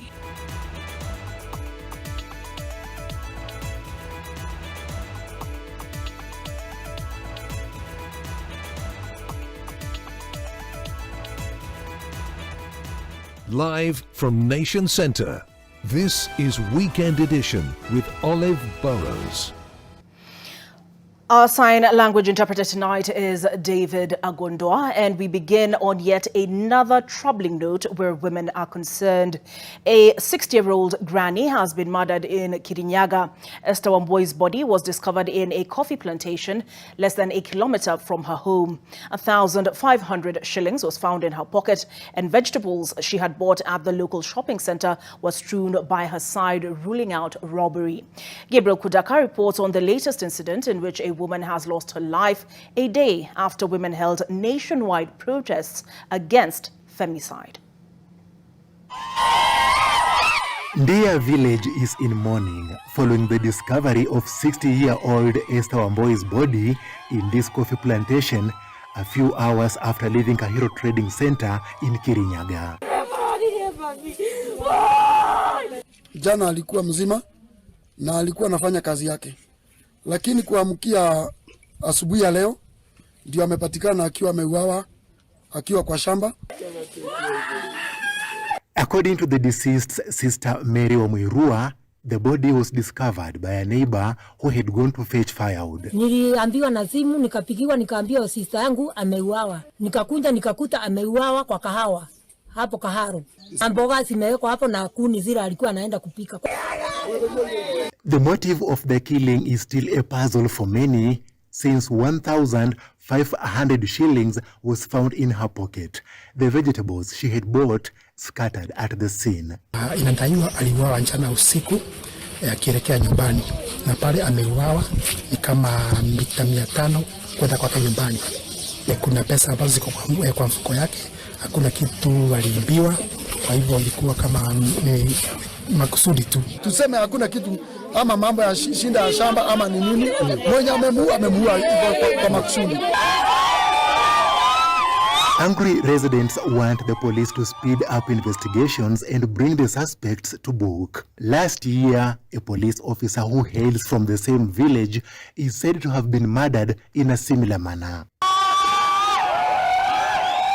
Her murder comes in the wake of public outcry over increased cases of femicide in the country. Only yesterday, women held protests in various parts of the country against femicide. The deceased's body has been taken to Kerugoya Hospital awaiting postmortem. Gabriel Kudaka, NTV. A trend that should worry all of us. One person was shot dead this afternoon following a shootout between National Police Reserve officers and suspected bandits in Ngaratuko, Baringo North. The killing brings to 7 the number of people killed in bandit attacks in less than 2 weeks. Brian Mushiri has the details. The exchange that was witnessed in Ngatatuko area of Baringo North this afternoon left 32-year-old Cyrus Chemwetich dead following bleeding from a bullet wound on his thigh. According to authorities, the National Police reservists during their patrol encountered the bandits with whom they exchanged fire. The deceased was caught up in the crossfire and rushed to Marigat District Hospital seeking medical attention, but was pronounced dead on arrival due to the excessive bleeding. Wakiwa kwa patrol zao ndio wakakutana na bandits na shootout ikatokea between our officers, the NPR and those bandits. Unfortunately, one member of the public alipigwa risasi ya mguu kwa thigh, ikatokea the other side of the other leg, akakimbizwa hospitali, lakini out of bleeding ameaga hospitali baada ya kufikishwa Marigat. This comes barely a week after some 6 people, among them a man, his wife and a child, were killed in Chemoe area of Baringo North by armed bandits. A deputy head teacher at Tuluk Primary School was also found dead with gunshot wounds on his chest some few meters from the shopping center in another bandit attack. Brian Mushiri, NTV. Still on matters security, police in Kabarnet, Baringo County have busted a gang of 9 people, including high school going students, they believe are responsible for a spate of robberies in the area. The young men are also found in possession of clothing that could pass for police uniform and in some instances are believed to have colluded with their parents. Police recovered dozens of household items that were stored in a house in Mumol village on the outskirts of the town.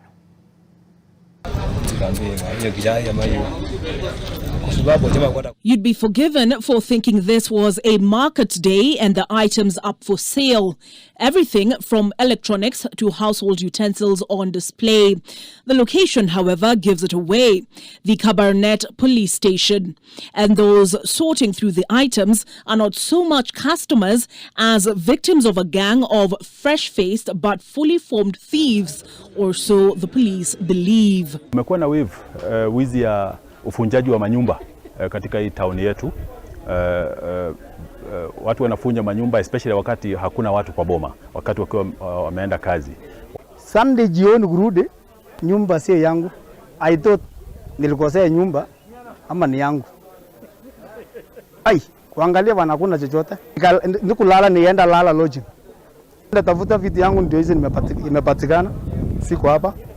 Lakini je nimeenda ni TV, ilikuwa mpya, ufa, ni mpya, hiyo imeenda. Walichua kabisa hiyo nyumba hakuna mtu, ndio wakaenda kukata hiyo mlango na kuiba hiyo vitu. Sasa nikasikia tu wameiva, ndio nikakuja kuangalia hakuna kitu hata moja. Mesa hakuna hata nini. Hata vyombo. Hakuna vyombo hata moja. Alichukua yote, maclasses kwa kapa yote. Hakuna kitu kingine. Sababu kama last year vile nilivyo alikuwa nimeomba loan na nikailipa pesa yenye sikuuza hizo vitu. Hata mafuta ya kupakia customers ndio alikuwa amechukua. 9 suspects in all were netted on Saturday night in an operation that involved chiefs and nyumba kumi. Hii wave ni mbaya. To make the matter worse, hao vijana wenye wanaiba ni watoto wadogo. Wanasoma day school Kaptumbor. To make the matter worse, tuenda pata wazazi wanasema watoto yangu si waisi. Kuenda kupata kwa kitanda yake, napata bed mattress yangu kitanda yake. It is thought the suspects impersonated police officers to go undetected given the articles of clothing that were found in their possession. Najua mtu akiwa amevaa sare za polisi ni ngumu kujua kama ni polisi ama ni mkora wa kawaida. Na pia uchunguzi wetu utatuelekeza tujue hizo manguo waliweza kupata wapi. The suspects will be arraigned in court on Monday morning to answer to charges of vandalism and robbery. Ni vita ambayo inaendelea mpaka tuhakikishe kwamba tauni yetu hii iko na usalama wa kutosha. You'll recall this next report from a couple of weeks back. Kenyan fishermen rescued by a Chinese vessel. It was meant to be any other fishing expedition for 3 fishermen in Malindi. It ended up being one of their most harrowing experiences after they were lost at sea for over 3 weeks before being rescued. One of the fishermen died after he was swept away by the large waves. The 2 who made it ate raw fish, drank salty seawater, while at the same time living in fear of losing their lives. Tonight, Kevin Mutai brings us their story of survival. Eid Mohammed and Hans Baraka are among the 3 fishermen who survived for more than 3 weeks in the deep waters of the Indian Ocean. They left Malindi on 30th of November 2023 on a fishing mission and arrived on location at around midnight. The following day at around 10 o'clock in the morning, tragedy struck after their boat ran out of fuel. Tulifikia mahali kwenye mkondo, chombo chetu kikapigwa na wimbi, kikatumwaga sote 4 kwenye maji. Mwenzetu ndo pale akatupotea, tukabakia 3 wenye huzuni. Hatukujua la kufanya. Ni mahali maji yanainuka magorofa kwa magorofa, na sisi tulikuwa tunapelekwa na upepo, hatuna control yoyote tuweza kucontrol ile boti wala kulipinga lisingie mahali kama hapo. Ndio tukajaribu kuogelea kumfuatilizia, lakini kilo kaogelea ufikapo mbele maji yamemteka, yamemsongesha mbele. They held on to their boat waiting for the waters to calm and managed to flip it back to its position. Kwa kipindi kile tulichokuwa baharini, katika mateso tulikuwa tukiyapitia, jua lilikuwa letu mchana mzima, baridi ya baharini ilikuwa yetu, kiu njaa ilikuwa yetu. Ukoona pia navyo imekuzidi, haijakata ile kiu kwa sababu ile baridi wa maji unachota hayo maji unakunywa hayo ya baharini, na inafikia mahali ukishayanywa tara yanapita direct kwenye matumbo kama diesel ya mafuta hata unaharisha moja kwa moja. But with a dead engine and without food or water, they remained stranded, hoping the waves would lift them ashore. Tulipata samaki ambaye anaitwa gona, tukamtoa ngozi, maana samaki huyo haliki paka umtoe ile ngozi. Tukamtoa ngozi samaki, tukampasua vizuri, tukamtia kwenye hilo boti hapo ndani, tukaokota kinyama kimoja kimoja tukimla mbichi na kushukuru Mungu hivyo, kwa sababu tuliamini ni riski imetoka mikononi mwa Mungu. Manake samaki ule hatukumpata kwa mitego, alimshika kwa mkono, maana alikuwa anaingia kwa chini ya boti. Sasa ile ashati ya kichwa ndani, ule mkio uliobaki kule nyuma ndo akaushika ghafla, akaumwafura, akaingiza pale ndani. Back home in Malindi, 3 days after they disappeared, family and other fishermen were frantically looking for them after reporting the matter to the relevant authorities. Na sempa itwarasi pale ndo mara nyingi waenda wakivua pale wao. Sasa tukaona pengine wameenda pale, lakini nikajaribu kutuma mtu kwa sababu nikipigia simu wale jamaa simu yao haipatikani. Nikajaribu kutuma mtu kwa pale Ngomeni, akaenda kaangalia kule rasa, akasema hao jamaa hawajafika huko. Tulifanya patrols hizo wiki za kwanza. Tukafanya patrol wiki za pili. Hivyo tukawa tunaendelea kutuma signals kwa mashirika tofauti ambao huwa wako kwa maji. According to the survivors, they began spotting fishing vessels from their location 22 days later, and on 24th of December, a Chinese fishing vessel came to their rescue. Tuliwanyosha mikono, tukavulia paka mashati, tukawatupia mashati ili kuonyesha ishara kwamba tunataka msaada. Manake baadhi ya wao wa China walikuwa wametupita na meli tofauti, lakini tunaomba msaada, lakini hawatusikizi wala hawataki kujua, na pengine watu wabaya. Sasa ikafikia mahali kwamba tunasema Mwenyezi Mungu, kama inawezekana tuchukue nafsi zetu, angalau na tupumzike, manake tuko mahali kwenye jua, tuna kiu, tuna njaa, tuna huzuni pia ya yule mwenzetu pia ambaye alituacha hiyo tarehe 22 Ijumaa. Tuliketi na wao kuanzia tarehe 24, tarehe 25, tarehe 26, wakitusaidia kwa chakula, wakatusaidia na mavazi, wakatusaidia na mahali kwa kulala, wakatupa nguo za kujifinika. Alhamdulillah, tuwashukuru na Mwenyezi Mungu azidi kuwa rehemu na awajalie na moyo huo. 3 days after notifying the Kenyan authorities, the captain of the foreign vessel was contacted by officers from the Kenya Coast Guard Services. The government deployed ship Doria 250 nautical miles to pick up the survivors. Ilituchukua karibu siku 2. Maana tulienda mchana mzima usiku kutwa. Tukawapata masaa ya saa 7. Hiyo masaa tuliwapata mchana. Tuliwachukua mchana na pia tunashukuru sana Chinese vessel kuwaokoa vijana wetu. Wallahi kwa furaha niliyokuwa nayo na hamu ya kuona familia yangu, wazazi wangu, watoto wangu. 2 of them were hospitalized for several days. One was treated and discharged. Mwili ulikuwa ushakwisha sababu nywele zenyewe ilikuwa nikishazishika kama kwa kujikuna zatoka haswa kama design ya unga wa mabuyu. Mwili ulikuwa umefura, kuonekana ndani kulikuwa kuna vitu vishaanza kuharibika, lakini alhamdulillah Mungu ni mkubwa. Sasa hivi nimepata afya pia. But until this moment, the family of the missing fisherman is still in pain, hoping that one day they will get answers. Nikisema kwamba ninaenda nyumbani kwa Brian hivi, nataka niende hivi, sasa nakuta pengine alafu nakumbuka Brian hata yuko ashanipotea. Sasa hizo fikra bado ziko na si uchungu kwa sababu sasa ni mtoto wangu, ndio.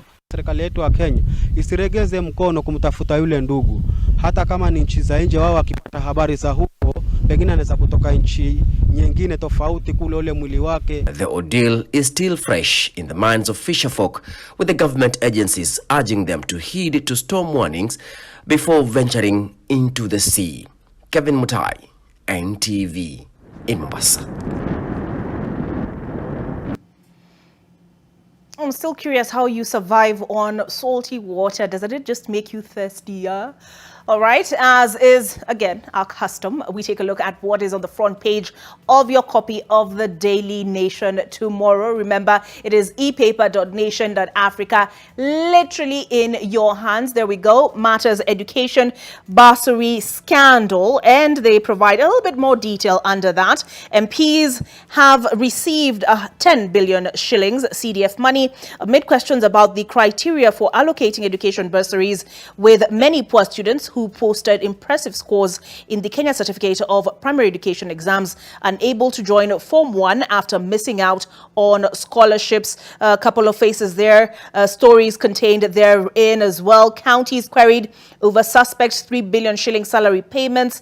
Polio alert as pink eye disease linked to COVID. And see, I told you, literally, it's on my device. State agencies sack 202 civil servants over fake papers. So that's just a sample of what you will find in your Daily Nation tomorrow. Actually, let me just demonstrate. Put down my phone here. On your phone, on whatever, your iPad, your laptop, epaper.nation.africa. And there you will find the complete selection of our offerings. We have the Daily Nation, the East African, Taifa Leo, name it, you will find it right here. And I would be remiss, again, in not mentioning ntvkenya.co.ke. And again, here you have a selection of programs, news features, political stories. If you prefer to read, listen, we have our podcasts options here. You can listen to Nation FM as well. If you prefer to watch, you can also stream NTV live. Let me see if I'll see myself on TV, as I am on TV, and this is on the ntvkenya.co.ke website. See me? So I do not lie. ntvkenya.co.ke any time of the day. You do not have to wait for the news hour. You can interact with us on this platform. On that note, we take a break, but I will be back, Olive. It is not once, it's not twice. I get a lot of calls. Anthony, we have a bird somewhere. Please come and collect it. Coming up, latest efforts to save Kenya's raptors. Welcome to the Delight Nakuru, brought to you by Username Investments. Perfect for your dream home, investment for holiday home, going only for 799,000 shillings for 1/8 of an acre. SMS Nakuru to 20321 or call 0725 000 222.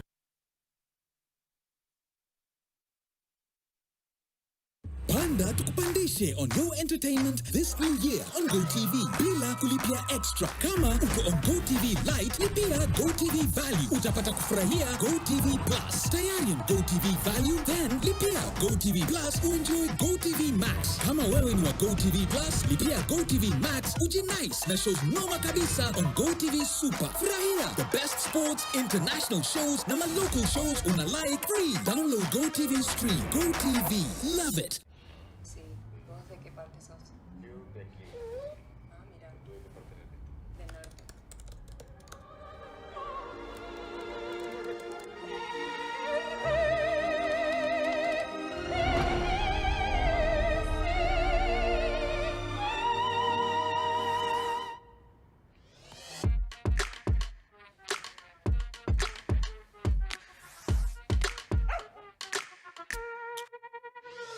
Buda, unaonaje hii moti? Buda iko fiti mbaya. Lakini si ulisema uwezi nunua dinga before ujenge. Sasa utaipack wapi? Nitaipack huku tu, bado nishanunua plot, hadi naanza kujenga. Wa? Buda, hebu nichanue. Welcome to the Delight Nakuru, brought to you by Username Investments. Perfect for your dream home, investment for holiday home, going only for 799,000 shillings for an eighth of an acre. There's borehole water, estate gate, graded access roads, electricity and proximity to modern high-end schools, hospitals and other social amenities. SMS Nakuru to 20321 or call 0725 000 222.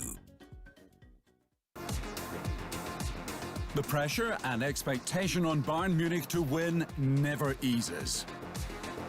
Even after winning 11 straight Bundesliga titles, the expectation and the pressure never lessen.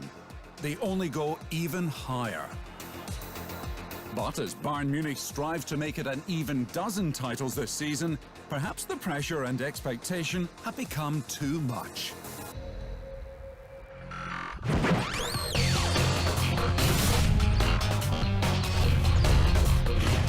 Join the Optiven family today and experience the epitome of coastal living at Ocean View Ridge, Vipingo by Optiven. Call us on 0790 300 300. Optiven, Optiven.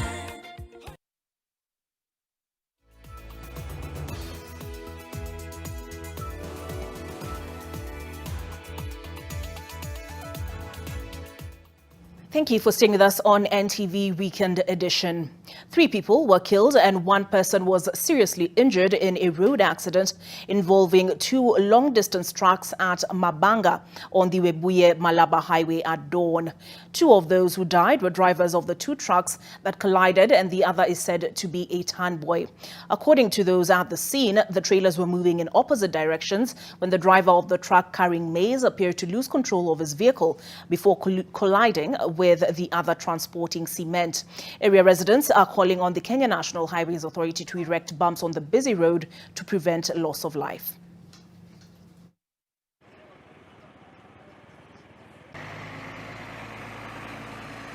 Kuna yule alikuwa anatoka upande wa Webuye akielekea Malaba, mwingine akitoka Malaba akielekea upande wa Webuye.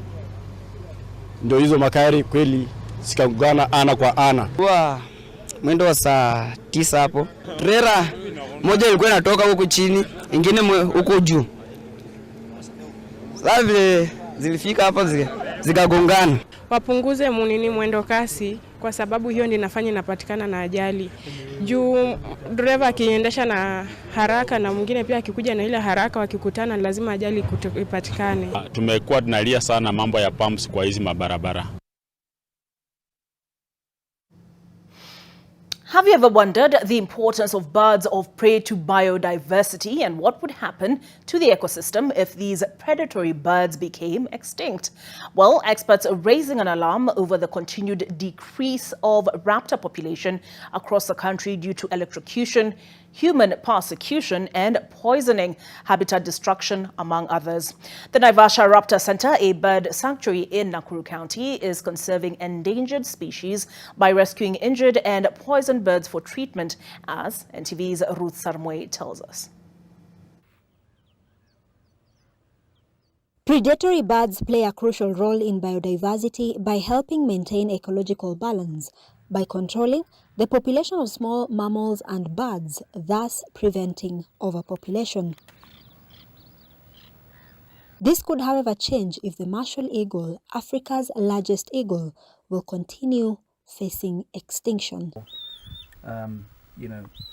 Ornithologists say deforestation, overgrazing on grassland has led to starvation of these birds of prey. Electrocution is a major issue, not just here, all over the world. We also have, as Shiv said, deforestation is a major problem. Losing our forests, even things like grasslands, overgrazing, because again, being a top predator, just think about, being a lion or a cheetah, you always need to be able to find prey. And when you have something that's overgrazed, you're not going to find rodents there, you're not going to find rabbits there, hares. According to Dr. Darcy Ogada, the Peregrine Fund Africa Program Director, predatory birds such as kestrel and spearhawks are said to be friends of farmers since they reduce the population of small animals and rodents that are harmful to their farm plants. They too have become endangered due to human persecution, reducing their numbers and affecting their role of controlling the ecosystem. Sometimes certain species do prey on chickens, could take small lambs, and obviously people will retaliate against them.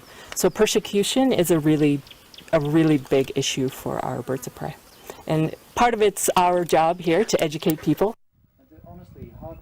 With over 100 species of birds of prey in the country, the vulture population is rapidly dwindling due to poisoning of animals by humans. When you have a single poison carcass, you can have over 100 vultures that die at that carcass, because we all have seen vultures, right? They all come really quickly in big numbers to a carcass. When they do that and it's poisoned, you can lose them all right then and there.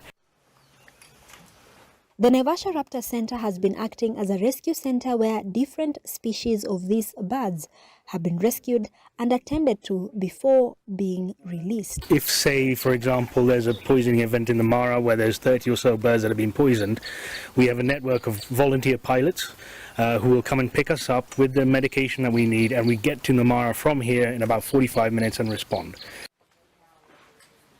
Gravely injured birds take between 18 months and 3 years to recover, while birds that suffer permanent disability and can no longer fly remain in the sanctuary for protection. On occasion, the bone sets badly, or we have to amputate a wing, and then at that point the bird can never be released. It can't fly, or it can't fly with symmetry, and so then it joins our captive stock. Environmentalists have been conducting awareness campaigns around Naivasha and its environs, a move that has changed community perception on protecting and caring for these birds, while demystifying myths about bad omen related to some of these birds. In order to replace those ones that have been lost, it's going to take not 1 year, not 2 years, it's going to take probably 10. It is not once, it's not twice. I get a lot of calls. Anthony, we have a bird somewhere, please come and collect it. Because even if they don't, they still are scared of it, then they know there's a shelter. Those birds can be taken either to the Raptors or there's also another one in Soisambu. Ruth Sarmui, NTV. Brilliant reporting there, Ruth Sarmui, and she leads us up to our next break. But on the other side, it yields 1.5 times more than Shangi, which is the most popular variety. Potato, the new potato variety to boost yield. Welcome to the Delight Nakuru, brought to you by Username Investments. Perfect for your dream home investment for holiday home, going only for 799,000 shillings for 1/8 of an acre. SMS Nakuru to 20321 or call 0725 000 222.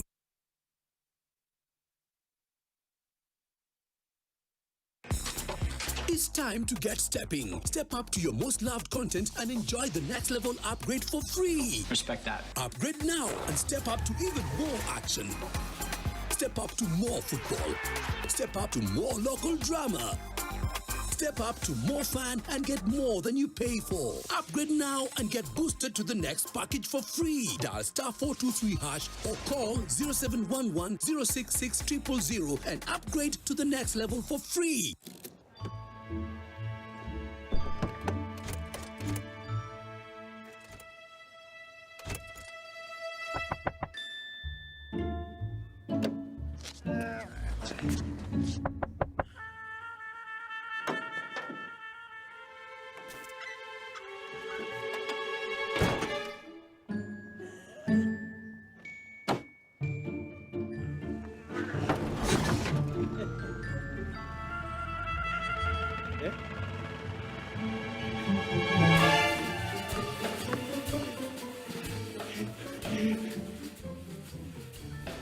There's a kind of bank assurance intermediary that really allows you to relax because you know you'll be good. The kind that gives you access to a good range of insurance solutions from a good variety of insurance partners at good affordable premiums. That's Coop Bank Assurance Intermediary for you. Get covered real good through Coop Bank Assurance Intermediary. Haya, umesikia kwenye *570# kashake kameiva. Shamba ni mili na zinangoja ushindi wako kwa Lucky Game. Na hii Aprili mshindi wa kwanza anavuka na shamba lake, na Mei tunamtangaza the grand winner wa shamba na lori ya mawe. Ni rahisi kwenye *570#.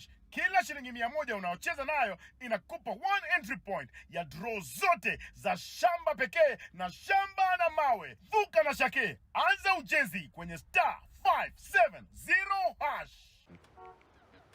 It's Friday and things are looking a bit boring. Fanta. Submit to the fizziest of fizz. Surrender to a bubbly bliss. Fall for the tangiest of tangs. Succumb to the flavor frenzy. Fanta. Indulge with a sip and smack.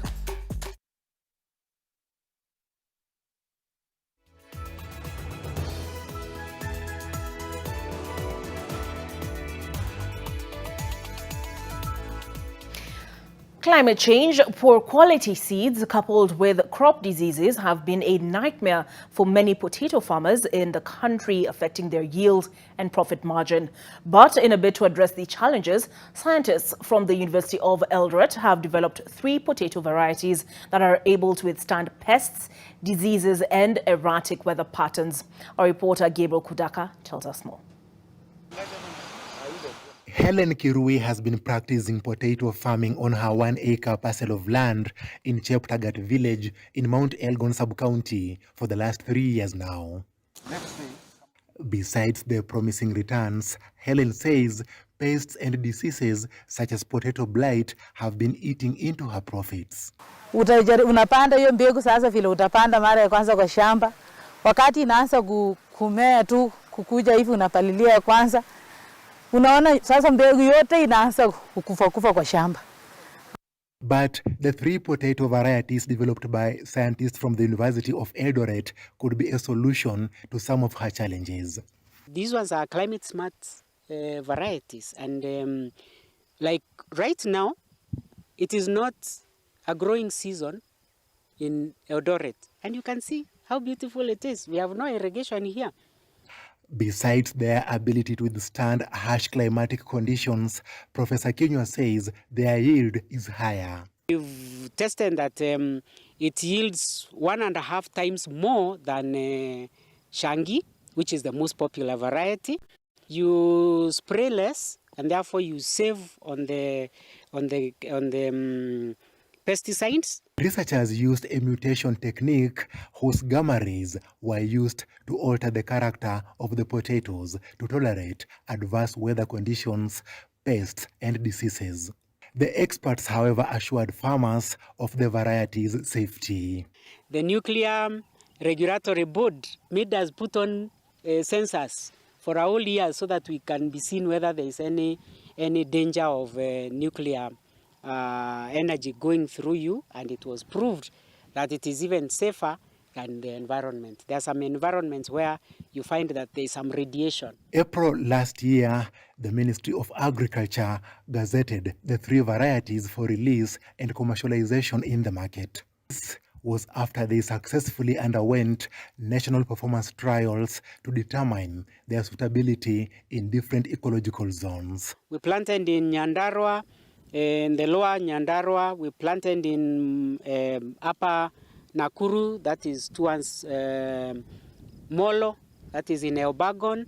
We also have planted them in Marakwet, Chebara Farm. We've also planted them in Nandi, Mosoriot. So we've tested them in various agroecological zones, and you realize that they are general performers. They are good, especially where blight is a problem.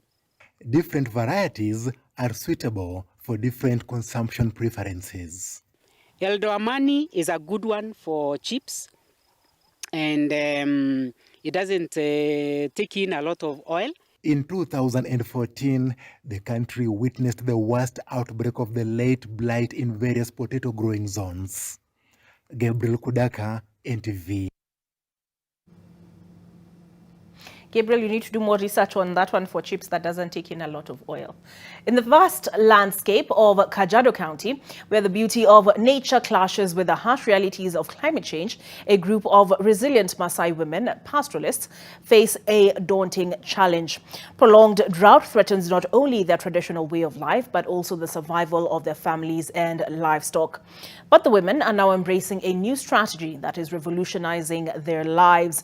Zachary Nyakweba reports on the Women Cow Policy Plan, an annual rotational program which entails standard cash sharing as a means of livelihood. A group of determined women from Olkeramatian, Olkeri, Shompole and Oldenyenyoke group ranches in the interior Kajiado West constituency have registered as groups and embarked on a communal empowerment project. The women, who have been in the past collecting and selling scrap metals to Tata Chemicals, formed the initiative dubbed Women Cow Policy, which involves 200 women getting 5 million shillings for empowerment initiatives. Women who gathered at Magadi to receive the cash broke into song and dance. They are now slowly recovering from the effects of adverse weather that saw families lose livestock. Sisi tumepata faida kwa sababu ya hii kampuni sana. Na si hii peke yake, hata sasa watoto wetu wanapata school fees kwa sababu ya Tata Chemical. Kwa hivyo Tata Chemical na wamama ama na community ya Magadi tumeshikana, tumekuwa pamoja nao kwa sababu wanatusaidia sana. Mimi natarajia nikipata hii pesa, najua ni 30,000, nikipata naenda kusukuma watoto wangu wa college. Kuna kijana wangu wa college ameenda leo, hakuwa na tikiti, hakuwa na pesa, sasa nikipata naenda kumtumania. Previously, the women individually collected tons of scrap metals from soda ash manufacturer Tata Chemicals Company, but the exercise exposed women to risk. The company changed tack and instead sold the scrap metals on their behalf thrice per year. Of the community is involved. They come up with the names. They just give the company names so that then this is paid out through cooperative society, and those who can then be able also to join the cooperative society and form self-help groups can also benefit, and even eventually if they want can take loans from the cooperative society. Tunajaribu kuhakikisha kwamba kila mama amepata hela zake kwa kuangalilia kwamba ID zao zinaambatana na jina ambaye tumepewa na kampuni, na kwa wale ambaye hawawezi kujisajilisha kama signature hivi kwa sababu ya kutojua kusoma, wanafinya kidole kama vile tunavyofinya wakati wa kuweka muhuri mahali. The project is aimed at empowering women and people living with disabilities identified by the local registration. Zachary Nyakweba, NTV, Nairobi. Deputy President Rigathi Gachagua has called for the integration of artificial intelligence and other forms of modern technology to enhance security in the region. The Deputy President is urging security agencies to come up with a framework for sharing knowledge and information between intelligence bureaus for strategic interventions and mutual benefit. National Intelligence Service Director General Nudin Haji says past collaborations in the region have borne fruit and more can be achieved. They were speaking in Mombasa during the official opening of the Mashariki Cooperation Conference, which brings together top security and national intelligence service chiefs from over 10 states in the region. Africa is without doubt the continent of the 21st century. But insecurity, if not strategically and decisively tackled, may derail the vision of transforming the lives of our people. I cannot emphasize more on why security is key to a better, brighter, and successful region and Africa as a continent. That is why this meeting, which happens about 4 years since Africa missed the target of silencing the guns by the year 2020 as one of the strategies of spurring development is timely.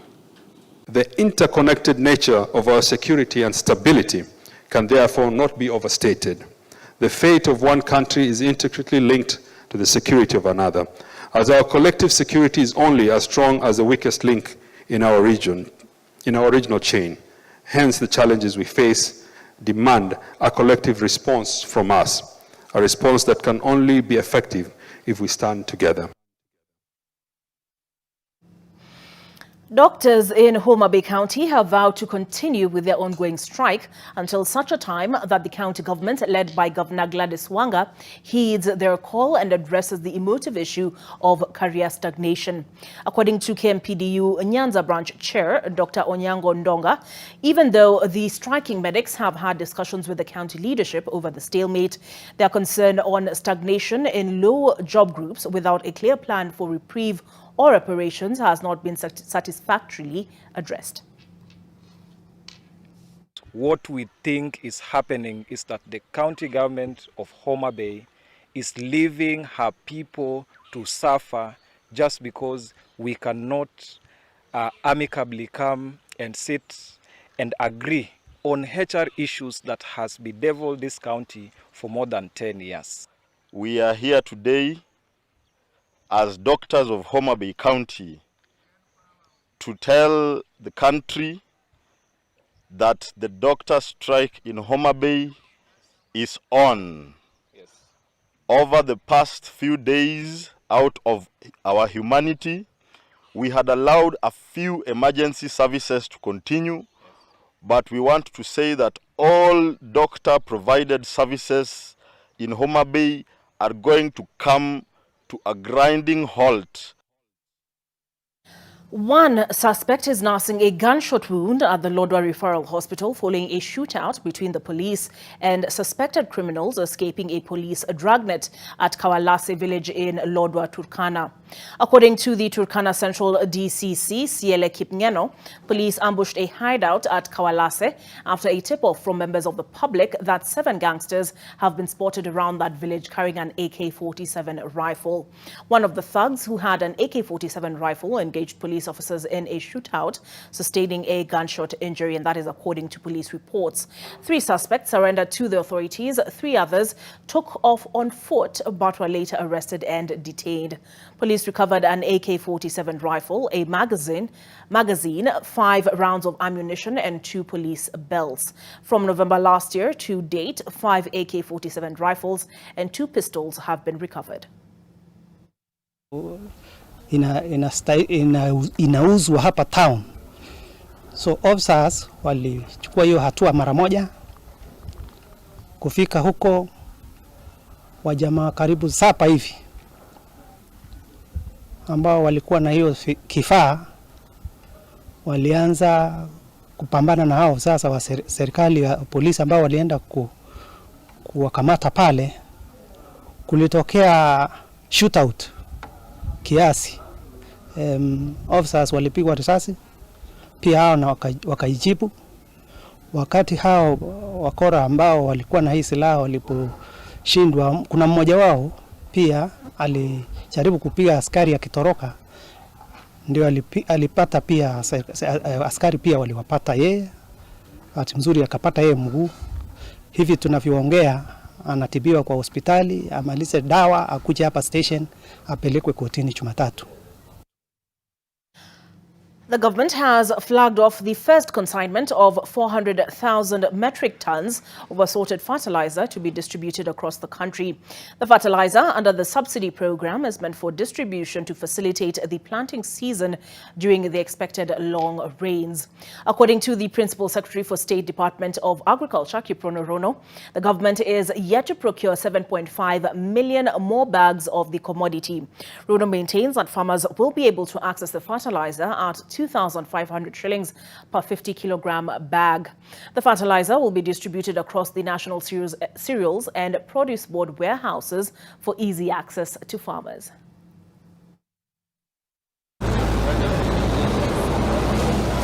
We are targeting in terms of maize in this year to harvest close to 63 million bags of maize are because of this early arrangement of distribution of farm input, which we believe fertilizers is one of the key critical input for our farmers. I want therefore to request our farmers to go back to the farm, retrieve also these fertilizers through the e-voucher system, and ensure that they utilize well.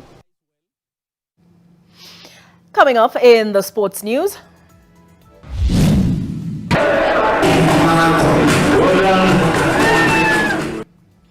Motorsport legend Jim Hayes recognized posthumously. Welcome to the Delight Nakuru, brought to you by Username Investments. Perfect for your dream home, investment for holiday home, going only for 799,000 shillings for an eighth of an acre. SMS Nakuru to 20321 or call 0725 000 222.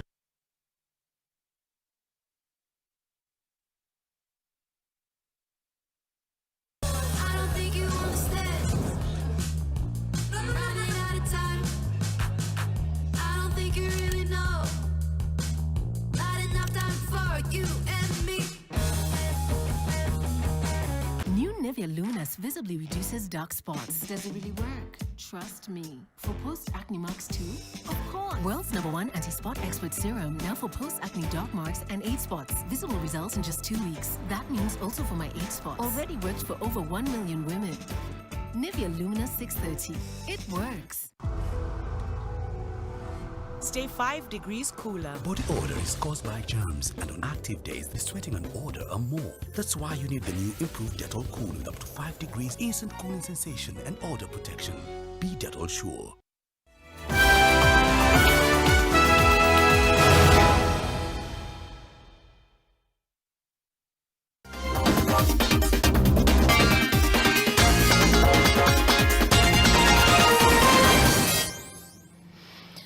Jim Hayes was posthumously named the Best Motorsports Personality of 2023 at the Kenya Motorsport Federation Awards in Nairobi. Considered one of the greatest legends in the sport of rallying, Hayes passed on in 2022 and was acknowledged for his long-standing contribution to the sport. He was a well-known rally driver at the height of his rallying career and played a pivotal role in mentoring the next generation of motorsport champions. Others who are fated include Africa Rally Champion Karan Patel, Africa Junior Champion Hamza Anwar, legendary Ian Duncan and his navigator Jaspal Matharu, and National Autocross Championship winner Neil Gohill, among others. Mr. Jim Heather Hayes, a man who touched, I believe, each and every person who is in this sport, either directly or indirectly, with amazing wealth of knowledge that he had in dealing with those rally cars, those machines, and the passion that he had and the big heart he had for us in this amazing sport that we're in. We are not planning to take part in the KNRC because of the limited budget we have. We plan to save our resources for the Africa Rally Championship. However, Waziri has really pushed us to take part in KNRC, so hopefully we do get some sponsorship and get funded to do the KNRC and remain champions in Kenya and Africa. A strong national championship must be the anchor of the WRC Safari Rally. There can't be any other way.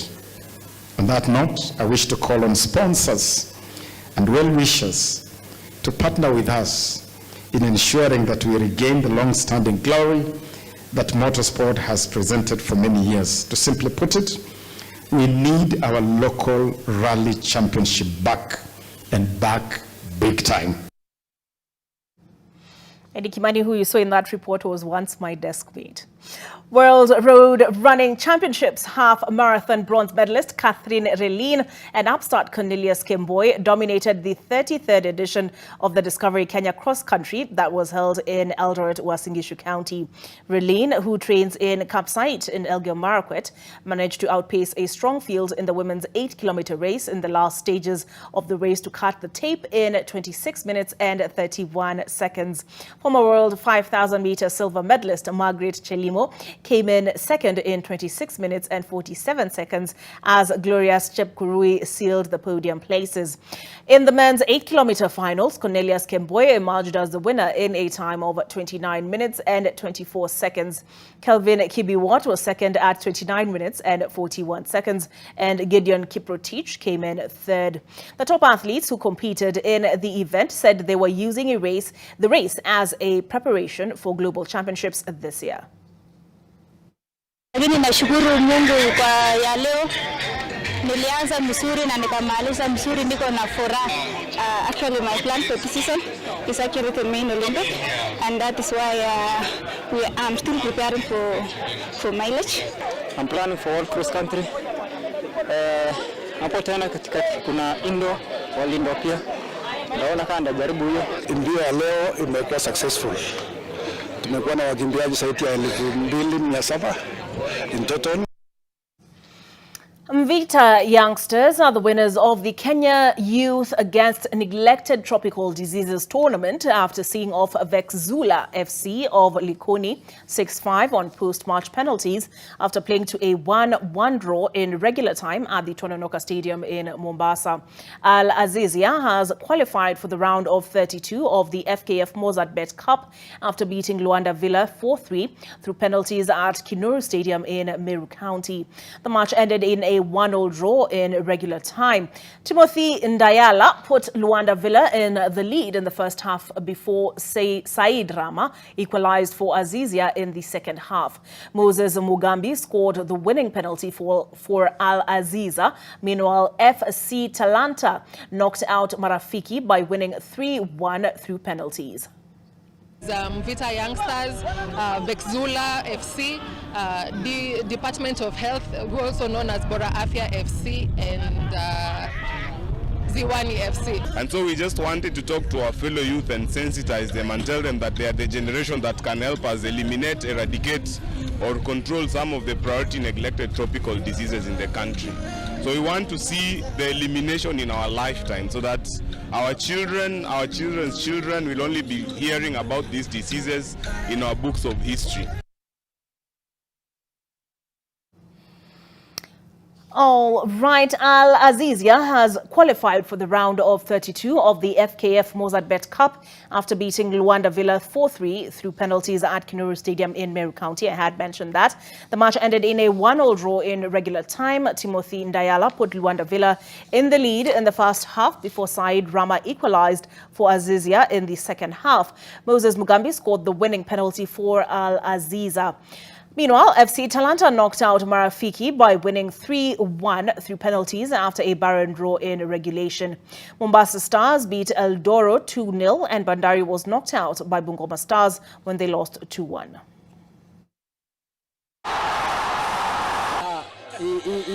Hii ni kama zawadi kwa watu wa Meru.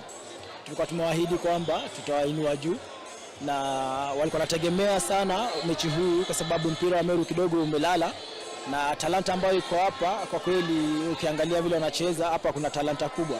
So ni muhimu sana kwamba watu wa Meru na support ambayo umeangalia watu wanajaribu kuwainua wachezaji ambao wako hapa, vijana ambao bado ni chipukizi ambao bado labda hawajaonekana, lakini hapa kuna talent kubwa sana. So if you can be able to grow and nurture these talents, Meru will be a power.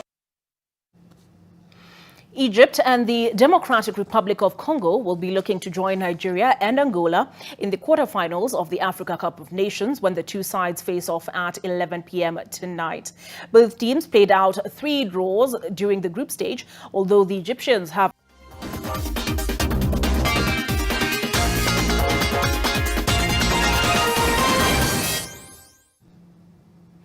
I know there may be those who are wondering, well, where's that report about Senator Boni Halwale's bull killing its trainer? Well, ntvkenya.co.ke has had that story for several hours. It's been up on the website as well as nation.africa, and you can find more detail contained there. Time for myself, Olive Burrows, and our sign language interpreter, David Agundwa, to bid you a good night and a productive week ahead.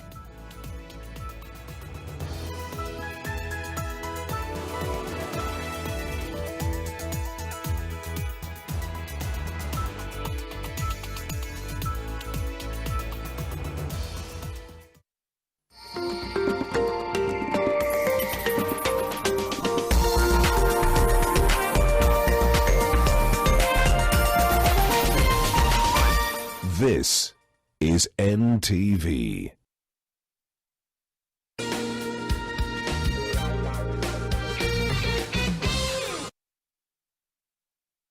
Step up to more fun and get more than you pay for. Upgrade now and get boosted to the next package for free. Dial *423# or call 0711 066 000 and upgrade to the next level for free.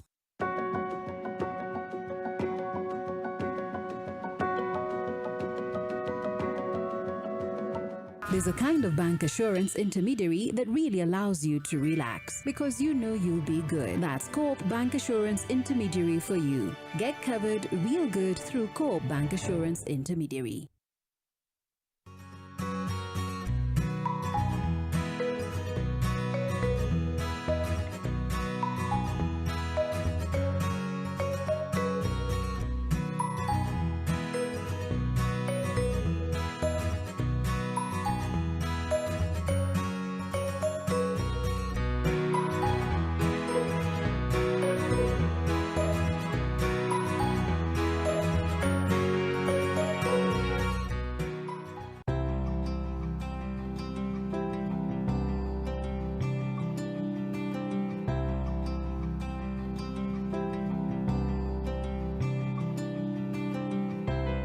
When you're finally released from pain. That moment when you start to get back to ordinary, and ordinary feels amazing. Whatever pain you're going through, release starts here. The pressure and expectation on Bayern Munich to win never eases. Even after winning 11 straight Bundesliga titles, the expectation and the pressure never lessen. They only go even higher. But as Bayern Munich strives to make it an even dozen titles this season, perhaps the pressure and expectation have become too much.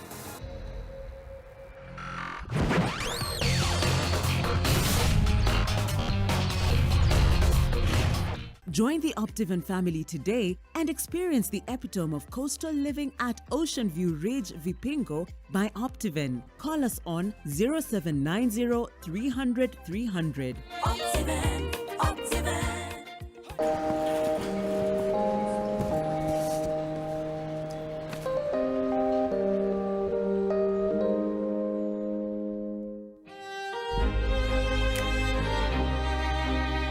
The moment I feel my pain starting to fade, it's like I'm going back to myself on a really good day. Panadol Extra releases you from strong pain. Panadol, release starts here.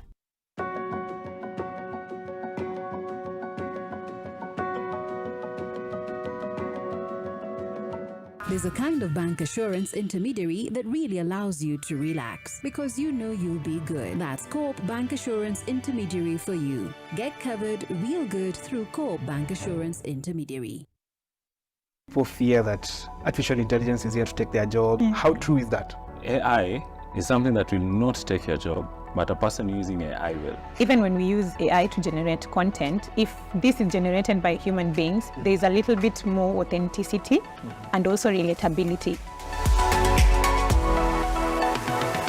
What we do, we buy the vehicles for the online taxi drivers. It's very difficult for them to access credit. So we've been able to make it very easy for them to access this credit. And at the end of the day, get an employment, and at the end of the day, get a livelihood. Dad, what made you decide to become a doctor? It's because my father needed one.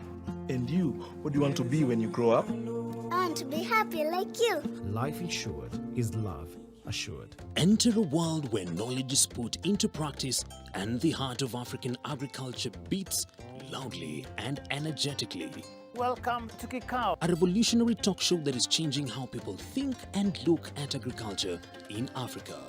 This is the particular variety that is suitable. We will seek to demystify GMOs. Kikao is a platform where African agriculture takes center stage. Seeds, just which is which. From seasoned farmers to thought leaders, they direct us toward a future in which livelihoods thrive and nations prosper. It became possible to move genes from unrelated organisms. Kikao, every Wednesdays at 7:30 p.m. only on NTV.